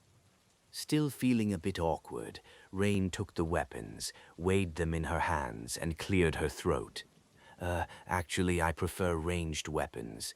That's what I've been mostly using in school. Sonny shook his head. Ranged weapons are wonderful, and you should definitely know how to use them. But they stop being wonderful as soon as a nightmare creature gets close to you, and believe me, they will. So you should learn melee combat first. Rain looked at him with a bit of stubbornness. But Knight from Nightingale is an archer, and he is a hero who has a true name. Oh, gods, don't tell me that my little sister is his fangirl too. Damned Kai, just you wait. Sonny stared at the teenage girl for a few moments, his expression unreadable. After a while, he said in a strange tone, Knight from Nightingale can fly. Can you? In any case, learn how to use a sword first. If you do, I'll get him to personally teach you how to shoot a bow. How about that? Rain laughed. Yeah, sure. Why don't you invite him for dinner as well while you're at it? After that, she covered her mouth with a palm and laughed even louder. Sonny sighed heavily. then shook his head. This child, she's hopeless, isn't she? He waited until Rain stopped laughing, and then said sternly, "Before we start, though, I am going to ask you a question." She looked at him, turning back into her serious, studious self. "Yeah?" Sunny lingered for a few moments, and then asked, "What do you think the essence of combat is?" Rain looked at him with a serious expression, thinking. Inwardly, Sunny sighed. He still didn't know how to change her mentality and make her vicious enough to survive the dream realm. He didn't even know if he wanted to, and if that was the right thing to do. At least she seemed to understand a little bit more about the truth of the world after surviving the gate opening. For now, that was going to have to be enough, and this conversation was his attempt to make the lesson stick. After a while, Rain said with uncertainty, "Survival?" Sunny raised an eyebrow, looking at her with surprise. What were the chances that, despite their different life experiences, his sister would answer the question the same way he had all that time ago, in the desolate hell of the Forgotten Shore? He remained silent for a while, remembering those terrible, wonderful days. Then he shook his head. "No, the essence of combat is murder." Rain shivered slightly. Murder?" Sunny nodded. "Of course. What else would it be? You have to kill your enemy or die. Either way, someone ends up murdered and someone ends up as the murderer. So, the purpose of combat training is to make sure that you're the murderer. It is really that simple." He paused and then added, "Survival is important, of course, but that can't be your primary goal. Such a goal is a terrible one to have. Even in life, it is not enough. You have to survive to continue living, but if you only live to survive, then what is even the point? More than that, if you don't strive for something bigger, something better, then you will only ever do what is required and nothing else, which will make you weaker than those who want and dare to do more, and that weakness will cost you your life." His voice trailed off, and Sunny suddenly fell silent. Rain looked at him in confusion. Sunny, Iliadal." He blinked a couple of times. "Yeah, sorry. So, well, what do you know? I guess it's true what they say. The best way to learn is to teach." While trying to impart some wisdom, little as he had, on his attentive student, Sunny had accidentally stumbled on a truth about his own desperate desire to grow stronger. Everything Sunny had told Rain could be applied to himself. He had long ago abandoned his singular desire to survive at all cost, and now wanted much more. But was his desire to live free and with dignity really comparable to Neff's passionate, immolating obsession? Would he really be able to surpass her while being driven by such a mundane goal? That gave Sunny a lot to think about. He glanced at Rain and then continued. Mastery of combat can be divided into two aspects: mastery of the body and mastery of the mind. Your body can be trained through exercise, but your mind is much more tricky. If you can understand the true essence of combat, however, truly grasp it with your very core, then you will have enough clarity to master the mind. Asterisk, asterisk, asterisk. Sunny spent some time explaining the fundamental laws of combat, at least to the extent that he himself understood them, to Rain. In the end, he wasn't sure that she really grasped the knowledge he wanted to share with her, but it was at least a start. Thinking back to his own tumultuous education, Sunny couldn't really blame her. It was hard, or maybe even impossible, to really understand battle without experiencing it. He had met Nephis after surviving the first nightmare and several days of fighting for his life on the Forgotten Shore. Even then, it had taken being nearly killed by a carapace centurion for him to reach the state of clarity. There were no carapace centurions around, and Sunny certainly wasn't going to run her through with a sword. So, for now, this was going to have to do. After the verbal lesson, Sunny showed Rain a few basic stances and katas of Saint's style and watched her struggle to replicate them. The progress was slow, but she was really a talented kid. For now, what held her back the most was her weak body. But that was okay. One couldn't expect a teenage girl to be as strong as an awakened. Her body could be trained. Of course, Rain was never going to be as strong and resilient as a burly, able-bodied man. But then, neither was Sunny. Due to his low stature and lean build, he couldn't compete with people like Castor or Master Roan in terms of physical might. However, this could be mitigated by aspect abilities, absorbing fragments, and mastering precise essence control. What's more, sharp weapons were the great equalizer. The purpose of a weapon was to reduce the amount of force one needed to apply to deliver a lethal blow. Unless one planned to beat their enemy to death with their fists, technique and skill were much more important than pure strength. And Saint's battle style could make that inherent disadvantage even slimmer. End of. Now, after a while, Sunny judged that Rain had had enough. The girl seemed to be sufficiently exhausted, and pushing further would not do her any good. He gestured for her to stop, and placed the practice weapons back on the stand, then summoned the endless spring and offered it to the tired girl. Rain was breathing heavily, her pale face glistening with sweat. Noticing the beautiful glass bottle, she smiled with excitement. Wow, is that a memory? Sunny tilted his head a little. Sure, why are you asking? The girl grabbed the endless spring and studied it from all sides, then cautiously took a few sips. You don't get it. I've never seen a real memory up close before. It feels so real. He stared at her in bewilderment. It is real. What are you talking about? Rain glanced at him with scorn, drank the water greedily, and then handed the endless spring back with a bit of reluctance. Did you get it after defeating some terrible monster, or bought it? Sunny frowned, hesitated for a moment, and then said darkly, It was a gift, actually. She blinked a couple of times. Oh, from that friend of yours? He grimaced. No, not from a friend. Then Sunny dismissed the endless spring and headed toward the elevator. Anyway, it's time for you to go. Otherwise, your parents might think that I have kidnapped you. Oh, he thought for a bit before saying, I have some ice cream in the fridge.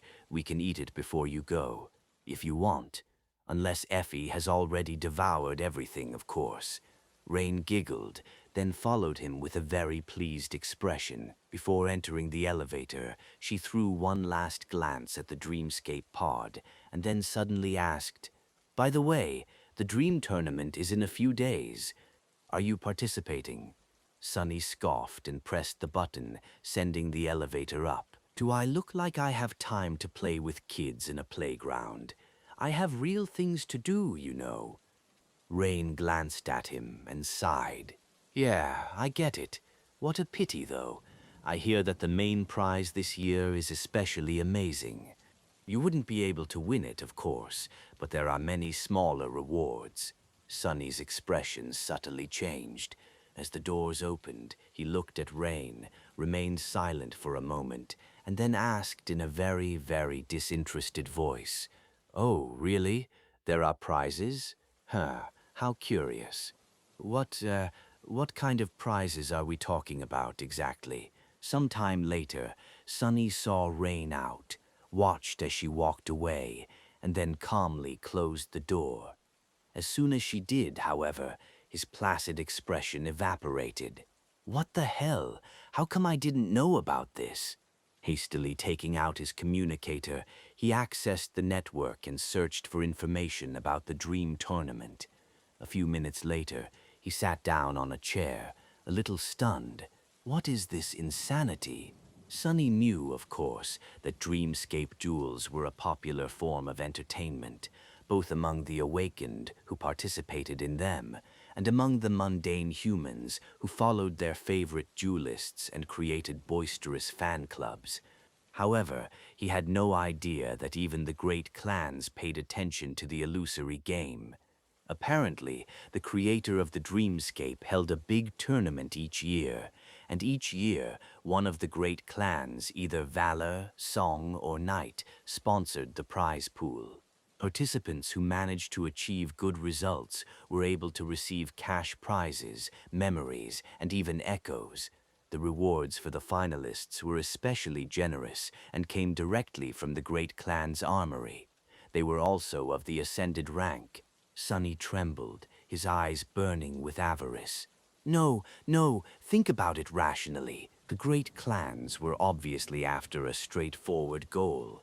Keep an eye on the rising talents among the unaffiliated awakened. But did it matter? Sonny had already failed to keep his fake persona under the radar. Anyone who paid attention to Dreamscape had at least heard about Mongrel. What was there to even think about? Free goodies, that's what it is. Completely forgetting about his previous disdain for the tournament, Sonny got completely absorbed by the prospect of receiving memories free of charge. He was almost drooling. And if free memories weren't enough, there was another reason for why this tournament now seemed very alluring to him. For the past months, Sonny had participated in hundreds of duels in various arenas. His goal was to absorb as many styles as possible, to reinforce the foundation of Shadow Dance and make it more efficient. This way, he hoped to achieve the next level of mastery over his elusive battle art. Not all battle styles were made the same. Some were simple and straightforward, while others were complex and unique. The more unique a style was, the harder it was for Sonny to gain insight into its principles. It was not like he had a magical ability to peer into the very essence of a style. This ability of his was more or less mundane, based on his own talent, mastery, and sensitivity to shadows. So, he had been working diligently to create a sizable library of simpler styles, which would in turn improve his capacity to discern the patterns of more complicated ones with sufficient speed. After all styles were constructed out of the same basic elements. The more basic patterns he knew, the easier it was to understand various styles on the fly. However, the quality of his opponents in the Dreamscape arenas was not that high for obvious reasons. True talents had better things to do than play games. Most of them also belonged to legacy clans, who lived by a different set of rules. In the world of legacies, strength and talent were not something to boast about. Renown only served to make the enemy aware of your weaknesses. In that regard, hidden tigers of the legacy clans were very much like Sonny, remaining in the shadows until it was time to deliver a lethal strike. That was why his progress had stalled lately. These days, the only worthy opponents he could find were a few rare eccentrics and a rare gem here and there, not nearly enough to satiate Mongrel's hunger for a variety of distinct battle styles. What's more, at the highest levels of awakened battle skill, styles were not only about physical movements and mindset anymore. They weaved unique patterns of essence control into the technique, too, which Sonny couldn't perceive and was only able to infer from indirect clues. Sadly, he wasn't exposed to a lot of opponents practicing such styles in the arenas. The tournament was going to change that, however. With the valuable prizes added into the mix, people who would usually not waste time in the Dreamscape were bound to show up, lured by the scent of rare memories and echoes. Even people from lesser legacy clans would, without a doubt, be tempted to participate. A powerful ascended weapon or armor could change their lives too. So, Sonny could kill two birds with one stone, compete for these prizes and enrich his library of styles at the same time. Forget it, I'd be a fool to miss this chance, even knowing what a headache it would be to bring even more exposure to Mongrel. Sonny couldn't let such an opportunity go. Plus, he had some free time while Effie and Kai were traveling to the Chained Isles. Scrolling through the feed, he started reading everything he could find about the upcoming tournament. And, asterisk, asterisk, asterisk.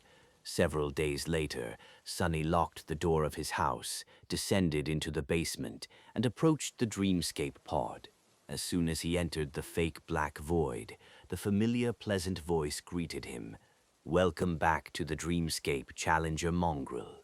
And Sonny didn't pay attention to it and briefly looked at his status. Mongrel, victories, tokens measure tokenums entered end.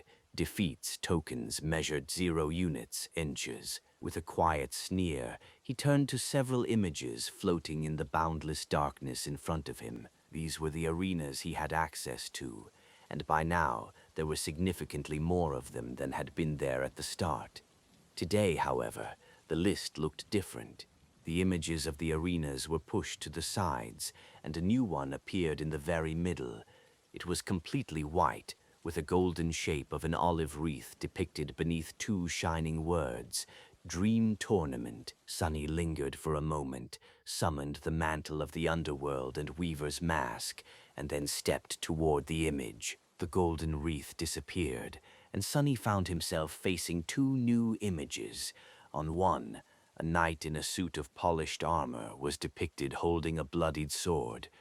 On the other, a warrior in an archaic armor was shown standing back to back with the knight, a slender huntress drawing her bow behind them. The pleasant voice announced, "Challenger, select your dream." Several words appeared above the images. Dream of glory, dream of camaraderie. What's with the bells and whistles? Sonny rolled his eyes. The choice was very simple. One image was going to send him into the individual competition, while the other was meant for cohorts. The Dream Tournament was basically 2 separate tournaments happening at the same time. This way, those awakened who didn't have combat aspects could also participate and earn rewards. It was a good system. Sonny had no intention of searching for a cohort, so he simply chose the image of the lonely knight and closed his eyes. Unlike the usual Dreamscape duels, the tournament included various battle modes. They were also broadcasted and happened on a schedule, so he had to wait for the first qualifier round to start. Standing in the darkness, Sonny couldn't help but feel a little excited. Asterisk, asterisk, asterisk. Challenger. Draw your weapon and prepare. Only the best will survive. A bright light suddenly shone from above, and he found himself in the middle of a lush forest. All around him, ancient trees swayed lightly, their leaves rustling in the gentle wind.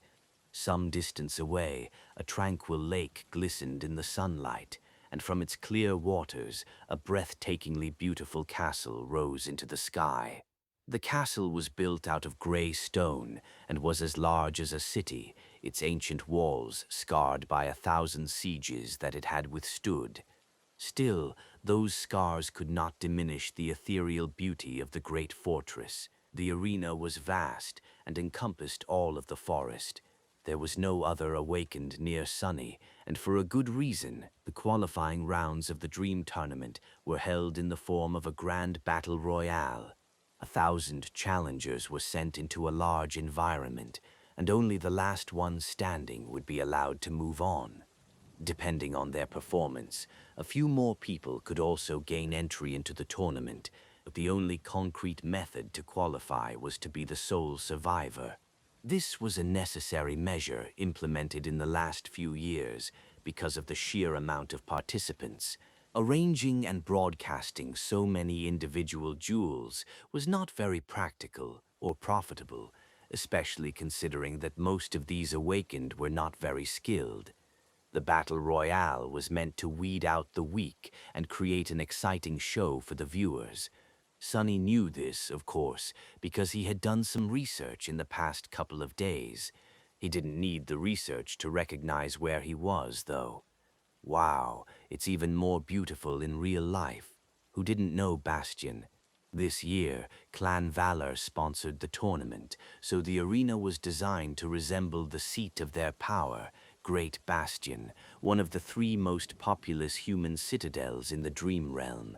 Sonny had never been to the ancient castle, but its image was ubiquitous in popular culture. He recognized it instantly. So, this must be the Lake of Bones, then, and all around him was the ancient, cursed forest that Anvil of Valor had destroyed. These days, of course, the landscape surrounding Bastion was very different. Instead of a lush forest, it was surrounded by a sea of ash and charred remains of the dreaded Titan, with human forts built here and there to repel powerful nightmare creatures from wandering close to the citadel. But thanks to the dreamscape, Sunny got to enjoy the way this place had looked before, vibrant and pristine. The only difference was that there was no harrowing darkness hiding behind the veil of false tranquility. Ah, how nice. Compared to the chained isles, it was a nice change of pace. Just as he thought that, the voice of the dreamscape suddenly announced, Challenger Mongrel #19 was eliminated. Sunny tilted his head. Well, that was fast. Also, what's up with that alias? Shaking his head, he commanded the Soul Serpent to assume the form of the Odachi and calmly headed deeper into the forest. It was time to start hunting. Asterisk, asterisk, asterisk. On the official broadcast channel, the image of an eliminated player was shown briefly. Then, a rather light-hearted voice spoke. What a kill! Just a few seconds after the start, and we already have a casualty. Let's all wish Mongrel #19 better luck next year. An avatar of an exquisitely handsome young man appeared in the corner of the broadcast. Glancing at the camera with a bright smile, he continued, And so, the 5th annual Dream Tournament has begun. Yes, it's me, Cyclus, your favorite commentator and nightmare creature expert. Hold the applause, hee hee. Guys, I have a big surprise for you. Guess who decided to join me in the commentator booth today? The young man paused and then gestured to the other side of the screen, where an older man with sharp features, deep eyes, and a short beard appeared. That's right, you're not hallucinating. It's Dimmy, the great Laura Master and former Dream Champion. Give him a warm welcome. As a deluge of messages flooded the chat, the older man smiled. Hey, everyone. Cyclus, meanwhile, spoke again. We have a couple of minutes before the real action starts, since challengers need some time to find each other in this beautiful arena. So, while we wait, I have a couple of questions for Dimmy. He glanced at the broadcast, which switched between various awakened traveling through the forest. Some of them were well equipped and looked skilled, while others less so. First of all, this year we had a record number of fighters signing up for the tournament. What are your thoughts on that as a veteran Dreamscape duelist, Dimmy? The older man smiled. It's nice to see more awakened taking up the illusory sword. Some of them might even know how to use one. Of course, I have to give a lot of credit to the generosity of the great clan Valor. They have really outdone themselves with the prizes this year. No, I am not salty, not at all. Cyclus laughed and then threw a mischievous glance at his colleague. All right, then I'll ask you the question that I am sure is on everyone's mind. As an expert, who do you think will win the tournament, and why is it Mongrel? As soon as the commentator mentioned Mongrel, the feed changed to the image of a menacing figure in black armor, calmly walking through the forest, the blade of the infamous Odachi resting on its shoulder. The lightless pits of the demonic mask's eyes stared directly into the camera, as if there was nothing but darkness beneath it. As soon as Mongrel appeared on the screens, the chat exploded. Yes, it's Mongrel. Hail to the Lord. Huh? Who is Mongrel? You mean hail to the lady? Demi laughed. Ah, yes, this guy. Well, Mongrel is a really impressive fighter, but the results may not be as predictable as everyone thinks. Every year, the same thing happens. At the later stages of the tournament, two distinct groups clash. One is the Dreamscape elites, and the other is newcomers attracted by the rewards. Historically, the newcomers tend to do better. He sighed and shook his head. Plus, we don't really know a lot about Mongrel. Sure, he has a very impressive track record, but most of his wins were achieved against random opponents. Who knows what will happen when he faces the best of the best? If I were to bet, my money is still on Queen Bee. If anyone has a chance against the newcomers, it should be her. Siculus nodded a few times, expressing his enthusiastic agreement. Sure, but still, returning to Mongrel. Everyone is dying to know who he really is under that scary mask, and if anyone knows anything about you, Dimmy, they'll know that you must have your guesses. The older man smiled, his eyes suddenly gleaming with excitement. Funny you should ask. Actually, I do have a theory. In Xander, Sonny stared at the three corpses at his feet, which were already turning into a flood of white sparks. These three awakened attacked him as a group, and while their skill was not bad and even admirable, he had no problem dispatching the trio in the span of a minute. The fact that they had managed to remain alive for more than several seconds was already an excellent result, considering who their enemy was. Flourishing the odachi in the air, Sonny shook the drops of blood off its blade and continued walking. Technically, he didn't have to clean his blade, since the blood was bound to turn into sparks of light and disappear too. But that was already a habit of his, not to mention being extremely cool. Truth be told, that short skirmish was not as easy as he had made it look. The awakened were dangerous enemies, since each of them possessed a unique aspect. They were cunning, resourceful, and unpredictable. That was why he had to act swiftly, making the fight appear much more brutal than it should have been. Currently, Sonny wasn't using any of his shadows to augment himself. He had decided against it a long time ago, since being able to crush his opponents with brute force was detrimental to his main goal, polishing his battle technique and learning various styles. So, the gloomy shadow was currently behaving like any normal shadow would, while the other two were wrapped around the autumn leaf, the memory he used to change the color of his hair. Since it had no other purpose, the augmentation did not give him any advantage. His hair must have looked gorgeous, though. Snickering under the mask, Sonny jogged forward. He was in a rush to eliminate as many other players as he could before the first leaderboard announcement was made. Meeting the group of three allied awakened reminded him of the inherent problem with the Battle Royale format of the qualifying rounds. As soon as true powerhouses revealed themselves, weaker participants were bound to band together and start hunting them down. Very soon, there could be a dozen fighters launching a coordinated attack on him, or even more. Sonny was confident of his skill, but not to that degree. Even for a battle-hardened veteran like him, someone who had spent hundreds of days fighting for his life in the darkest depths of the Dream Realm, such a fight would not be easy. This battle royale is going to be much more intense than I had expected. Before Sonny could finish this thought, an ancient tree next to him suddenly exploded into a cloud of splinters, and something sharp shot at him with incredible speed. Cursing, he dashed to the side and barely dodged out of the way. The next moment, a giant arrow whistled past him and embedded itself into the trunk of another tree, its trembling shaft as long as he was tall. Sonny rolled over his shoulder and glanced at the arrow, then lunged into a sprint. Curses. A sniper. A second later, another giant arrow fell from the sky, almost skewering him to the ground. Sonny gritted his teeth and continued running. On asterisk, asterisk, asterisk. On the countless screens, an image of a broad-shouldered young man was shown, drawing the string of an oversized bow. His mighty muscles strained, and when he released the string, a thunderous sound rolled down the slopes of a tall hill the archer was standing on.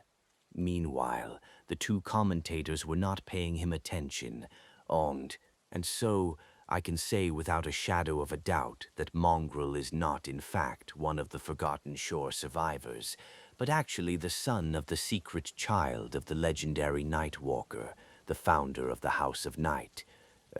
Well, this is my theory anyway. Siculus glanced at Dimi with a wide smile, and then turned the conversation back to the skirmishes in the ancient forest, which were starting to happen more frequently and grow in intensity. Is that so? Well, that secret grandchild seems to be in big trouble. Despite Mongrel's savage victory over the three other challengers, now he seems to be in the crosshairs of one of the newcomers you spoke about earlier. Let's take a look. The feed changed to the image of Mongrel running swiftly through the woods, dodging one giant arrow after another.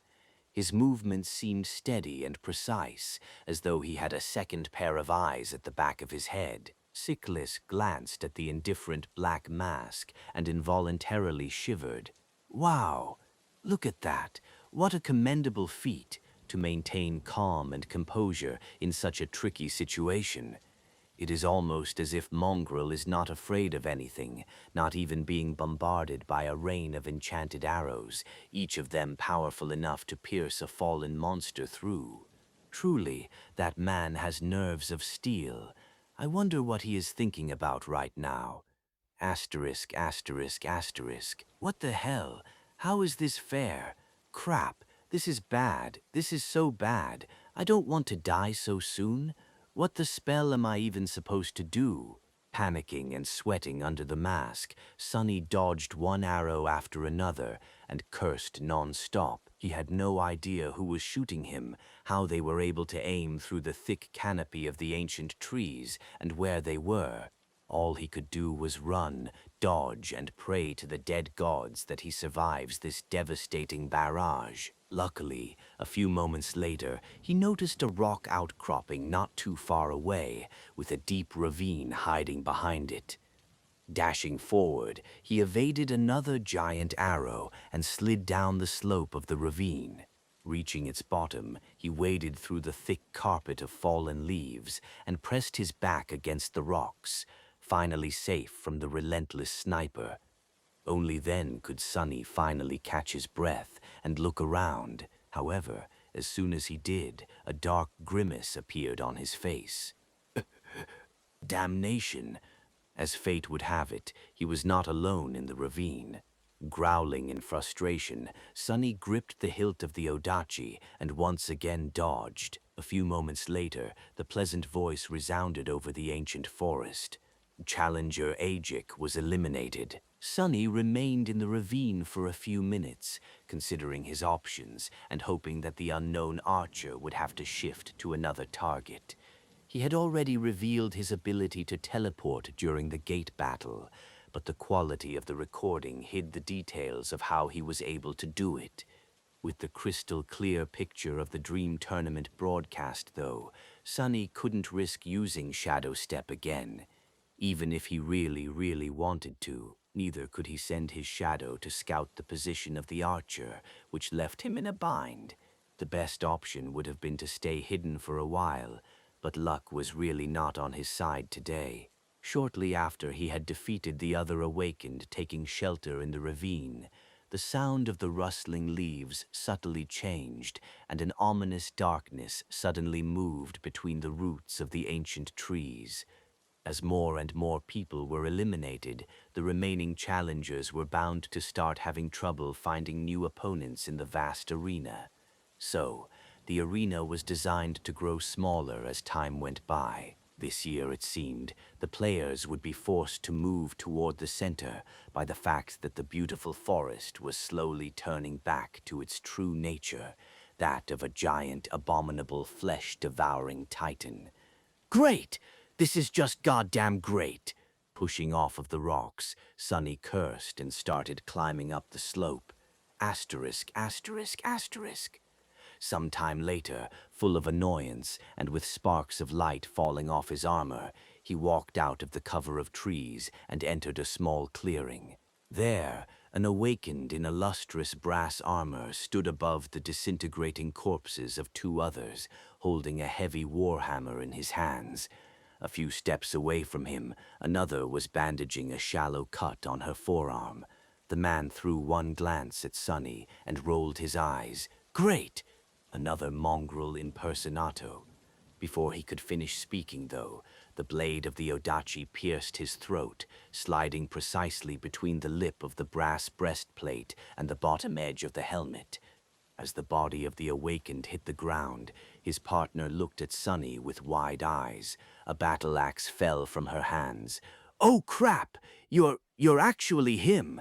The girl turned around and tried to run, but before she could, Sunny was already upon her, ending her participation in the battle royale with one swift strike. Challenger Abel was eliminated. Challenger Win was eliminated. Sunny sighed and remained motionless for a bit, resting. He was more than a little bit tired, but the worst was still to come. Suddenly, the sound of trumpets rolled across the ancient forest, and the pleasant voice of the dreamscape announced, "Only 500 challengers remain.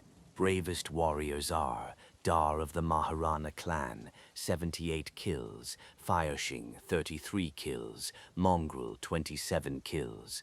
Sunny stared at the sky, the black mask hiding a grim expression on his face. 78 kills. Gee, who is this monster? He had a hunch that he already knew.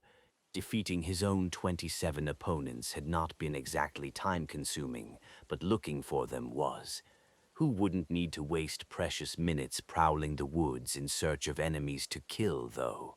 A damned archer with a strange ability to sense his targets across vast distances and through any obstacle, perhaps? I need to step up my game, I guess. It wouldn't do for Lord Mongrel to lag behind some legacy prince.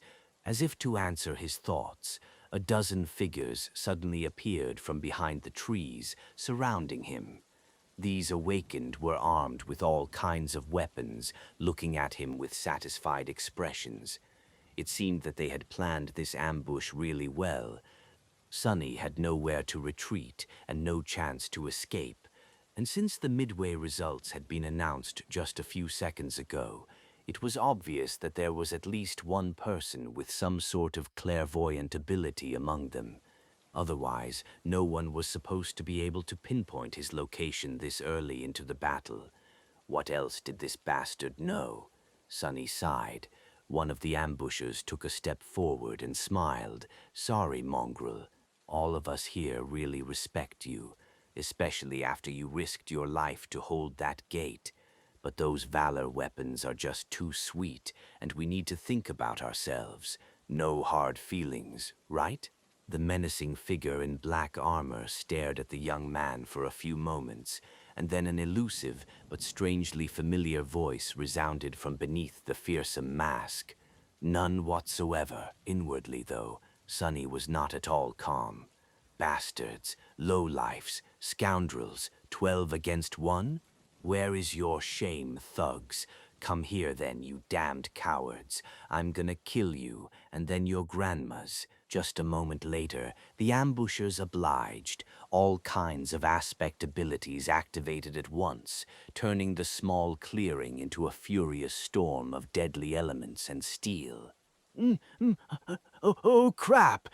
Asterisk, asterisk, asterisk! Oh, no! It seems like Mongrel is in trouble.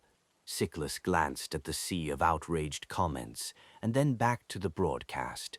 Both he and Dimmy were glued to the screen, even forgetting to do their job and fill the silence with informative or entertaining chatter. The scene in front of them was just too terrifying. Just a moment ago, they saw a lone figure in black armor standing motionlessly in the center of a bright clearing, staring at the 12 ambushers surrounding him with cold indifference. Mongrel's voice sounded from the speakers, strangely dark and ethereal. None whatsoever. And then everything exploded in a brutal symphony of violence. The ambushers attacked without wasting even a second, their assault deadly and well coordinated. Sickles held his breath. "Come on, Mongrel, use your spatial aspect." From what he could see, this was the only chance the demonic swordsman had to escape. However, as a fan himself, Sickles knew that Mongrel never used his aspect in the dreamscape, as if it was somehow beneath him. Mongrel only ever relied on his sword, his skill, and unadulterated technique. Such dignity! And this time, too, the mysterious warrior refused to compromise his unassailable noble principles. Instead of activating his ability, he simply lunged at the enemies without fear or doubt. Then, something strange happened. His infamous Odachi suddenly turned into a stream of impenetrably dark, liquid metal and flowed onto his arm, soon turning into a round shield. With that shield, Mongrel deflected an incoming javelin, then twisted his body, dodging a hail of razor-sharp wind blades, and dove into an immolating stream of fire that one of the awakened breathed out of her mouth.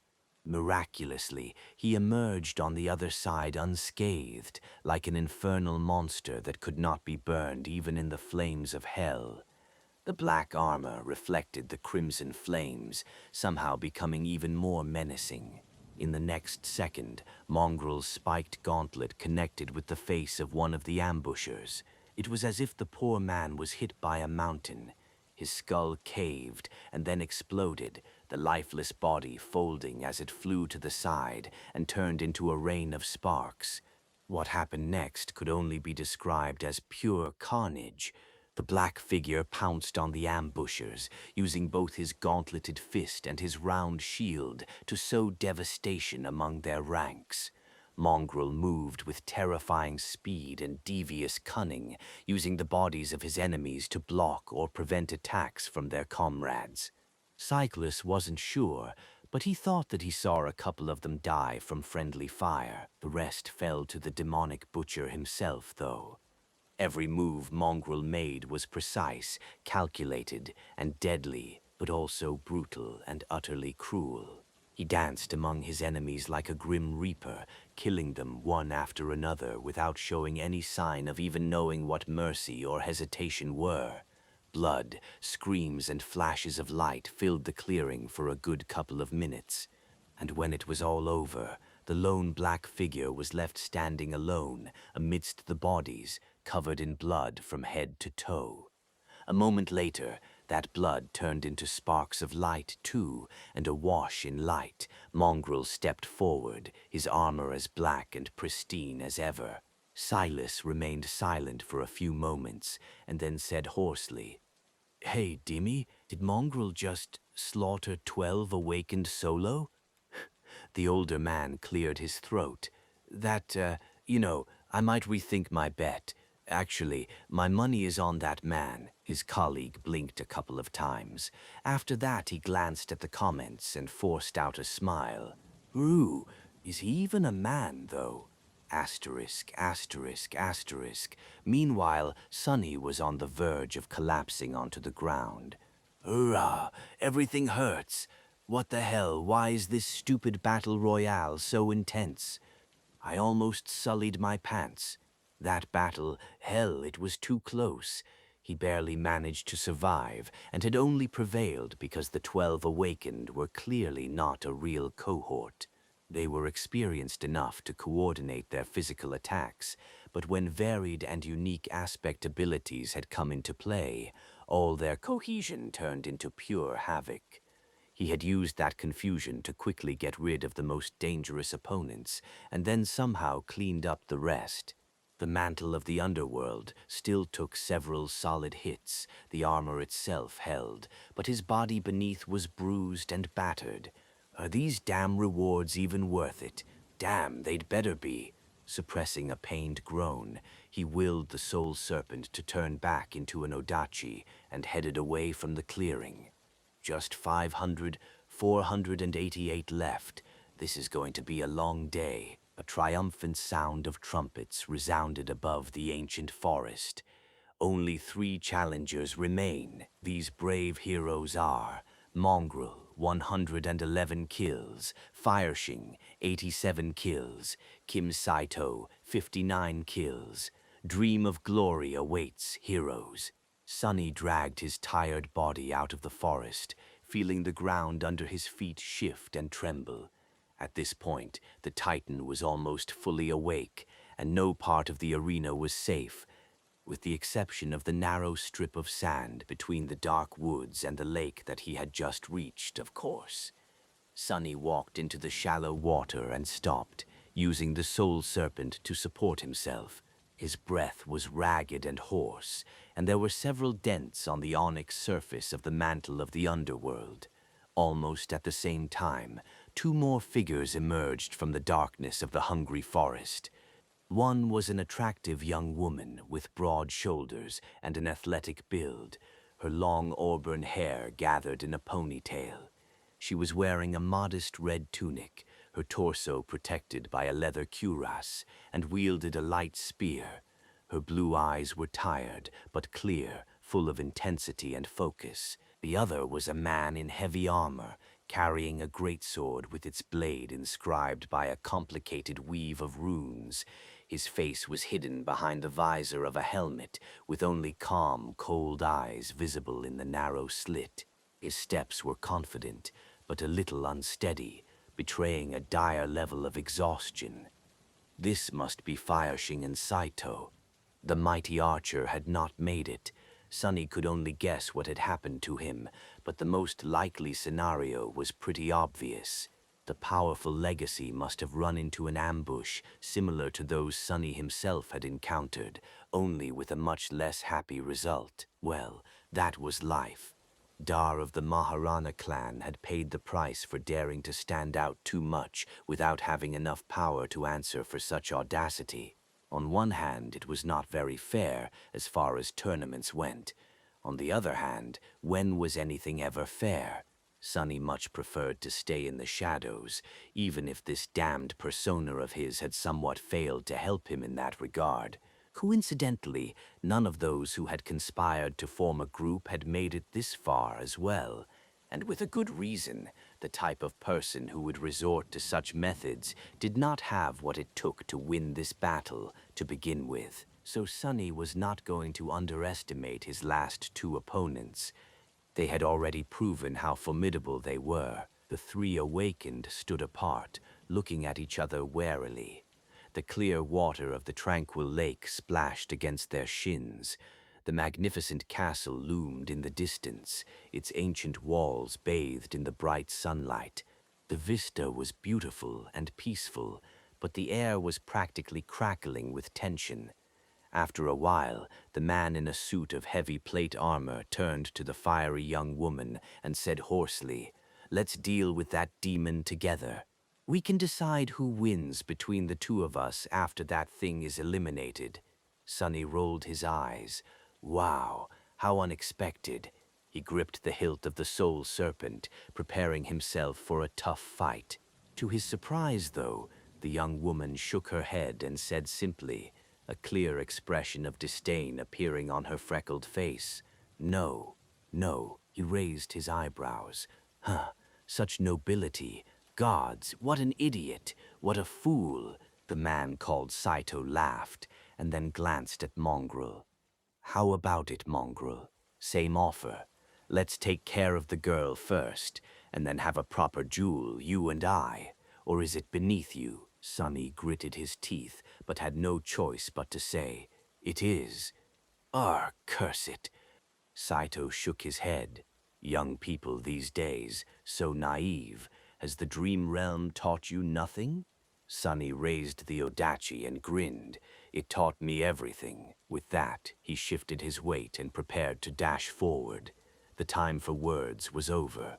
The other two also understood that, and in the next moment, the calmness of the clear lake was instantly no more. Asterisk, asterisk, asterisk. What the? As soon as Sunny moved, a powerful explosion thundered, and he was thrown into the air by the devastating shockwave. Landing in a roll, he hurriedly slotted the memory of fire into the mantle and rose just in time to see a massive fireball dissipate into the air. His body felt even more damaged than it had been a moment ago. Kim Saito, however, took the brunt of the explosion. His heavy armor was mangled and torn, patches of burned skin visible through the tears. Just as Fireshing lunged at him, tongues of flame appearing on the blade of her spear, he suddenly moved with unexpected agility, thrusting his sword forward. He wasn't aiming at the girl, though. Bad. Sunny noticed the rows of runes ignite with a menacing purple light and then hastily threw his body sideways. In the next moment, a phantom figure of an armored giant appeared in the air and slashed downward, cutting the air where he had just stood with the identical copy of the same greatsword. What a powerful memory! Since both of his enemies seemed to possess deadly means of range attack, he had no choice but to close the distance.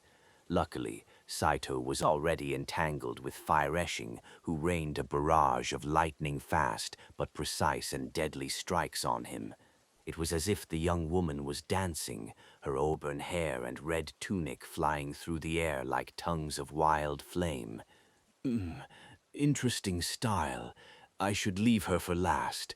The man, meanwhile, didn't try to evade the burning spear, and instead turned his body swiftly, making sure that it struck the undamaged parts of his armor. Despite being mangled by the explosion, the heavy armor held, betraying the fact that it, too, was a memory of considerable power. It didn't matter, though. A moment later, Sunny was upon them and joined the fight. The Dark Odachi united with the flaming spear and a runic greatsword to sing the Song of Steel. Asterisk, asterisk, asterisk. A few minutes later, the voice of the dreamscape spoke again. Challenger Kim Saito was eliminated. Challenger Fireshing was eliminated.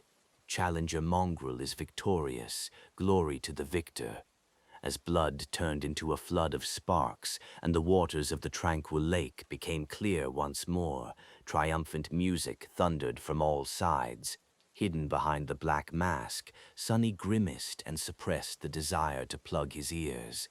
What's with this terrible noise? That was way too hard. Unbeknownst to him, the network was already exploding with countless articles, all titled more or less the same. No hard feelings. Lord Mongrel easily defeats 1,000 awakened. What a chore. Sunny dragged himself out of the dreamscape pod and sighed. Even though the battle royale happened inside an illusion and his body wasn't tired or bruised, the mental exhaustion was real. The qualifier round had turned out to be much more demanding than Sunny had thought.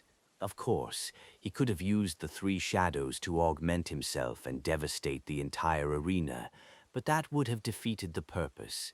Sunny had managed fine with just his own strength. This way, he was also polishing his technique and enriching his comprehension of shadow dance, which was not a small matter. Putting on some clothes, he returned upstairs, sprawled on the sofa, and then looked at his communicator. Currently, hundreds of similar illusory battles were being broadcasted for people to see. Some were already close to a conclusion, some were in the thick of bloodshed, and some were only just starting. However, not every broadcast received the same amount of attention. Those arenas where renowned duelists or especially powerful newcomers were fighting pulled the most of it. Sadly, due to Mongrel's infamy, the one Sunny had just finished was among the more popular broadcasts. It was also one of the earliest to end, so clips of the most exciting moments were already circulating on the network. Sunny groaned. Perfect, just perfect. Another damned viral clip. His final fight against Fireshing and Saito received a lot of views, but nowhere near as many as the clip of his brutal confrontation with the 12 ambushers. The comments were exploding. Hell yeah. Our Lord taught these thugs a lesson. Only 12? These guys are idiots. They should have gathered at least 100. No hard feelings, none whatsoever. Gods, how can anyone be so cool? Did you see his Odachi shapeshift? I was not hallucinating, right? No, insane. Is it just me, or does Mongrel's hair look extra gorgeous today? He grimaced, then looked at the comments under the other video. That Saito guy, why did he even ask? Doesn't he know that Mongrel is an icon of chivalry? Of course it is beneath Lord Mongrel. He is so noble. What are you fools talking about? Mongrel is not noble. He is a wild beast. He only said that teaming up is beneath him because a beast like him doesn't need anyone's help to kill everyone. Gee, so many edgelords in the comments today. I miss the early days when only true experts knew about Mongrel. His technique was way better back then, too. Sonny stared at the screen for a while, then shook his head. What's wrong with these people? Since when was I an icon of chivalry? Wait, what does chivalry even mean? He shook his head again, then switched to the official feed and looked up the results of his match. Sonny, of course, qualified for the tournament the moment he had won the Battle Royale. However, other participants also had a chance to move on to the next stage. That depended on their performance and individual score, so there was no set number of people who would be allowed to continue. As it turned out of the 1,000 awakened who had fought in his Battle Royale, 2 more qualified to participate in the tournament. One of them was Fireshing, the young woman whom he had faced last, and Dar of the Maharana clan, the archer who had almost skewered Sonny with his giant arrows. The bastard squeezed through after all. Losing interest, Sonny turned off the communicator and yawned. Tomorrow, the real tournament was going to begin. Around 1,000 fighters, those who proved their mettle in the qualifying rounds, were going to face each other in proper duels, and after several days of intense competition, one victor was going to emerge to reap the best reward. I better rest well. He went back into the underground dojo, climbed into the sleeping pod, and closed his eyes. Soon, the familiar sight of the sanctuary appeared in front of him. Without wasting any time, Sonny left the altar island, went to his room, crashed on the narrow cot, and almost instantly fell asleep. Who said that there was no rest for the wicked? Asterisk, asterisk, asterisk. The next morning, Rain appeared at his doorstep for the training session, punctual as ever. Luckily, the tournament was not going to start until noon, so Sonny didn't have to find an excuse to cancel their lesson. Not that he would. This was much more important than some stupid tournament. He could get powerful memories elsewhere, but every day that passed was one less day for him to increase his sister's chances of survival. So, tutoring Rain took precedence. The girl repeated the movements and katas he had shown her the last time. Her form was as horrible as he had expected, but Rain was nothing if not diligent. She was improving with every set, slowly correcting the mistakes he pointed to her and absorbing the technique into her bones. For a complete novice, she was doing rather great. Runs in the blood, I guess. Making sure that she couldn't see, Sonny faced away and grinned. At that exact moment, his communicator received a message. After looking at it, his mood improved even further.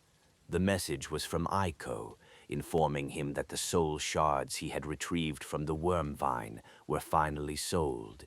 Transcendent shards were infinitely more rare and precious than those of lesser ranks, not only because they stored more essence, but also because there were aspect abilities and spell tech applications that depended on the quality of the raw materials used. So, Sonny just became considerably richer. He had not dared to sell Solvan's soul shard, though. There were certainly awakened out there who could determine the nature and source of a shard. If anyone learned that he was in possession of one coming from a human saint, Sonny would have to answer too many uncomfortable questions. So, he had just given it to Kai instead. Strengthening the members of his cohort was, in a sense, the same as strengthening himself, so Sonny didn't feel that aggrieved because of the loss of potential profit. Ian can win on a house tandamnand. It was still incredibly sad, though. After the training session was over, he made a tasty breakfast for himself and Rain. The girl was hungry as a wolf, so she destroyed the contents of her plate in record time. When she was almost done, Sonny glanced at her with an incredulous expression and asked neutrally, "Has that tournament of yours started?" Rain swallowed the last bite and smiled. "The dream tournament? Yes, the qualifying rounds were yesterday." He took a sip of tea, acting indifferent. "Oh, really? Right. I think I saw some clips on the network. Did you?" She nodded. "Yeah." Sonny lingered for a bit, then mentioned as if he just happened to think about it. Hear that mongrel guy is quite good. Rain scoffed. Sure, I guess, but I don't like him. Sonny almost choked on his tea. What? Why? It took a lot of effort to keep his voice calm and conversational. Why don't you like Mongrel? Mongrel is awesome. He defeated 12 awakened solo, you know. The girl simply shrugged. I don't know. He just seems pompous. And who does he think he is, going around teaching people how to live? Plus, what's up with that mask? A good person wouldn't have to hide behind a mask. That's what I think. Sonny glared at her with a bit of resentment, then forced out a smile. Well, I don't know. The mask is a powerful memory, for sure. And he probably doesn't even want to teach people anything. At least that is my impression. Rain frowned. Plus, he caused so many problems for Knight. If he had the tiniest bit of conscience, he would have come forward and refuted those ridiculous rumors, but I bet that he doesn't. Sonny's eye twitched. Aha, so this is the root of all this. Just you wait, Kai. I'll repay you for this one day. He slowly took another sip of tea and asked, hiding his outrage, You seem to know a lot about that tournament, huh? I thought you weren't very interested in that kind of stuff. Rain sighed. I am not. I just thought that maybe I'll see that awakened again, the woman who saved me. But she's not participating. Sonny wanted to say something, but before he could, the girl added, Well, of course, a true awakened like her would never waste time on something frivolous like this. She is probably busy doing something important, exploring the dream realm to help humanity, protecting people from the nightmare creatures. Stuff like that, you know. Sonny smiled. That is certainly a possibility. Wait, what do you mean? A true awakened wouldn't waste... Didn't you suggest that I participate in that tournament? Rain looked at him as though he was stupid. That's you, and that's her. What kind of question is that? By the way, what time it is... Oh, goodness, I have to run. With that, she hurriedly waved Sonny goodbye and dashed to the door, leaving him completely stunned. What the hell is that supposed to mean? That's me, and that's her. He remained motionless for a while, then slowly closed his mouth and looked at the time. As it turned out, he had to hurry too. The tournament duels were about to begin. Walking toward the elevator, Sonny was seething with anger. That's me. Well, of course, that's me. I'll show her. Hell, I'll show all of them. I mean, Mongrel will... curses! The opening ceremony of the tournament was supposed to be a spectacular event with thousands of challengers, each of them a talented awakened fighter, gathered in the magnificent central courtyard of the illusory bastion. Slightly more than 1,000 of them were those participating in the individual competition, and the rest were members of competing cohorts. The representative of the great clan Valor welcomed them and gave a short speech, after which an androgynous person of undetermined age in exquisite silk garments, the eccentric saint responsible for creating the dreamscape, followed suit. This transcendent had a hypnotically beautiful face that was, for some reason, plastered with an unreasonable amount of makeup, and a genteel, almost effeminate bearing. If Sonny was there, he would recognize their pleasant voice as the one that read all the announcements in the dreamscape. But he wasn't. Why would he waste time on these theatrics?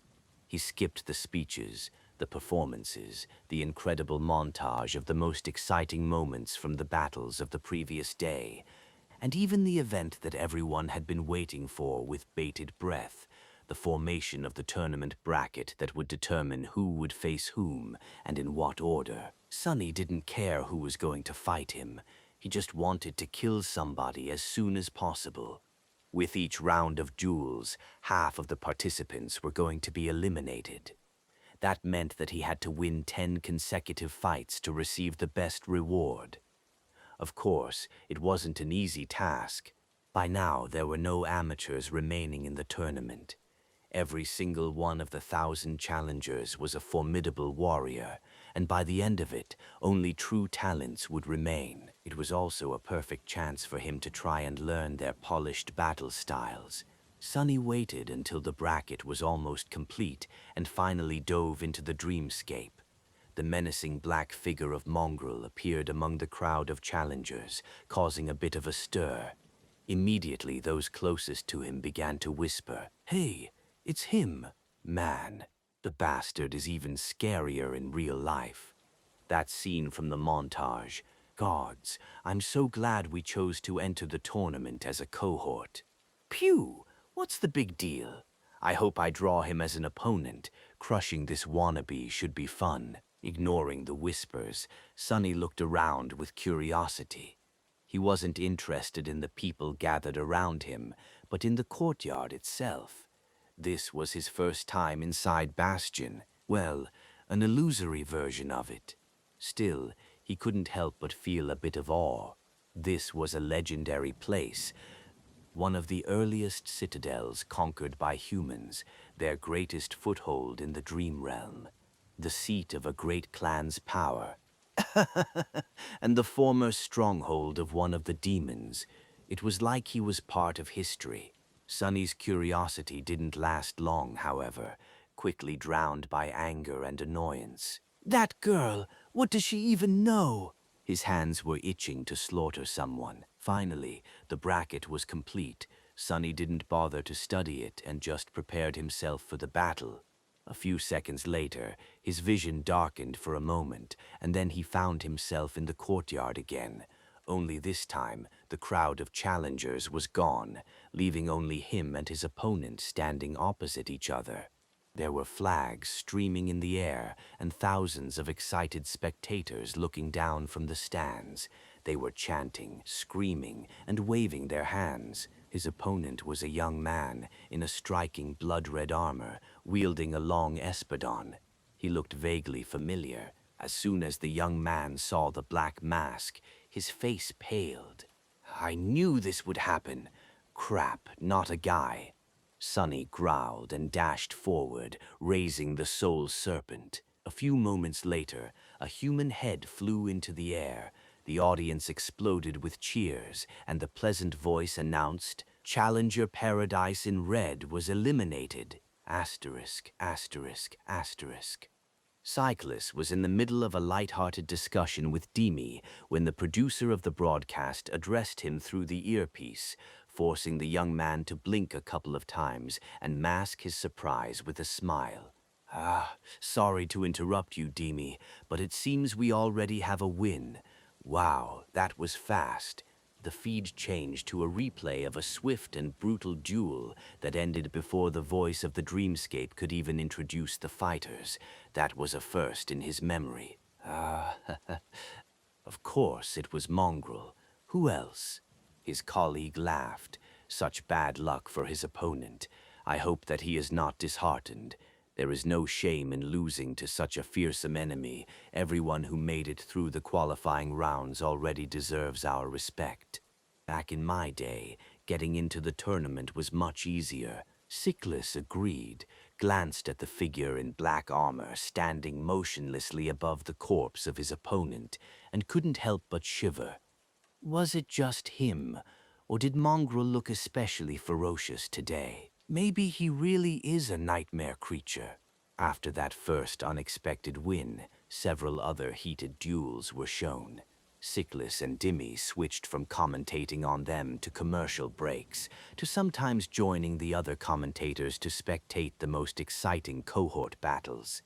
After a while, it was Mongrel's turn to fight again.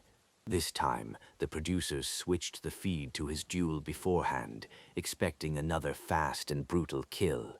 However, they were left disappointed. In that duel, and during a couple of next ones as well, the enigmatic swordsman seemed to lose all his edge and engaged in protracted, slow, exhausting battles with his opponents, only managing to dispatch them after long and arduous fights.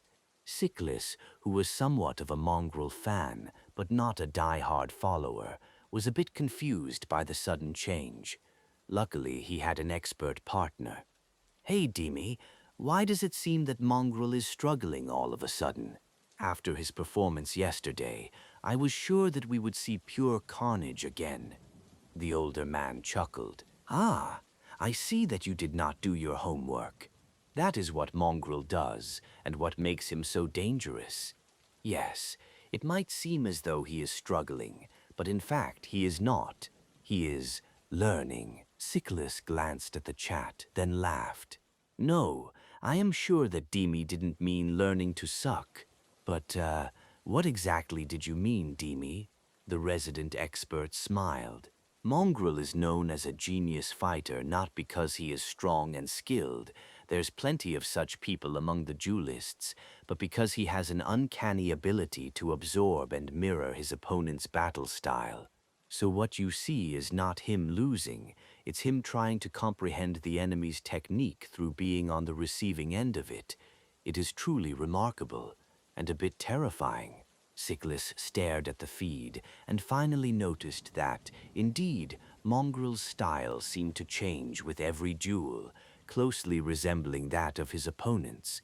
His strange weapon also shifted and changed to mirror theirs. So cool.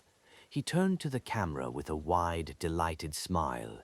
"Well, there you have it, folks. So don't dismiss Mongrel yet. Who knows? Maybe he will shock us all yet. Ah, asterisk, asterisk, asterisk." Soon, it was time for Sonny's last duel of the day. Once again, he appeared in the courtyard and glanced at his opponent, excited to learn what style they were going to use. When he saw the enemy, though, a dark smile appeared on his face. "What a nice surprise. So we meet again. Or rather, for the first time.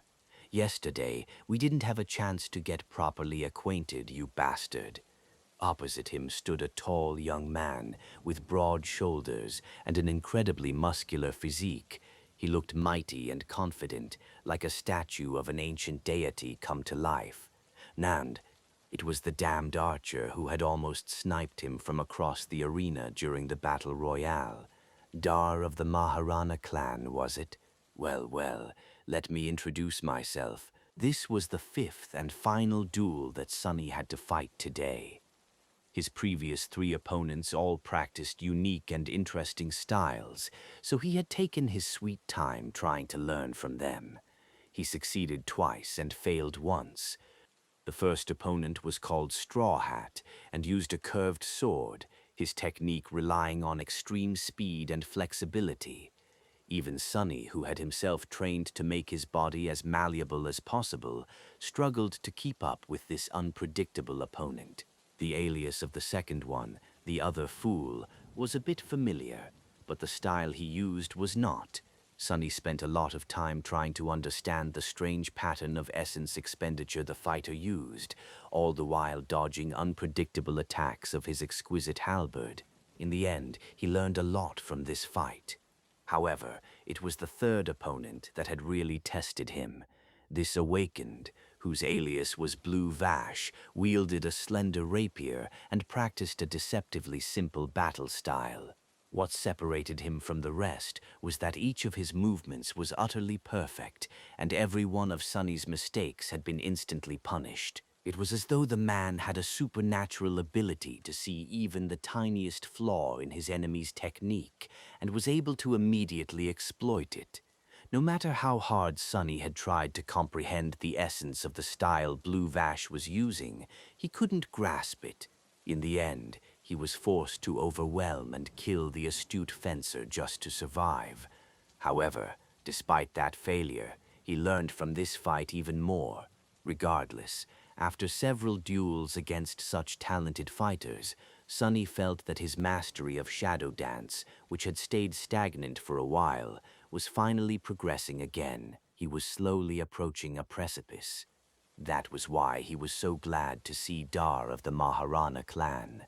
To some, facing a legacy might have seemed like a tough break, but for Sonny, legacies were like gift boxes. They hid all kinds of goodies, his for the taking. The problem was that, just like the covetous coffer, this box in particular could potentially bite off his greedy hand. The young legacy fighter wasn't using a bow anymore, of course, which wasn't a surprise. Legacies were trained to be proficient with a multitude of weapons, and a duel was not a place for arrows. Instead, he was holding a menacing great mace, its round head brimming with sharp spikes. What made this guy so dangerous was not his bow, in any case. It was his strange ability to zero in on the enemy and somehow perceive their every move, or whatever it was that had allowed him to barrage Sonny with arrows from afar, with frighteningly high precision. While Sonny was staring at the mighty Dar, he was looking back at Mongrel.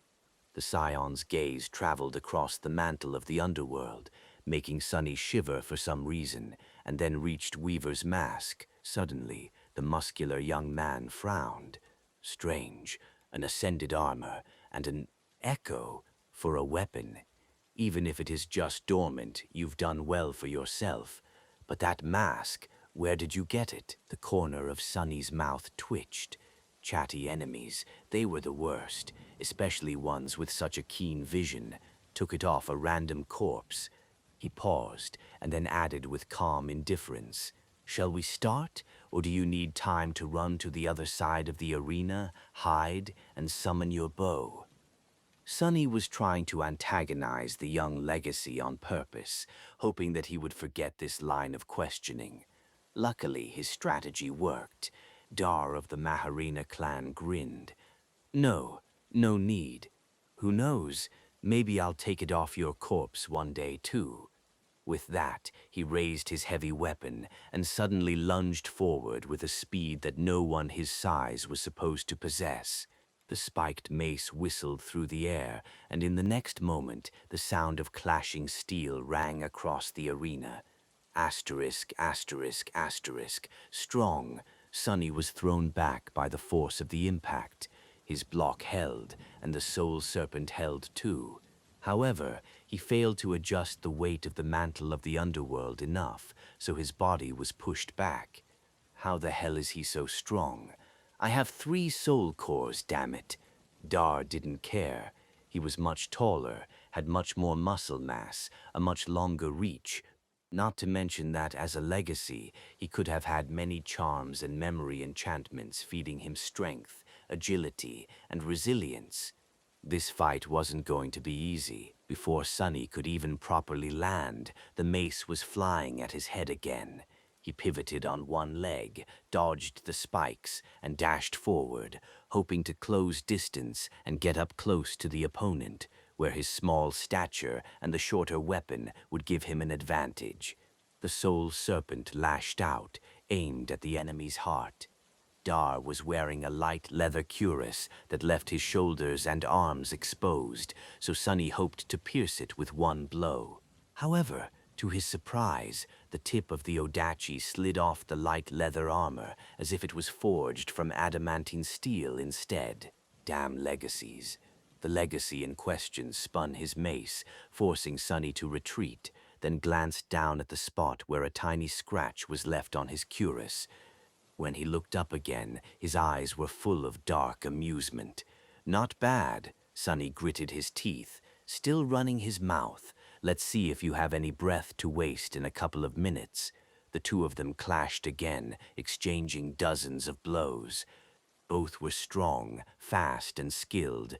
Neither could easily overwhelm the opponent. This was the second time Sonny had to fight a legacy, third if he counted Nephis. The difference was incredibly obvious. His previous opponents were talented and experienced, but none of them could compare to Dar. This young man was a deadly battle machine crafted to reign on any battlefield, trained from the moment he had taken his first step to wield weapons of war and destroy his enemies. He was no match for Castor, however, but Castor had never gotten the chance to become an awakened. Once a legacy learned to control the flow of soul essence, their power grew exponentially, which was what Sonny was currently experiencing, raw power shaped into a deadly weapon by long years of relentless practice and superb skill. And yet, he wasn't worried. Dar was powerful, skilled, and experienced, but he lacked something that people like Sonny had, the memory of fear and bitter defeats, knowledge of death, and a vicious will to persevere.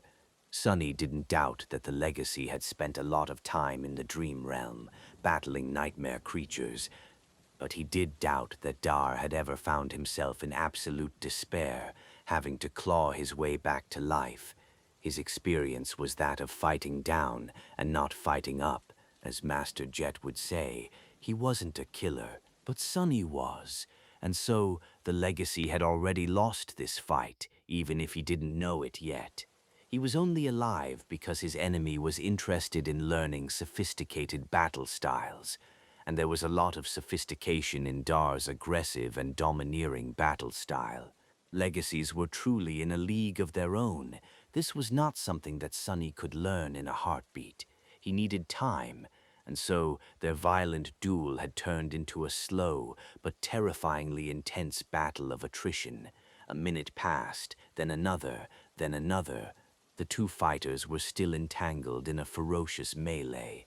The spectators were at the edge of their seats, holding their breaths as they watched the incredible spectacle. The direct feed of the duel was gathering more and more viewers. Bastard, how are you doing this? How?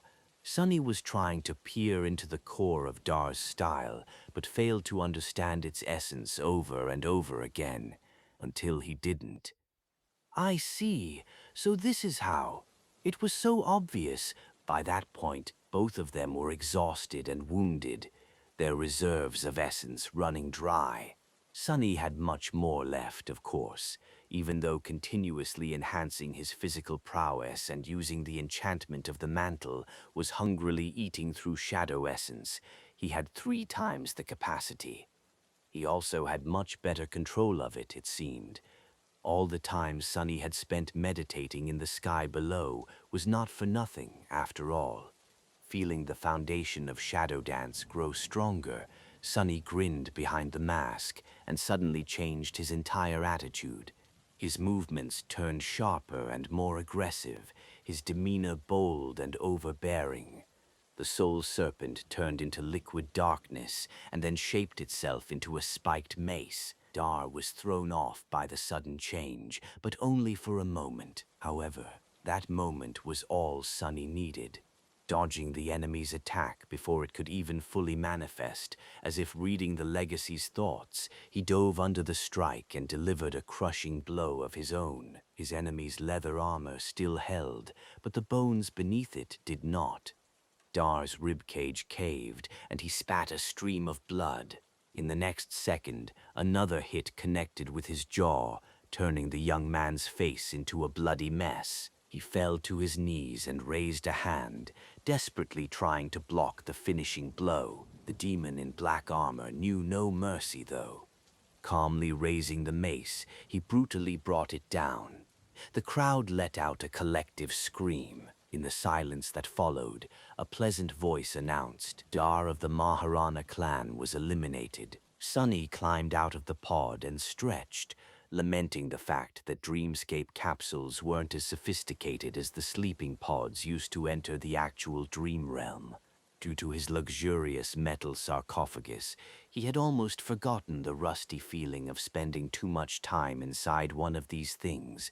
Despite the fact that the duels themselves had not lasted too long, an entire day already passed. Sonny was somewhat tired, but instead of resting, he commanded the soul serpent to shape itself into a weapon and walked to the middle of the dojo. He was impatient to cement the knowledge of the battle styles he had absorbed today. Sonny started to perform various katas, executing each one slowly at first, and then quicker and quicker and quicker still. Soon he moved with incredible speed, his lithe and flexible body almost leaving after images behind. Lean muscles were rolling under his pale skin, which soon glistened with sweat. Sonny fluidly shifted from one style to another, his movements simultaneously firm and flowing, sharp and gentle, clear and unpredictable.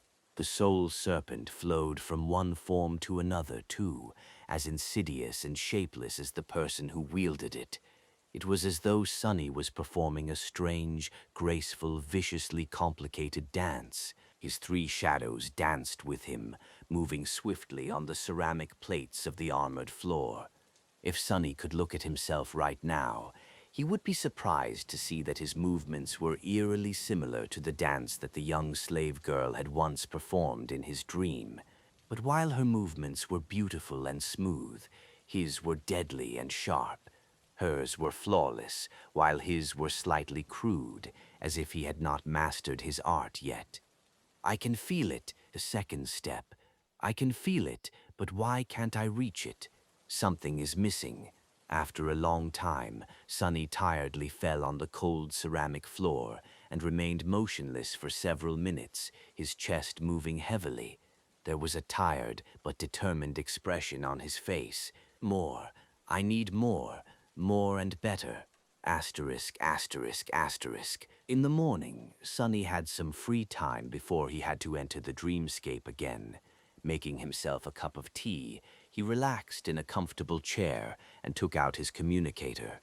After yesterday, the number of duelists remaining in the tournament had drastically reduced.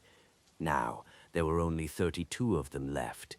Each one was a formidable opponent, so Sunny decided to study their previous fights a bit. Luckily, all the recordings were readily available on the network. His were, too. Now I am even more sure that Mongrel is a legacy, or an actual demon. Who else could have defeated that monster, Dar? Oh, Mongrel knew that this guy was an archer, so he even offered to give him time to get away. He's so cordial, so noble. What an inspiration. You mean an actual demoness, right? Sunny shivered, and not even trying to look at the comments, hurriedly scrolled past these videos to start doing his research. Maybe one of these guys will help me advance to the next level of shadow dance. Out of curiosity, he also glanced at the cohort competition leaderboard. The team that was currently in the first place was called Librarians, and weirdly consisted of only 2 people. Their aliases were Unorganized Laundry and Isa, which didn't tell him anything. But considering that these 2 were currently dominating much larger cohorts, they must have been a truly fearsome duo. Initially, Sunny had only joined the Dream Tournament to reap the alluring rewards, so he had not thought much of it. But now, he was starting to suspect that it was going to be a humbling experience. He had already faced several troublesome opponents that earned his reluctant acknowledgement, and things would only get exponentially harder from here. Due to his recent progress, Sunny had allowed himself to become a little vain. He was stronger and more experienced than most of the awakened he met, so he had almost forgotten to always expect the worst. Seeing these powerful awakened helped him remember how dangerous it was to underestimate the enemy. And these weren't even the true elites. Real powerhouses of the awakened world would never reveal their might in a public tournament. Sunny was one of these hidden tigers himself, after all, so he would know. With a dark expression, he shook his head and concentrated on the screen of the communicator. Asterisk, asterisk, asterisk. Very soon, he was back in the arena.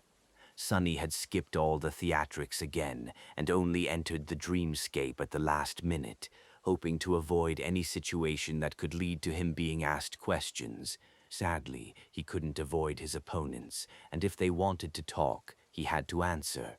Currently, he was facing a man wearing a peculiar armor made out of rusted metal, their face grim and full of dark apprehension. He was in his early 30s and looked like someone who had led a rough life. Challenger Mongrel has joined the fight. Challenger what? No, wait, has joined the fight. Hidden behind the mask, Sunny raised his eyebrows. What's up with that alias? Wait, why does it sound familiar? While he was trying to remember where he had heard this bizarre name, the man summoned a shield and an arming sword, glanced at him darkly, and asked, "You're the new guy everyone is talking about." Sunny sighed, knowing what would follow. "No," his opponent frowned. "Why are you lying?" Sonny rolled his eyes, exasperated by all the talk. However, he didn't want to attack the older man recklessly. His opponent had to be quite powerful to get this far. "I am not lying," the man sneered. "That's exactly what a liar would say. Do you think I'm an idiot? Gods, can you just attack already?" Sonny took a step forward and said, "Yes." The older man stared at him for a few moments, his face full of anger and confusion. After a while he hissed, "Brat, you must be courting death." The peculiar man had an excellent technique, but it seemed as though anger was clouding his judgment. Sonny spent several minutes dodging and blocking his attacks, carefully observing both the enemy and the enemy's shadow. It wasn't long before he was able to grasp the essence of the enemy's style. "There, I understand now." After more than 900 duels in the dreamscape, his ability to comprehend different battle styles had considerably improved. And this guy wasn't using anything he had never seen before. His technique was polished but unoriginal. Not that there was anything wrong with that, except that it was also too straightforward and inflexible. How did he even get so far? Since there was nothing else for Sonny to learn, he switched from defense to attack and delivered a swift strike, leaving a shallow wound on the opponent's shoulder.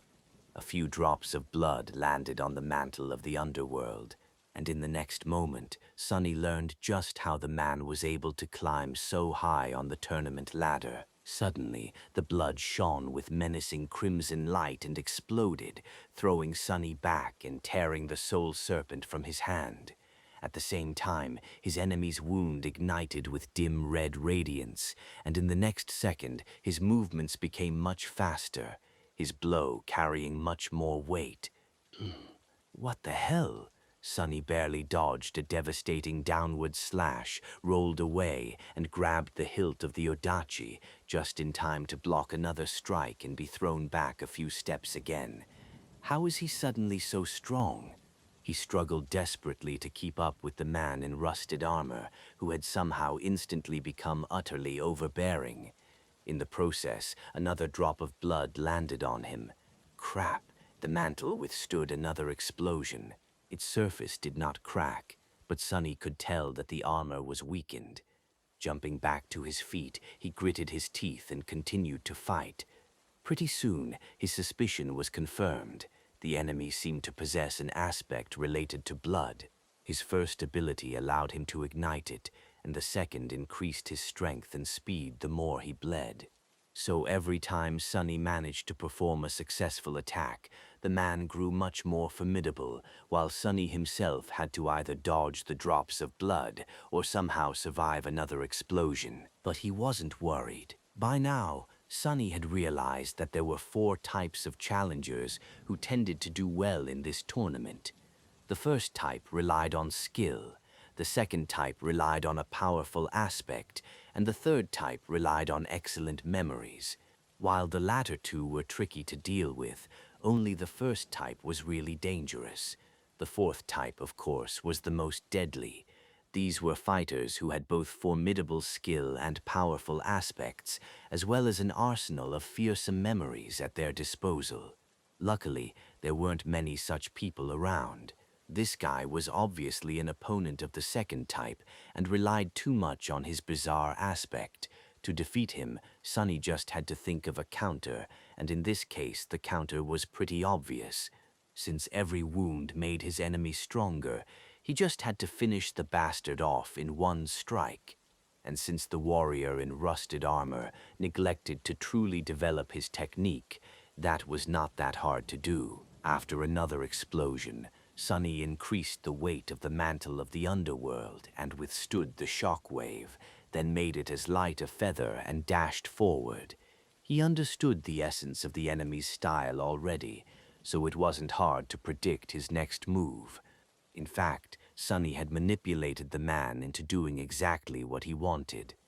Once his opponent raised his sword to block a vicious slash, Sonny shifted his weight and suddenly changed the direction of the attack, sidestepping as he pushed his sword forward. The soul serpent scraped against the enemy's sword and slid effortlessly into the visor slit of the rusted helmet. Immediately, Sonny dismissed the shadow and jumped as far back as he could. He was just in time. The body of the man in rusted armor shuddered and then violently exploded, causing the whole courtyard to tremble. If Sonny was just a tiny bit slower, he would have been pulverized by the explosion too, and his enemy would have avenged himself from beyond the grave. Well, from beyond being eliminated from the tournament, in this case. What kind of an aspect is that? Phew, I guess this is why Awakened are so dangerous. You just never know what kind of weird crap they are capable of. As the crowd exploded with applause, the voice of the Dreamscape announced, "Challenger, what? No, wait, was eliminated." Sonny, however, didn't pay it any attention because almost at the same time, the spell whispered into his ear, asterisk, asterisk, asterisk. A few moments later, Sonny was back in the black void, staring at the fake pattern of radiant strings with a perplexed expression. That's crazy. He knew, of course, that it was possible to exchange memories in the dreamscape. This illusion was a mystical space created by a saint's aspect ability after all, and not an artificial VR simulation. What he had not known, however, was that one could just receive a memory out of nowhere without the usual requirement of being in physical contact, even if that contact was illusory with its master. However, if the saint in question was responsible for delivering the rewards, then it sort of made sense. More importantly, though, he had received a memory. His eyes gleamed. Sonny was already eligible for several smaller prizes, most of them in the form of credits or soul shards. He wasn't going to bother receiving them, though, even if there was a way to do so without leaving a paper trail. Sonny didn't know of one. The memories, however, that was an entirely different situation. Summoning the runes, he quickly read, "Memory. Wait, that sounds familiar. Don't I have a charm already?" Indeed, the memory he received was eerily similar. It was another protective charm. Memory rank, ascended. Memory tier, I. Memory type, charm. Memory description. Even when the sun returned, they shivered and remembered the never-ending winter. Memory enchantments, enchantment description. A wide smile appeared on his face, hidden behind the black mask. Now that is what I am talking about. An incredible win by by Mongrel. Looking at the cloud of blood rising above the arena, Cyclus couldn't contain his enthusiasm. Today, there were no simultaneous duels, as there were only 32 contenders left. Each battle was intense and exciting and received the full attention of the commentators. Looking at the cheering audience, Dimmy laughed. Indeed, Mongrel did very well against no weight. That aspect of his is a real menace, believe me. I've been on the receiving end of those explosions way too many times. Dimmy had been one of the first renowned duelists of the Dreamscape, back when it had been just growing popular 10 or so years ago, so he was talking from experience. Cyclus glanced at the chat, knowing that it was a good time to involve the viewers in the discussion. Coincidentally, he noticed a comment concerning something that he himself was curious about. Yeah, very devious, but Dimmy, don't you feel like Mongrel behaved a bit out of character today?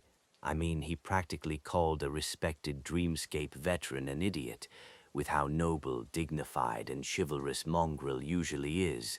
Dimmy thought for a bit, then shook his head. You see, Cyclus, I respected Mongrel before, but now I truly admire him. It takes a very talented fighter to quickly recognize a battle style. True, Mongrel is talented, but he is also wise. He smiled, because it takes a very wise man to quickly recognize an idiot. And make no mistake, this guy is a complete buffoon. Believe me, I have the misfortune of knowing him pretty well. I mean, only an idiot would end up with an alias like, what? No, wait, right? Instantly, a deluge of comments flooded the chat. True, Mongrel is so wise, deadly, and handsome. How do you know that he's handsome, fool? He never takes off that creepy mask. You mean she is handsome? Wait, that doesn't sound right. Can someone ban that troll already? Demi is right. Only a complete idiot would end up with that alias. Why would an idiot like that even try to fight someone as wise as Lord Mongrel? Ptui. Asterisk, asterisk, asterisk. Oh, I remember where I've seen that weird alias. Sonny was preparing for his next duel when he suddenly remembered how he had entered the dreamscape for the first time. Back then, he had almost ended up with that exact name after accidentally saying the words out loud. Luckily, it had already been taken. Otherwise, Sonny could have been called what? No, wait, himself. So that's the guy. Poor fellow. Not that being called Mongrel was much better. Slightly amused, he sat down and circulated his essence through the coils of the soul serpent, aiming to replenish it completely before the next fight. He had a feeling that it wasn't going to be easy. Asterisk, asterisk, asterisk. He was right. None of his next 3 duels were easy, although for very different reasons. The second opponent he faced today was called Loaf. It was a young man with shoulder-length hair who wore a light armor, wielding a round shield and a spear. His technique was impeccable, but the most dangerous thing about him was his speed. Loaf was fast, very fast, so fast, in fact, that Sonny could barely see some of his movements. The worst part was that this speed did not come from an aspect ability, but simply from skill, training, and incredibly precise essence control. Unlike Castor, who could move with insane speed constantly, the young man seemed deceptively slow, until he chose to attack, at which point his weapons almost teleported from one place to another. Sonny only managed to resist because his enemy skillfully masked the movements of his body, but didn't think to mask the movements of his shadow. The smart thing to do was to kill the deadly opponent as fast as possible. But Sonny was utterly fascinated by the way Loaf used his soul essence, so he lingered, trying to infer details of this technique from how the young man fought. That was why Loaf ended up being the first human to make Mongrel bleed. At some point, his spear slid between the breastplate of the mantle and one of the spaulders, sinking deep into Sonny's armpit. The pain was blinding. Twisting the blade and then retreating to save himself from a retaliatory strike, Loaf glanced at the vibrant crimson liquid on his spear and smiled. So you're human, after all. Sonny suppressed the pain and tilted his head slightly. Am I? Then he dashed forward and went all out, aiming to end the fight as soon as possible. Not because he was done learning Loaf's style, but because even with Bloodweave, he wasn't sure that he would last long, considering how serious his wound was. Thanks to his brutal battle with Castor, Sonny already knew how to deal with fast enemies, so, in the end, neither speed nor incredible mastery of essence managed to save the young man from his blade. The deep wound disappeared as soon as Sonny returned to the Black Void. Interesting. Very interesting. I have ways to go as far as controlling essence goes, it seems. The next duel could have been really tough, but ended up being only slightly torturous. His enemy this time was named Everan and possessed a powerful sorceress aspect centered around gravity manipulation. As soon as the fight started, it felt as though a mountain fell on his shoulders. Sonny was barely able to move, while his enemy masterfully weaved the effects of aspect abilities into an already swift and lethal combat technique, making for a truly deadly combination. Luckily, Sonny had which diminished the burden a little. More importantly, he had a rich experience dealing with the crushing. Even though Everane was able to make him sweat by manipulating gravity with admirable ingenuity, he was victorious in the end. The third duel, however, made him rethink a lot of things. This time his enemy was a friendly-looking guy with a funny alias, Dinosaur. Weirdly, he wore simple garments instead of an armor and wielded no weapons. At first, Sonny thought that this was another sorcerer. However, he couldn't have been more wrong. As soon as the voice of the dreamscape announced the start of the duel, his opponent changed. His muscles suddenly ballooned and shifted, ripping through the simple clothes. His skin glistened, becoming covered by metallic scales. His nails grew into terrifying talons, and his teeth turned into long, sharp fangs. In just a few moments, what faced Sonny was not a human, but a frightening hybrid creature that resembled a predatory humanoid lizard. A split second later, the creature was already upon him in a furious whirlwind of claws and teeth. However, while it looked like a nightmare creature and was as strong and fearsome as one, the hybrid fought with a measured technique of an experienced, cunning, battle-hardened brawler. The effect was nothing short of terrifying. The ability humans received after conquering the third nightmare and becoming transcendent was called a transformation ability. But not all transformation-type abilities were meant only for saints. While extremely rare, some aspects manifested similar powers at earlier stages. Song Sishan possessed an aspect like that as well. However, while Sonny knew that such awakened existed, this was his first time facing one in battle, and what a battle it was. It was really worthy of being the penultimate spectacle of the whole tournament. It was also the first fight where Sonny felt that he really might lose. The enemy was just too strong, ferocious, and overbearing, while also being skilled, intelligent, and subtle. Fighting him was like fighting a devil, or a demon at least. In fact, while Sonny had no idea, this was what their duel was being called on the network, the Battle of Two Demons. And one of these demons was bound to fall. Under the stunned gazes of numerous spectators, both those in the dreamscape and those watching the broadcast on the screens of their communicators, Mongrel was pushed back by the rampaging monster, his dark odachi sliding off the steel scales without leaving even a scratch on them. Nothing he did seemed to have an effect, but then something changed. At some point, the demonic swordsman dismissed his great blade and lunged into a violent, terrifyingly brutal hand-to-hand combat with the towering creature, using his fists, legs, and even the horns of his mask to attack the enemy. His style changed, turning savage and vicious, insidiously deadly, and utterly ruthless. Those who followed Mongrel for a while and knew a fair share about combat were stunned to recognize that style. It was the same primal, devastating way of fighting the Barrow Wraiths had used during the recent Gate disaster. So Mongrel was able to learn from nightmare creatures as well. What a terrifying thought. The uncompromisingly cruel brawl lasted for a dreadfully long time.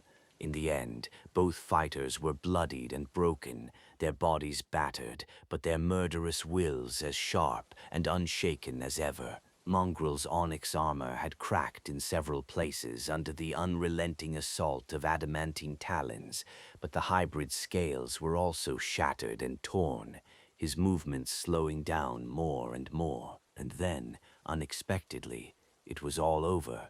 Mongrel had caught his enemy into an armlock, and then bent, straining with all his might. A loud crack could be heard in the deathly silence that had settled over the arena a while back, and the creature's neck suddenly twisted at an unnatural angle. At first, people couldn't believe their eyes. Only when the massive body of the hybrid reptile shuddered and then turned into a flood of white sparks did they open their eyes wide and started screaming with shock, joy, and admiration. Swaying lightly, Sonny looked at the disappearing torrent of sparks and grinned. "One more left. Gee, I wonder what I'll get this time." Sonny had received generous rewards for these 3 duels. Well, for 2 of them at least. One was an ascended memory of the second tier, which was an arrow. The second was an ascended shield of the third tier. Both had pretty great enchantments, but he had no time to study them in detail. All he had determined was that the memories were good enough to not be fed to Saint. The third reward, though, was a bitter disappointment. It would have been rather amazing, actually, for anyone else. 100 soul shards, no less. In the waking world, this was a precious resource. Even lesser legacy clans would not scoff at that amount, but since Sunny couldn't claim it, he was left with nothing. Curses. His disappointment didn't last long, however. In the end, it didn't really matter. The real boon was the prizes those in second and first place would receive, and Sunny had already cemented his position in the final duel. The winner and the runner-up were going to receive memories from Clan Valor's personal armory. And this was something every awakened desired, because the great clan was renowned not only for its knights, it was also famous for its forgers. Members of the Valor family often received aspects tied to forging and creation. Some of them could even create memories, tailor-made for destroying nightmare creatures and conquering the dangerous expanses of the dream realm. Sunny doubted that they would put something really unique as a prize for a public tournament, but anything from their vault was going to be precious. What's more, he had already enriched his mastery of shadow dance a lot. The last 3 duels especially had pushed him even closer to grasping its second step. Now, he felt as though it was almost within his reach, so participating in the tournament was a pretty good idea. After all, I should really thank Rain. No, wait, she doesn't know that I am participating. Also, I am not participating in the tournament. Mongrel is. Damn, why is everything so convoluted? I should really rest for a bit. After the battle with Dinosaur, he wasn't in the best shape. That fight was nothing short of brutal. Even Sunny, who usually thrived in brutality, was a bit stunned by how violent it ended up being. His wounds had disappeared as soon as the duel ended, but mental exhaustion remained. His essence was also really spent, since that was how the dreamscape functioned. Luckily, the organizers of the tournament were smart enough to not schedule the final fight anytime soon. First, there would be the duel for the 3rd and 4th place, as well as some entertainment. He had hours to rest and recuperate. With a tired sigh, Sunny left the dreamscape, climbed out of the pod, and went to make himself a tasty dinner. Ear, asterisk, asterisk, asterisk. While eating, Sunny studied his opponent. This year, the final duel was going to be a bit unusual, because both challengers were not powerful newcomers who entered the dreamscape to win the tournament rewards, but habitual duelists. Well, if Mongrel could be considered one. He had heard about the woman he was going to face too, but not much. Her alias was Queen Bee, and she was almost as enigmatic as Sunny himself. Unlike other popular duelists, she didn't broadcast or promote her fights, preferring instead to remain anonymous and under the radar. It seemed as though she was only interested in dueling itself and nothing else. From what he knew, Queen Bee had never lost a duel. She was an undefeated champion of the arenas. Why would someone that powerful hang out in an illusory game? He had no idea, but Sunny wasn't one to judge, since he was also wasting his time there despite having better things to do. He had his reasons, so maybe she did too, or maybe it was just a fun hobby. In any case, the network was full of theories about who Queen Bee might be. There was even a rumor that she was not human at all, but instead an artificial construct created to keep the players from reaching the top spot and to remind them to always strive for greater mastery, which was complete idiocy, of course, considering that Dreamscape was not capable of emulating actual intelligence. If it was, Awakened wouldn't waste time fighting each other and train against simulated nightmare creatures instead. But people believed what they wanted to believe. And people were also insane. What the hell? Sunny stared at the communicator with a weird expression. To no surprise whatsoever, Queen Bee had her own army of unreasonable fans, even though she didn't want any. And currently, that army was engaged in an all-out war with Mongrel's own unwanted horde of followers. The network was bursting with venom and vitriol produced by both sides. Lord Mongrel, that loser. Ptooey, come back when he's King Mongrel, you tasteless dimwits. You fool. Mongrel never claimed to be a lord, and he would not want to be a king. Mongrel is one of us, common people. Want to follow a tyrannical monarch? Do it privately, you sheep. Who are you calling sheep, you sheep? That shady Mongrel guy has literal horns, so think before you bleat. Guys, can we all calm down? Why are we arguing? Isn't it obvious that Mongrel is Queen Bee? They're the same person. There won't be a duel. That guy is insane. Mongrel can't compare to our noble queen's left pinky. That guy is whack. That pathetic wannabe princess can't compare to Honorable Lord Mongrel. Ridiculous. Well, at least we can agree that the previous commenter is an idiot. You're an idiot. I guess not. Sunny stared at the screen, his eye twitching. After a while, he turned away. Humanity is a mistake. Maybe it's time to give someone else a chance. I hear mushrooms are a pretty neat species. Turning off the communicator, Sunny concentrated on devouring his food, even though all that nonsense had almost killed his appetite. Sunny's appetite, however, was as resilient as he himself was, maybe even more. It was more or less impossible to kill. Asterisk, asterisk, asterisk. A few hours later, Sunny returned to the arena. It was time to end this spectacle and reap his rewards. However, first, he had to defeat the strongest opponent yet. It's gonna be fine. I'll get a sweet memory either way, but winning would be much better.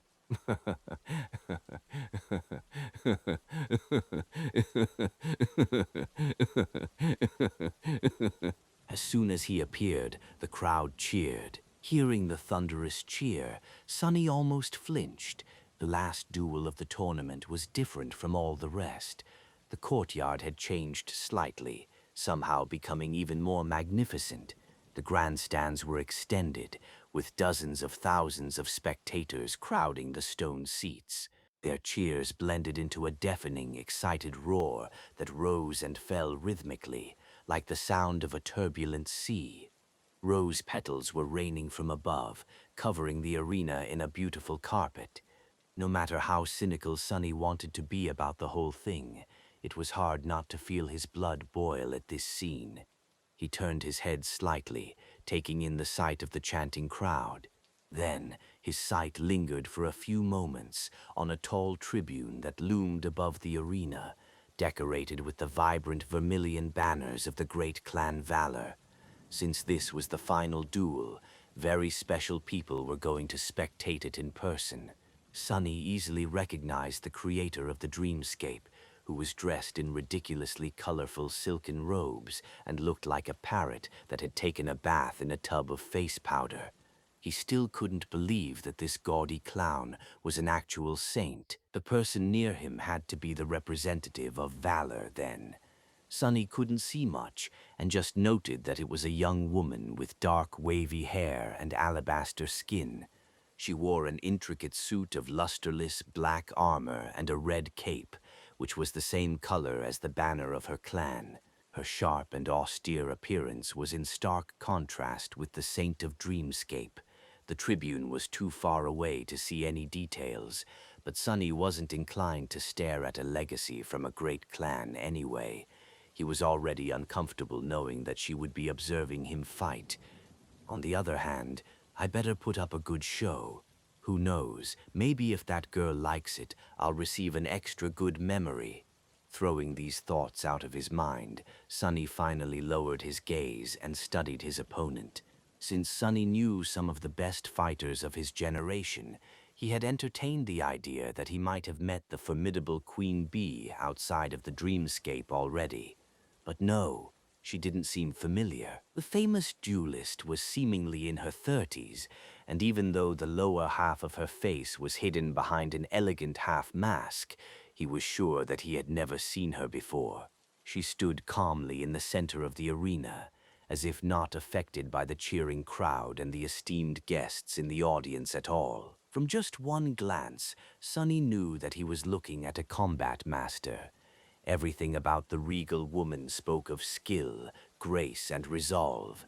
She wore a light metal armor and wielded a slender estoc, its blade long and sharp. There was a strange serenity about her that somehow seemed simultaneously alien and familiar. Clarity. This is the same vibe Neff sometimes gave off. Indeed, it was the same type of clarity that Nephis and Sunny himself possessed.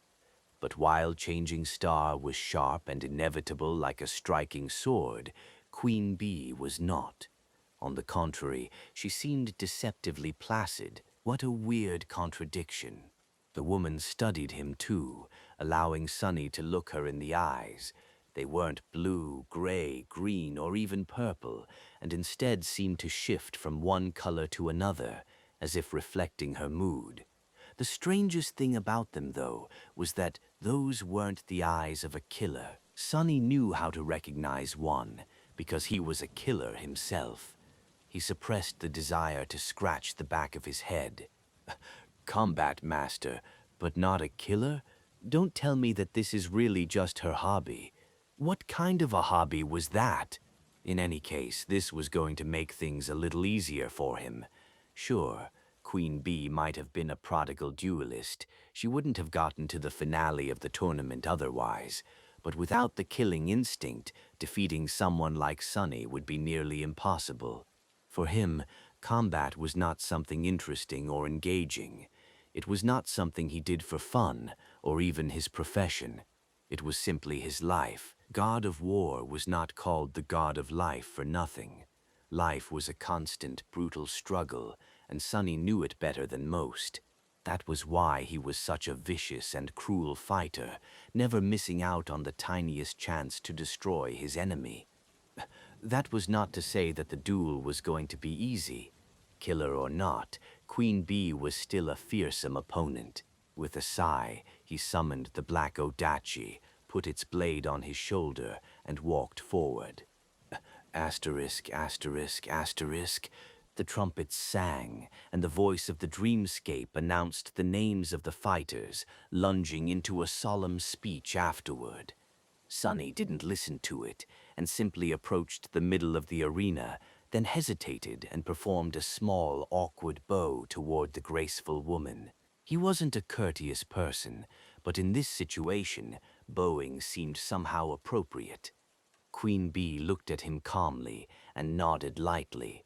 Then she raised her estoc into position. This is going to be tricky, he sighed, gripped the hilt of the soul serpent, and lunged into a lightning-fast attack. What was the point of wasting time? Sunny was trying to overwhelm his opponent in one fell swoop, but of course he failed. The long blade of the slender estoc flew with incredible speed, preventing him from approaching Queen Bee to deliver even a single strike. For a few seconds, nothing but the ringing of steel could be heard above the arena. Even the audience grew quiet, looking at the incredible fight with bated breath. Unlike the previous duels, there was nothing flashy or particularly spectacular about this one. It wasn't as brutal as the battle between Mongrel and fearsome shapeshifter Dinosaur, nor was as strange and exciting as his fight against the gravity sorcerer Everin. There were no fascinating aspect abilities flying around, and instead it was all about skill, steel, and technique. However, people who knew even a little bit about combat couldn't take their eyes off the intense confrontation.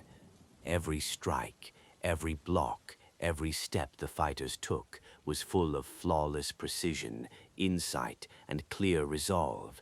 This was a battle of two masters, and thus it was much more thrilling and breathtaking than anything else they had seen in this tournament. Sunny, however, was having much less fun than the audience. In fact, he wasn't having any. What the hell? What is going on? Something was very, very wrong with this duel. He had noticed it almost instantly, but couldn't do anything to prevent the whole fight from going sideways. In fact, although it seemed as though he was holding his own and even advancing on the regal queen, Sonny was actually scrambling to save his life every second. This woman was just too weird. There was something wrong with her shadow. Not the harrowing, unnatural kind of wrong that he had felt before in the dream realm, but a very mundane kind of wrong which nevertheless threw him for a loop. It was as though there was a slight disconnect between how the shadow moved and how the woman casting it moved. More than that, although Sunny watched Queen Bee's movements and footwork carefully to predict her next attacks and react to them, each time he was ending up being slightly mistaken. Even if he misplaced his sword by a centimeter, it was already enough to mess up the whole cadence of the fight and allow his enemy to bypass his defenses. How is she doing this? He had to find the answer very soon, because every second that passed could potentially lead to his loss. Sunny tried to deflect an incoming thrust, but missed by a few millimeters once again. As the result, the swift S-Dock slid past the blade of the Soul Serpent and stung him in the chest, sending a tremor running through his entire body. The mantle of the underworld protected him, but Sunny wasn't deceived. Queen Bee was just measuring him, learning his patterns just like he was learning hers. When she achieved a sufficient level of understanding, the next attack would pierce his neck instead of ricocheting off his armor. Like hell, gritting his teeth, he suddenly changed his style, summoning the domineering technique of Dar of the Maharana clan and applying it to the Audachi. He was already losing to the slender Estok in speed, so turning the Soul Serpent into a heavy great mace was not the best choice. So Sunny just made adjustments to the battle style on the fly. But just as he shifted to another style, Queen Bee did the same, suddenly transforming her technique into a completely new one. Damn, they continued to fight, moving swiftly across the arena as their swords clashed against each other. Sunny was still at a disadvantage, which was only growing larger and larger as the seconds passed. Both fighters were proficient in various styles and could switch from one to another almost instantly, which made the duel especially thrilling. The audience was going crazy. Sunny was going crazy too, but for an entirely different reason. Think. Facing an enemy like this was a golden opportunity to enhance his comprehension of the shadow dance. But to do that, he first had to understand what exactly Queen Bee was doing. Why was her shadow behaving so strangely? Why was he always mistaken when judging the precise placement of her attacks? At some point, Sunny almost slid on the damn rose petals that littered the arena, and only barely managed to keep his balance, dodging the tip of the S-Doke at the last second. Curses, damned things, whose bright idea was it to fill the damned arena with trash? In fact, it was a miracle that neither of the two duelists had suffered from this treacherous footing already. A miracle. Wait, a miracle? Dodging another lethal strike, he shifted from balanced technique to defense and glanced at Queen Bee's feet again. From start to finish, she had not been bothered by the rose petals once. And now that he paid attention to it, his eyes widened. Am I seeing things? No, he wasn't. Not only did his graceful opponent avoid losing her footing on the slippery petals, but none of them were also crushed under her armored boots. It was almost as if she was always hovering a few millimeters above the ground without actually touching it. No, not almost. That was exactly what was happening. Such a small difference was very hard to notice, but it explained why the angle of how Queen Bee's shadow hit the ground was ever so slightly wrong, and why Sunny was always misjudging her attacks a tiny bit. A few millimeters was a very minuscule amount, but in a battle as precise and calculated as theirs, it made for a huge difference. Hell, was he right? There was only one way to find out. Sonny continued to fight for a few seconds, thinking carefully.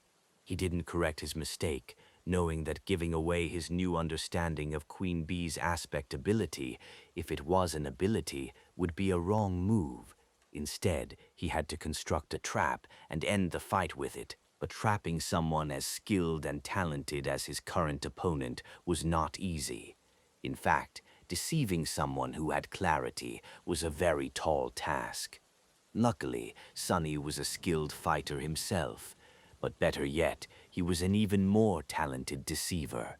So, he continued to pretend and prepare his ambush, all the while greedily absorbing his enemy's technique. Now that he knew the secret, he could see it much more clearly. At some point in the duel, Mongrel seemed to finally make a mistake. He once again misjudged Queen Bee's intention and threw his blade too low, allowing the estoc to slide above it and flash toward his throat. However, it never hit its mark. Instead of piercing Mongrel's neck, the slender blade simply left a deep cut on his skin. Because at the last moment, the demonic swordsman moved ever so slightly to his left, and then almost instantly dashed forward. The dark Odachi hissed as it cut the air, and the figure in black armor moved past the graceful woman in light armor, stopping a couple of steps behind her. Feeling a stinging pain radiating from the shallow wound on his neck, Sonny sighed and lowered the soul serpent. Behind him, Queen Bee swayed lightly and then fell into a torrent of white sparks. For a couple of seconds, the magnificent courtyard was silent. And then it became filled with deafening cheers from the crowd. Sonny looked at the celebrating spectators, breathing heavily. Did I really do it? Did I win?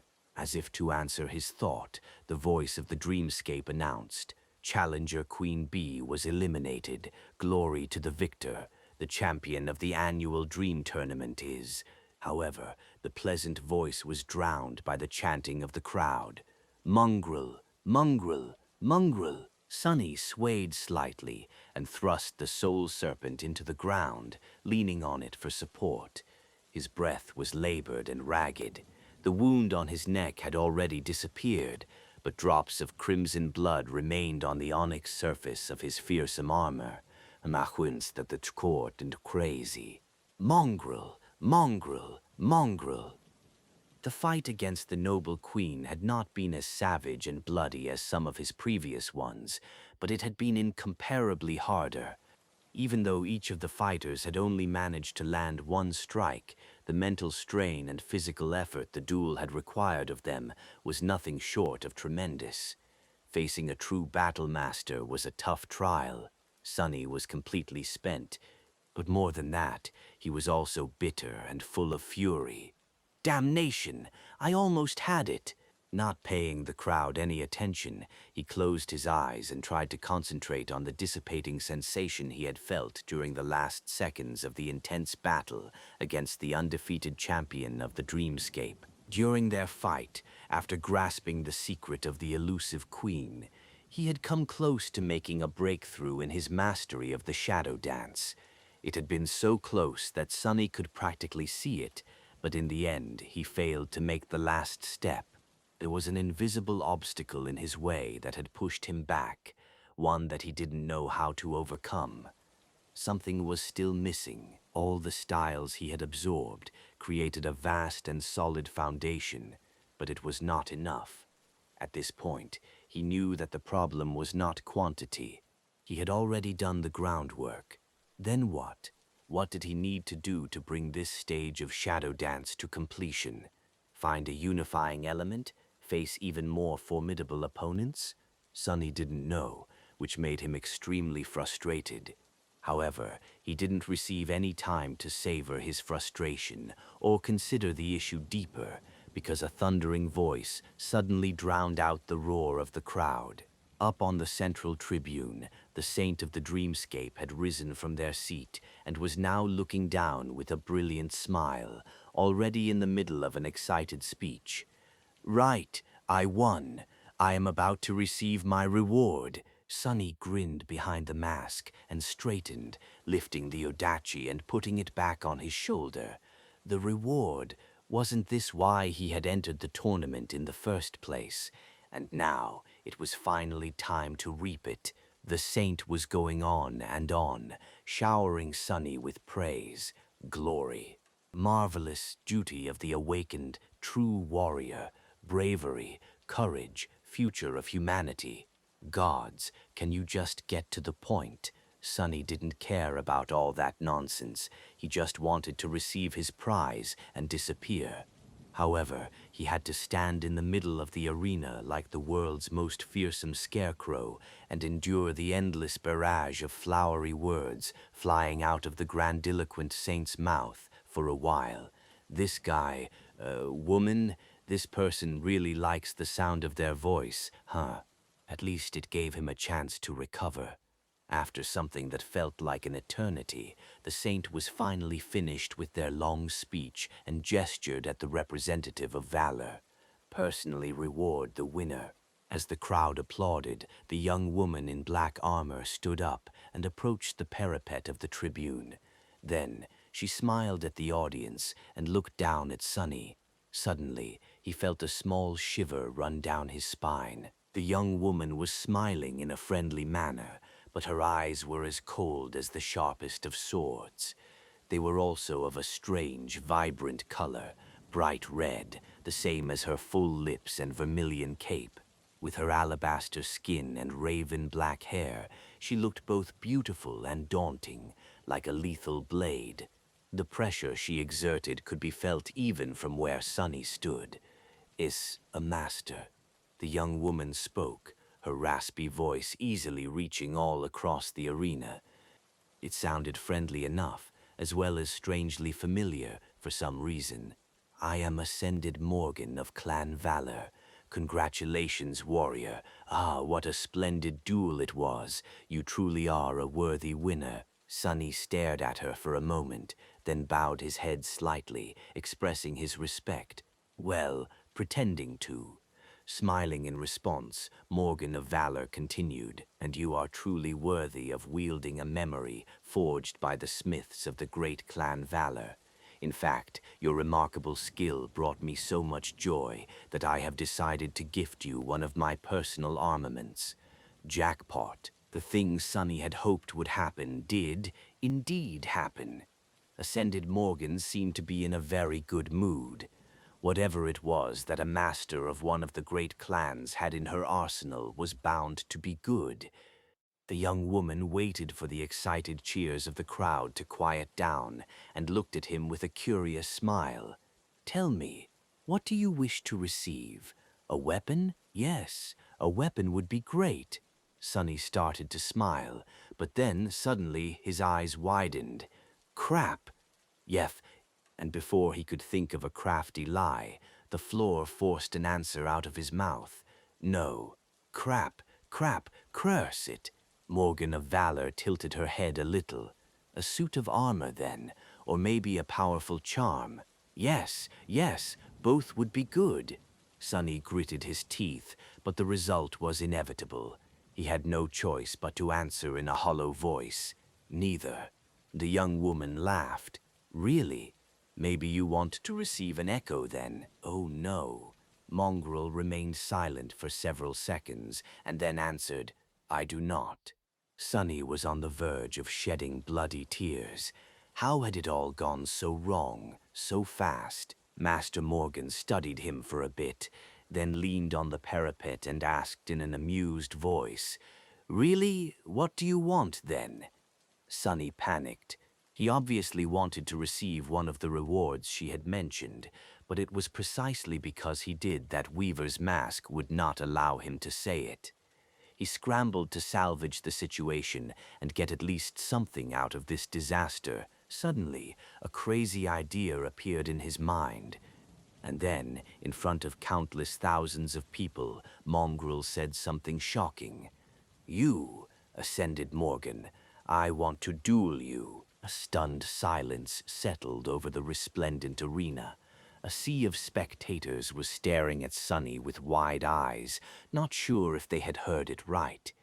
Even the saint seemed shocked and uncertain about what to do. Surely, Mongrel had not just challenged a master of the great clan Valor to a fight. In that silence, a bright laughter suddenly rang, rolling over the vast courtyard. It was Morgan. She was laughing with a delighted expression on her face, her striking vermilion eyes full of mirth and amusement. A few moments later, she looked down and asked, her raspy voice relaxed and steady, "Oh, really? You want to fight me?" Sonny stared at her from below and nodded. Yes, but of course he didn't. He might have been a little bit crazy, but not nearly crazy enough to wish to fight an ascended serving one of the sovereigns. Hell, that Morgan girl could have been Anvil's own daughter for all Sonny knew. However, the fact that he would rather avoid such a confrontation didn't mean that fighting Morgan would be of no benefit to him. In fact, Sonny felt that it could push him to finally mastering the second step of Shadow Dance. A member of a great clan had to have a lot to teach him. Plus, who knows, if I win, she might give me the reward anyway. Anything else would just look petty. So, even if Sonny was against the idea, it was the best bad idea he had managed to come up with. As for how he was supposed to win against a master that depended on Morgan herself, if Sonny was right, she would not unleash her full power on him, be it out of pride, a sense of fairness, or simply to save face. The young woman, meanwhile, was still looking at him from above.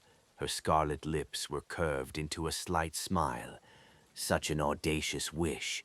She leaned back, and in the next moment the crowd gasped. Morgan of Valor easily jumped over the parapet and plunged down, soon landing on the floor of the arena dozens of meters below. A whirlwind of rose petals rose into the air from the force of the impact, but the young woman herself seemed unperturbed. She simply straightened and walked towards Sonny with the same easy smile. He instantly tensed. Curses, she actually accepted. Until then, Sonny still had hope that Morgan would refuse his daring request, but she seemed pleased by it instead. Stopping opposite Sonny, the young woman studied him for a bit and then glanced back at the tribune. "Venerable Thane, if you would." The bewildered saint remained silent for a few moments and then cleared their throat. Yes, of course." Almost immediately, the pleasant voice announced, "Challenger Morgan has entered the arena. Morgan has challenged Mongrel." She smiled, then turned back to Sonny. "That's better." Morgan studied him for a moment and then shook her head. "No, that won't work. As an Ascended, I can't expect an Awakened, even one as skilled and distinguished as you, to really have a chance in a duel against me. What shall we do?" She thought for a bit and then smiled again. I have an idea." With that, her dark armor and vermilion cape suddenly disintegrated into a torrent of scarlet sparks. The young woman was left standing in a simple black tunic, her feet bare. She then proceeded to hide one hand behind her back and summoned an unremarkable straight sword into the other. "I will only use one hand and a dormant weapon. 1 minute. If you survive against me for 1 minute, the win will be yours. That should be fair." Sonny scowled behind the mask. Isn't she too full of herself? What an arrogant and pretty. Wait, no. What an arrogant woman. No matter how he felt about it, Morgan's offer was exactly what Sonny had wanted. This way, he really stood a chance. Even better, there was no need to augment himself with shadows and reveal more of his strength. He just had to fight for 60 seconds and try to learn as much as he could in that short time. And if he happens to win, maybe the prize would still be his. Lowering the soul serpent, Sonny stared at his ascended opponent and calmly asked, "Shall we start?" Her smile widened. "Your wish is my command, my Lord Mongrel. Although, a piece of advice for the future, you should really be careful what you wish for."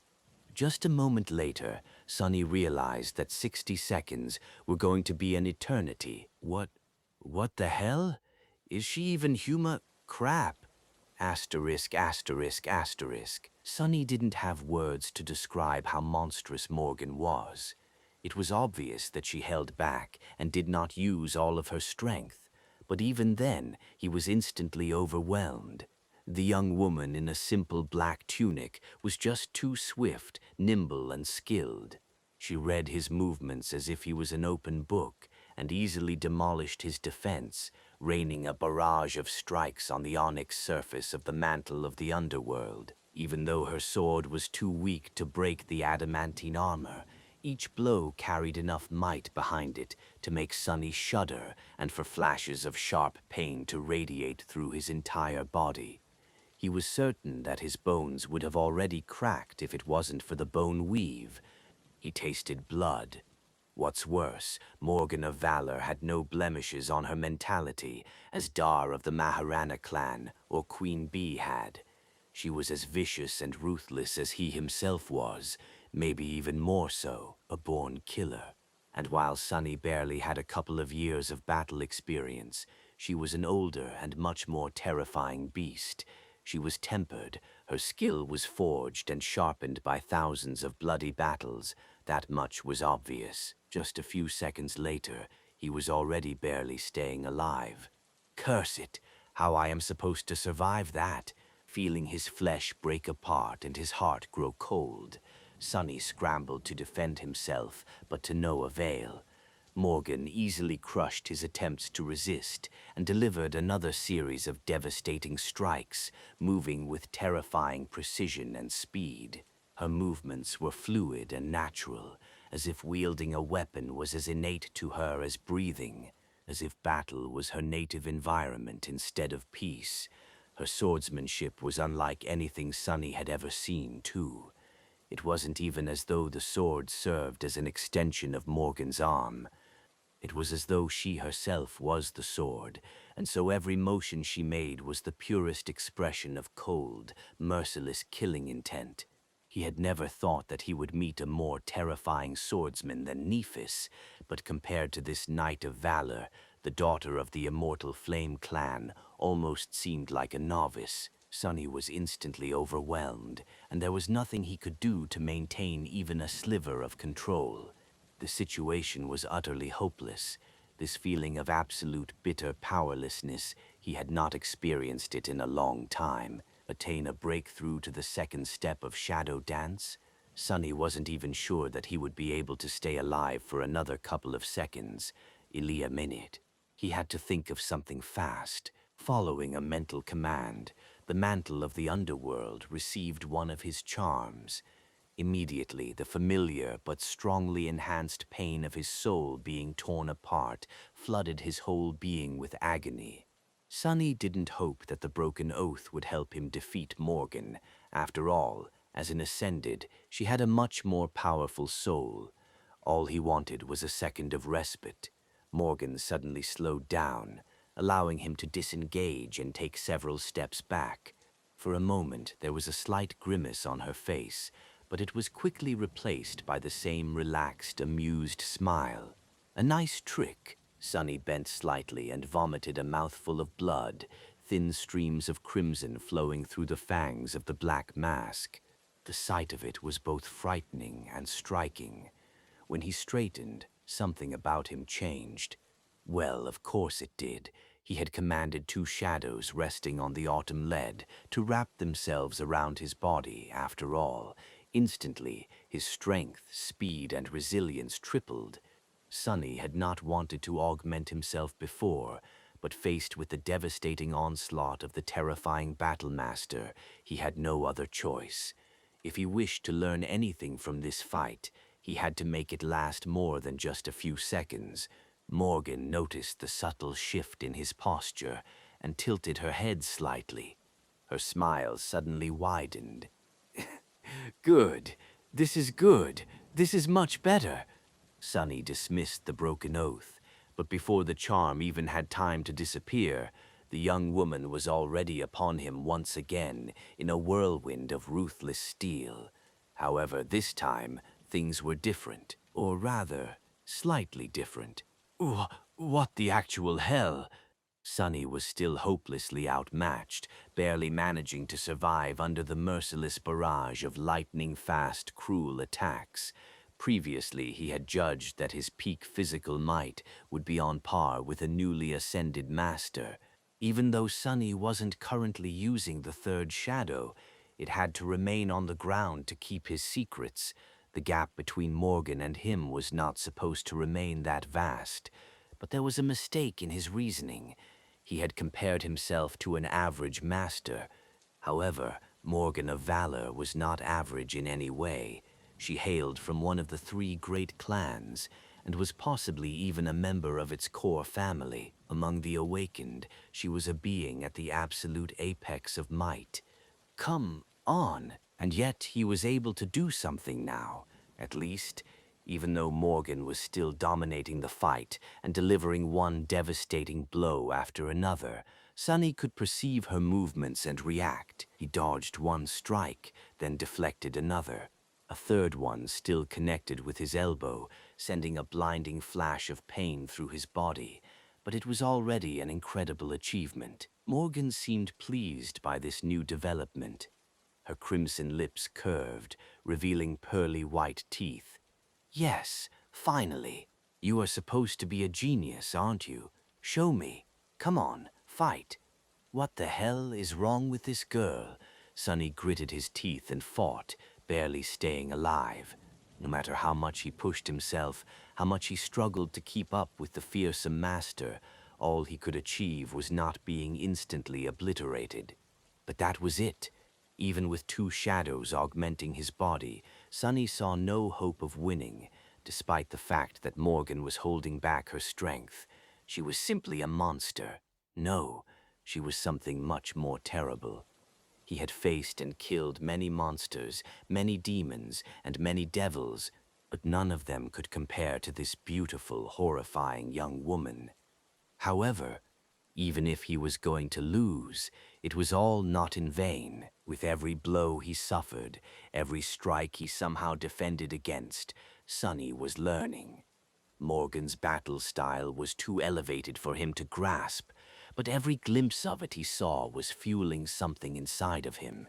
It was as though he had laid a solid foundation by absorbing numerous styles, and now they were being forged into something different, something whole by the insane pressure fighting this monstrous creature exerted on him.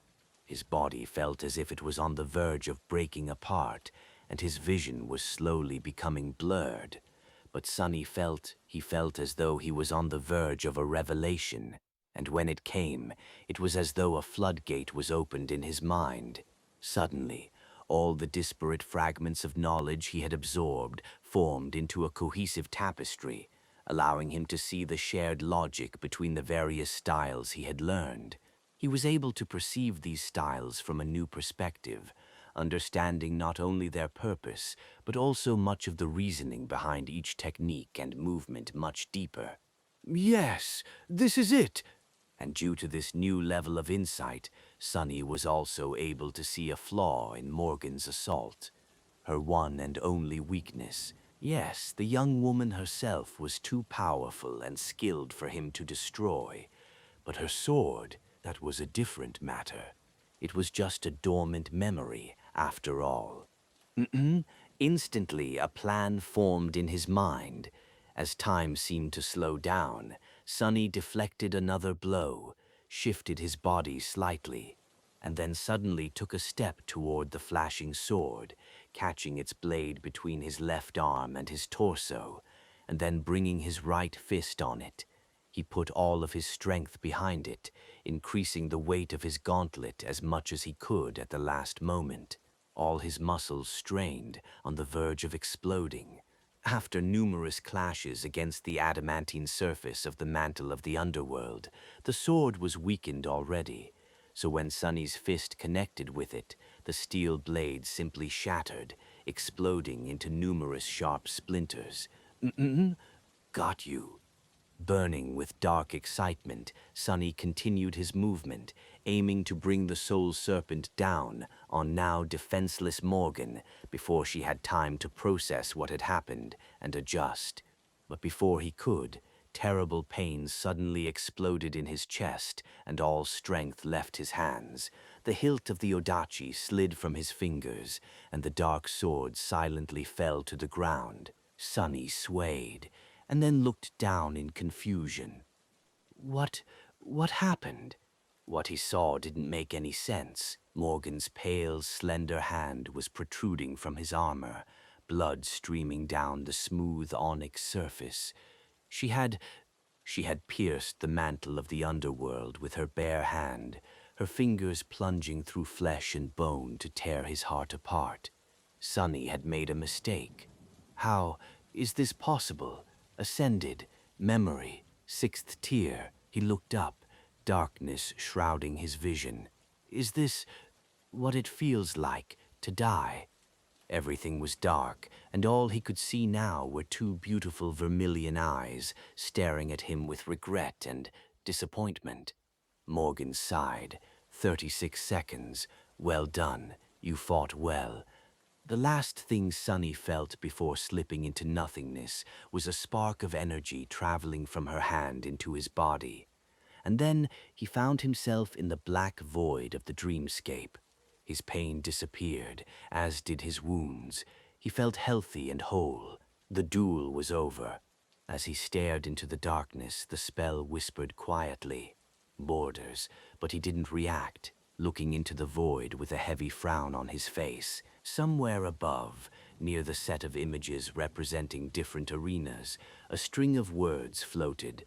Mongrel, victories, tokens, measure cardinal integer 935 units, inches, defits, tokens, measure cardinal integer mungs, nound. Sunny shut down the illusion. The underground dojo was silent and submerged in darkness, almost like the lightless expanse of his soul.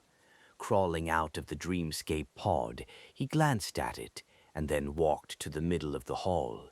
There, he sat down on the cold ceramic plates of the floor, crossed his legs, and closed his eyes. Back in the illusory world created by the will of an eccentric saint, the tournament was coming to an end. There were spectacles, festivities, and accolades being given to the winners. But he didn't care. He didn't care about the legend of Mongrel either. Sunny had no doubt that his inexplicable refusal of the final reward and daring challenge had created quite a stir. Were people praising Mongrel for his resolve and ambition, or mocking his defeat and calling him a fool? In any case, the network must have been boiling right now. Sunny couldn't be bothered to check. He had much more important concerns. There was the final reward he had received, given to him by Morgan of Valor despite his failure, as well as previous rewards he had no time to study well. And there was Shadow Dance. This was what he had to concentrate on now. Sitting in the darkness with his eyes closed, Sunny thought back to the revelation he had received during the battle with the monstrous master, and started to slowly digest it. He had the key now. All that remained was to absorb it, turn it from a fleeting feeling into an inseparable part of his mind, body, and soul. That was going to take some time. Fragments of Morgan's battle will help him find unity in the discordant collection of battle styles he had amassed. His comprehension of the fundamental, governing principles of battle techniques was vastly elevated, allowing him to understand them on a deeper level. This enlightenment was going to help Sunny grasp various styles much faster, as well as mirror more complex and sophisticated battle arts with ease. At this level, he needed to be able to recognize patterns of essence control from how the enemies moved, breathed, and attacked. The new understanding was going to help with that too. He just had to assimilate it all. Time slowly passed. Sunny continued to meditate, making slow progress toward his goal. After a while, his thoughts began to wander. The dream tournament gave Sunny much more than he had expected. Yes, there were powerful memories and a breakthrough in his comprehension of Shadow Dance, but there was also something else, different but no less valuable. Fighting the best of the best that the dreamscape had to offer had helped him to put his own prowess into perspective. facing formidable champions one after another, showed Sunny just how much more powerful and experienced than them he was. Sunny was always comparing himself to Nephis, and inevitably finding himself falling short. He chased after her with desperate resolve, but was never able to catch up. Mongrel might have been only defeated once, but Sunny had been defeated countless times. He lived in the shadow of constant failure, but it was exactly because he had been chasing after Changing Star without rest that he had left everyone else in the dust without even noticing. Now that he had a chance to look back, Sunny finally saw just how wide the gap between himself and all the rest of the Awakened had become. It was so wide that he had been able to cut the best of them down while barely using a quarter of his power. Back on the Forgotten Shore, Sunny had learned a simple truth. If one wanted to better themselves, they had to challenge those who were stronger than them. Nothing was more beneficial to one's growth than fighting against a superior opponent. That was why and how he had transformed himself into a lethal killer in the span of a single year. And even though Sunny had not understood it before, using Nephis as a reference point achieved the same result. Even if the goal of surpassing her often seemed bitterly unattainable, he had come far by struggling to do so against all odds. So far. He saw it clearly now, but he also saw how much further he had to walk. Just as fighting the participants of the Dream Tournament had shown him his strength, fighting Morgan had shown him his weakness. Yes, Sunny was incredibly powerful for an Awakened of his age, but there were other giants out there, no less terrifying than him. They were older, stronger, and had years of battle experience and vast resources that he lacked. In front of them, Sunny was like an ant. A subtle smile appeared on his face. Or maybe like a cockroach. Morgan was a master of the great clan Valor, and as such, she was a peak existence among those below the level of a saint. She was kin to one of the sovereigns, so he could use her as a benchmark to know what was the worst he could expect. Another reference point to strive for, one more superior opponent to temper himself against. One day in the future, they might have to cross swords again, and when that happened, he knew that her vermilion eyes would not end up full of disappointment again. Instead, they would be full of fear. All these thoughts traveled idly at the edges of his consciousness, while most of his mind was occupied by absorbing the key to the second step of Shadow Dance. And just as that last thought disappeared, he finally felt that the process was complete. A moment later, the silence of the underground dojo was suddenly destroyed by the voice of the spell. Sunny flinched, not accustomed to hearing it in the real world, let alone inside his home. The spell said, "Ford poch zim pampois, huiard seta the buluaris, hior kamener." Sunny waited for a few moments, and then hurriedly stood up while summoning the runes. This was it, the moment he had been waiting for. After so much time, all the sweat and blood, his effort had finally paid off. He had made another step toward becoming a true battle master. All it took was... Sunny thought for a second, then glanced at the runes describing the mantle of the underworld first. Under the description of the enchantment, a runic counter glowed. Vanquished foes, the Aintonden 332 6,000ths. All it took was killing 1,200 enemies with his own two hands, and dying by a master's hand once. Around 900 of those kills had happened in the dreamscape, one in the waking world, and the rest in front of the gate and in the wild reaches of the Chained Isles. Sadly, creatures slain by Saint did not count toward the requirement of the strange enchantment, or the number would have been even higher. Still, it was good progress. Turning away, Sunny found the string of runes he wanted to see the most. Shadows. Bum. Pooh. He concentrated on the latter and read, Shadow. Pooh. Shadow rank. Awakened. A wide grin appeared on his face. Sunny closed his eyes and listened to his soul, then circulated shadow essence through the coils of the serpent. He could feel that it was flowing even faster than before. The rate of essence expenditure and regeneration was also improved. Perfect. He had expected the process of evolving to a new rank to take a long time, like it had happened with Saint back on the Forgotten Shore. But Soul Serpent had awakened instantly after he had reached the second level of mastery over the Shadow Dance, maybe due to its unique nature as an aspect legacy relic. What else changed, I wonder? Sunny opened his eyes and looked back to the runes. He had already noticed that there were new ones in the description of the shadow attributes. Bend, beat wasn't there before. He concentrated on the new attribute and read, Attribute description. Soul Serpent can assume the form of a beast. Sunny blinked a couple of times. What? He looked down at his bare chest and stared at the intricate tattoo of a black serpent that coiled around his torso and arms. Then Sunny carefully raised one hand and gave the shadow a mental command. Immediately the tattoo moved, slithering onto his palm and moving down his fingers. However, instead of the tip of a sharp blade, a triangular head of a massive snake appeared in the air instead. Enveloped in streaming darkness, the serpent crawled forward, leaving Sunny's skin and manifesting itself into existence.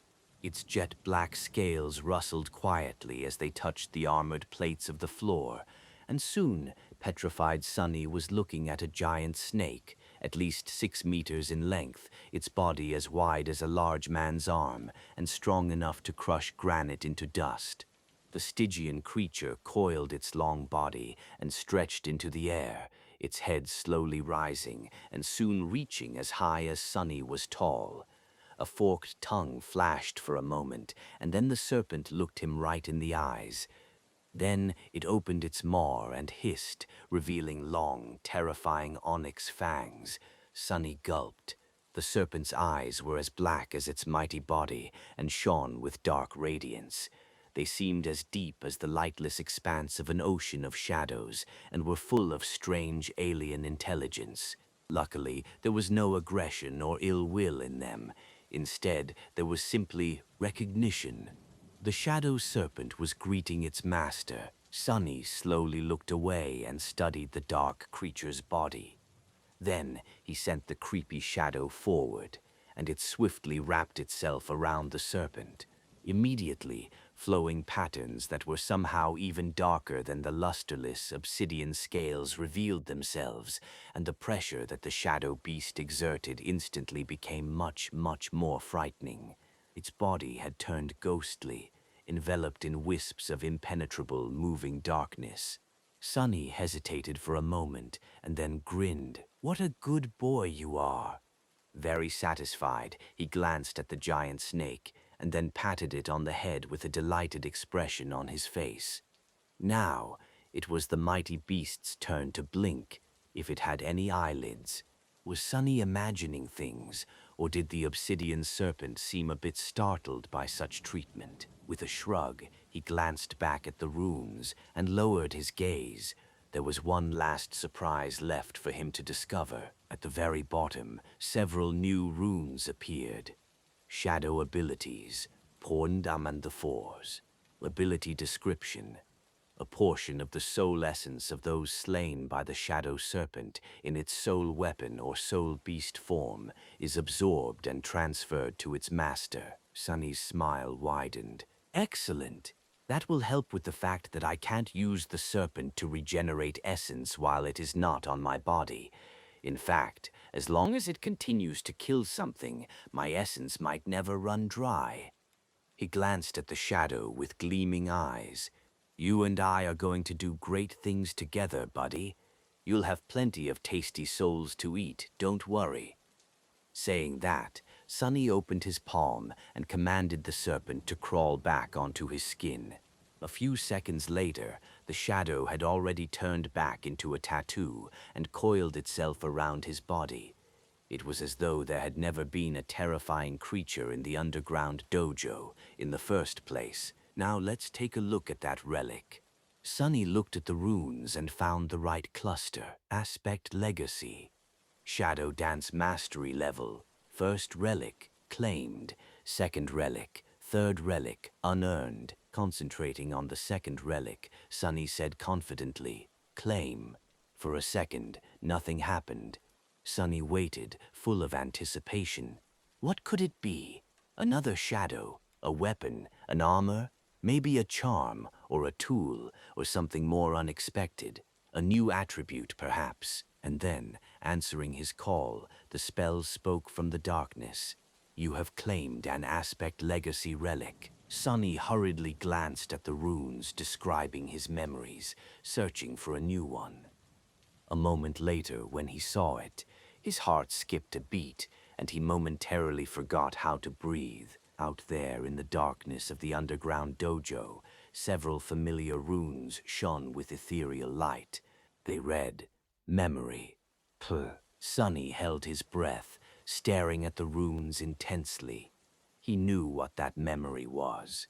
Another drop of divine blood, and knowing where the shadow slave aspect had come from, and to which deity it was connected, it wasn't hard to guess whose blood it was.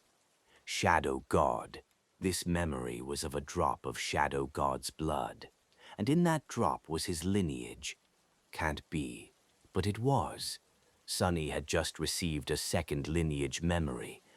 More than that lineage was a complete one, like that Neff had inherited from Sun God, not a fragment of a forbidden bloodline that he had inherited from Weaver, the demon of fate. Sunny studied the runes for a while, then slowly turned away. He wasn't ready to summon the drop of Ichor yet, not because of the pain that consuming a lineage memory would bring. Who knew? Maybe there wasn't going to be any this time. After all, this one was not forbidden. He simply had to prepare himself mentally. Sunny paced for a bit, then sat down and meditated for some time. Then he decided to study the memories he had received in the tournament to distract himself. He had already studied the memory of ice in detail, so 3 more remained. The arrow, the shield, and the final reward he had received from Morgan, the memory created in the forge of the great clan Valor. The real reason he had joined the dream tournament in the first place. Sunny hesitated for a moment, then looked at the list of his memories. Memories. Blarty, Bluto, Morgan's warbow. So it's a bow, but what's up with that name? Well, it made sense, actually. If this was really a custom memory created for a specific user, then why wouldn't its name fit theirs? Sunny concentrated on the arrow first. Memory. Blarkin. Ascended. Memory tier 2. Memory type. Weapon. Memory description. Ayu han tandan dan wot. Dididu. 2. Memory type. Weapon. Memory description. Anam sanard. Fitmbur. Fans. Memory enchantments. Unblond. Luthia. Motia tonins. Vidin pace. Nand monbon. Vinundan basem trito. Nand blanc. Nand bludo. Nunat bludo. Tisin pace. Nanding neeb. Nuna bitter. Enchantment description. He grunted, so, lightning in a bottle, huh? Even though the arrow's single enchantment was an active one, and required a lot of essence to access, which meant that it couldn't be used often, the effect was very good. It was able to deal damage to groups of enemies, which could come in handy in many situations. Satisfied, he shifted his gaze to the shield. Memory. Memory rank. Ascended. Memory tier 3. Memory type. Weapon.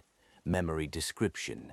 Weapon and watched. When the time came, her vengeance was colder than ice.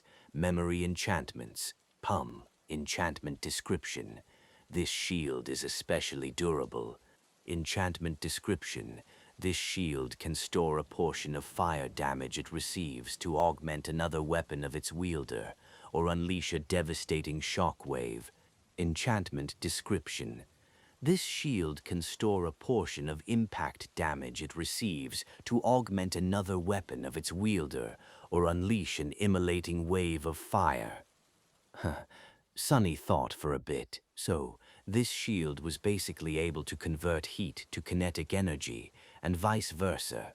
The stored energy could be used to enhance another weapon or released all at once to deliver a powerful attack, which meant that the more hits the shield received, the more devastating the resulting retaliation would be. Saint was long overdue for a good shield memory, and this one would suit her very well.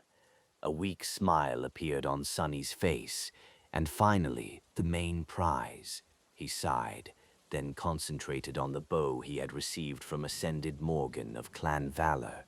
He also summoned it. A composite bow made out of black horn and dark polished wood manifested itself from a storm of crimson sparks. It was entirely black, however. Its string was of a vibrant scarlet color. There was also a brand carved into one of its limbs near the grip, its contour of the same color as the string. It depicted the crest of the Valor family, a straight sword thrust through an iron anvil.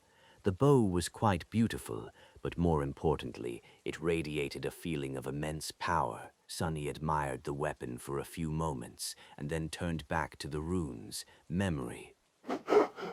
Memory rank. Ascended. Memory tier, IV, memory type, weapon, memory description. Death is worth living for, love is worth waiting for. How romantic and how morbid. Sunny didn't know who created this description, the spell itself or the person who had forged the bow. If it was the latter, then maybe this was a message to Morgan, or a lesson the spellsmith wanted to impart to her. But what kind of a lesson was that? Curious, Sunny looked beneath the surface of the black bow, wishing to see if the spell weave of a memory created by a human was different from that created by the spell. However, it seemed pretty much the same, vast, inconceivably complex, and eerily beautiful. In any case, he was excited to see that this memory was of the 4th tier. It was powerful indeed, no less powerful than the cruel sight. Encouraged, he continued to read the runes, memory enchantments. Bilf, Bill, 4 enchantments. First 2 are passive, the other 2 are active. Not bad. He concentrated on the first enchantment. Enchantment description.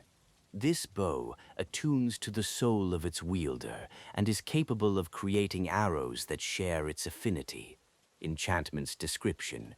This adamantine bow demands a giant's might to be bent. Because of that, arrows shot from it travel as far as the eye can see and strike with terrible strength, piercing both armor and flesh. The passive enchantments were not bad, to say the least. Sunny wasn't sure what arrows that shared the affinity of his soul could do, but the fact that the bow itself could produce an unlimited amount of arrows was already a great boon.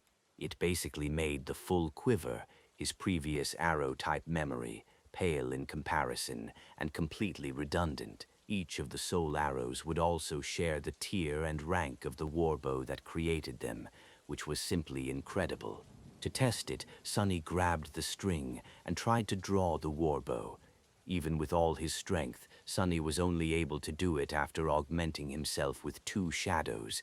As soon as the string moved, a black arrow that looked as if it was made out of solidified shadows suddenly appeared on it. Sunny released the string, and in the next moment, one of the armored plates on the opposite wall exploded. Crap! He stared at the broken plate dejectedly, then sighed and looked back to the runes. Enchantment description.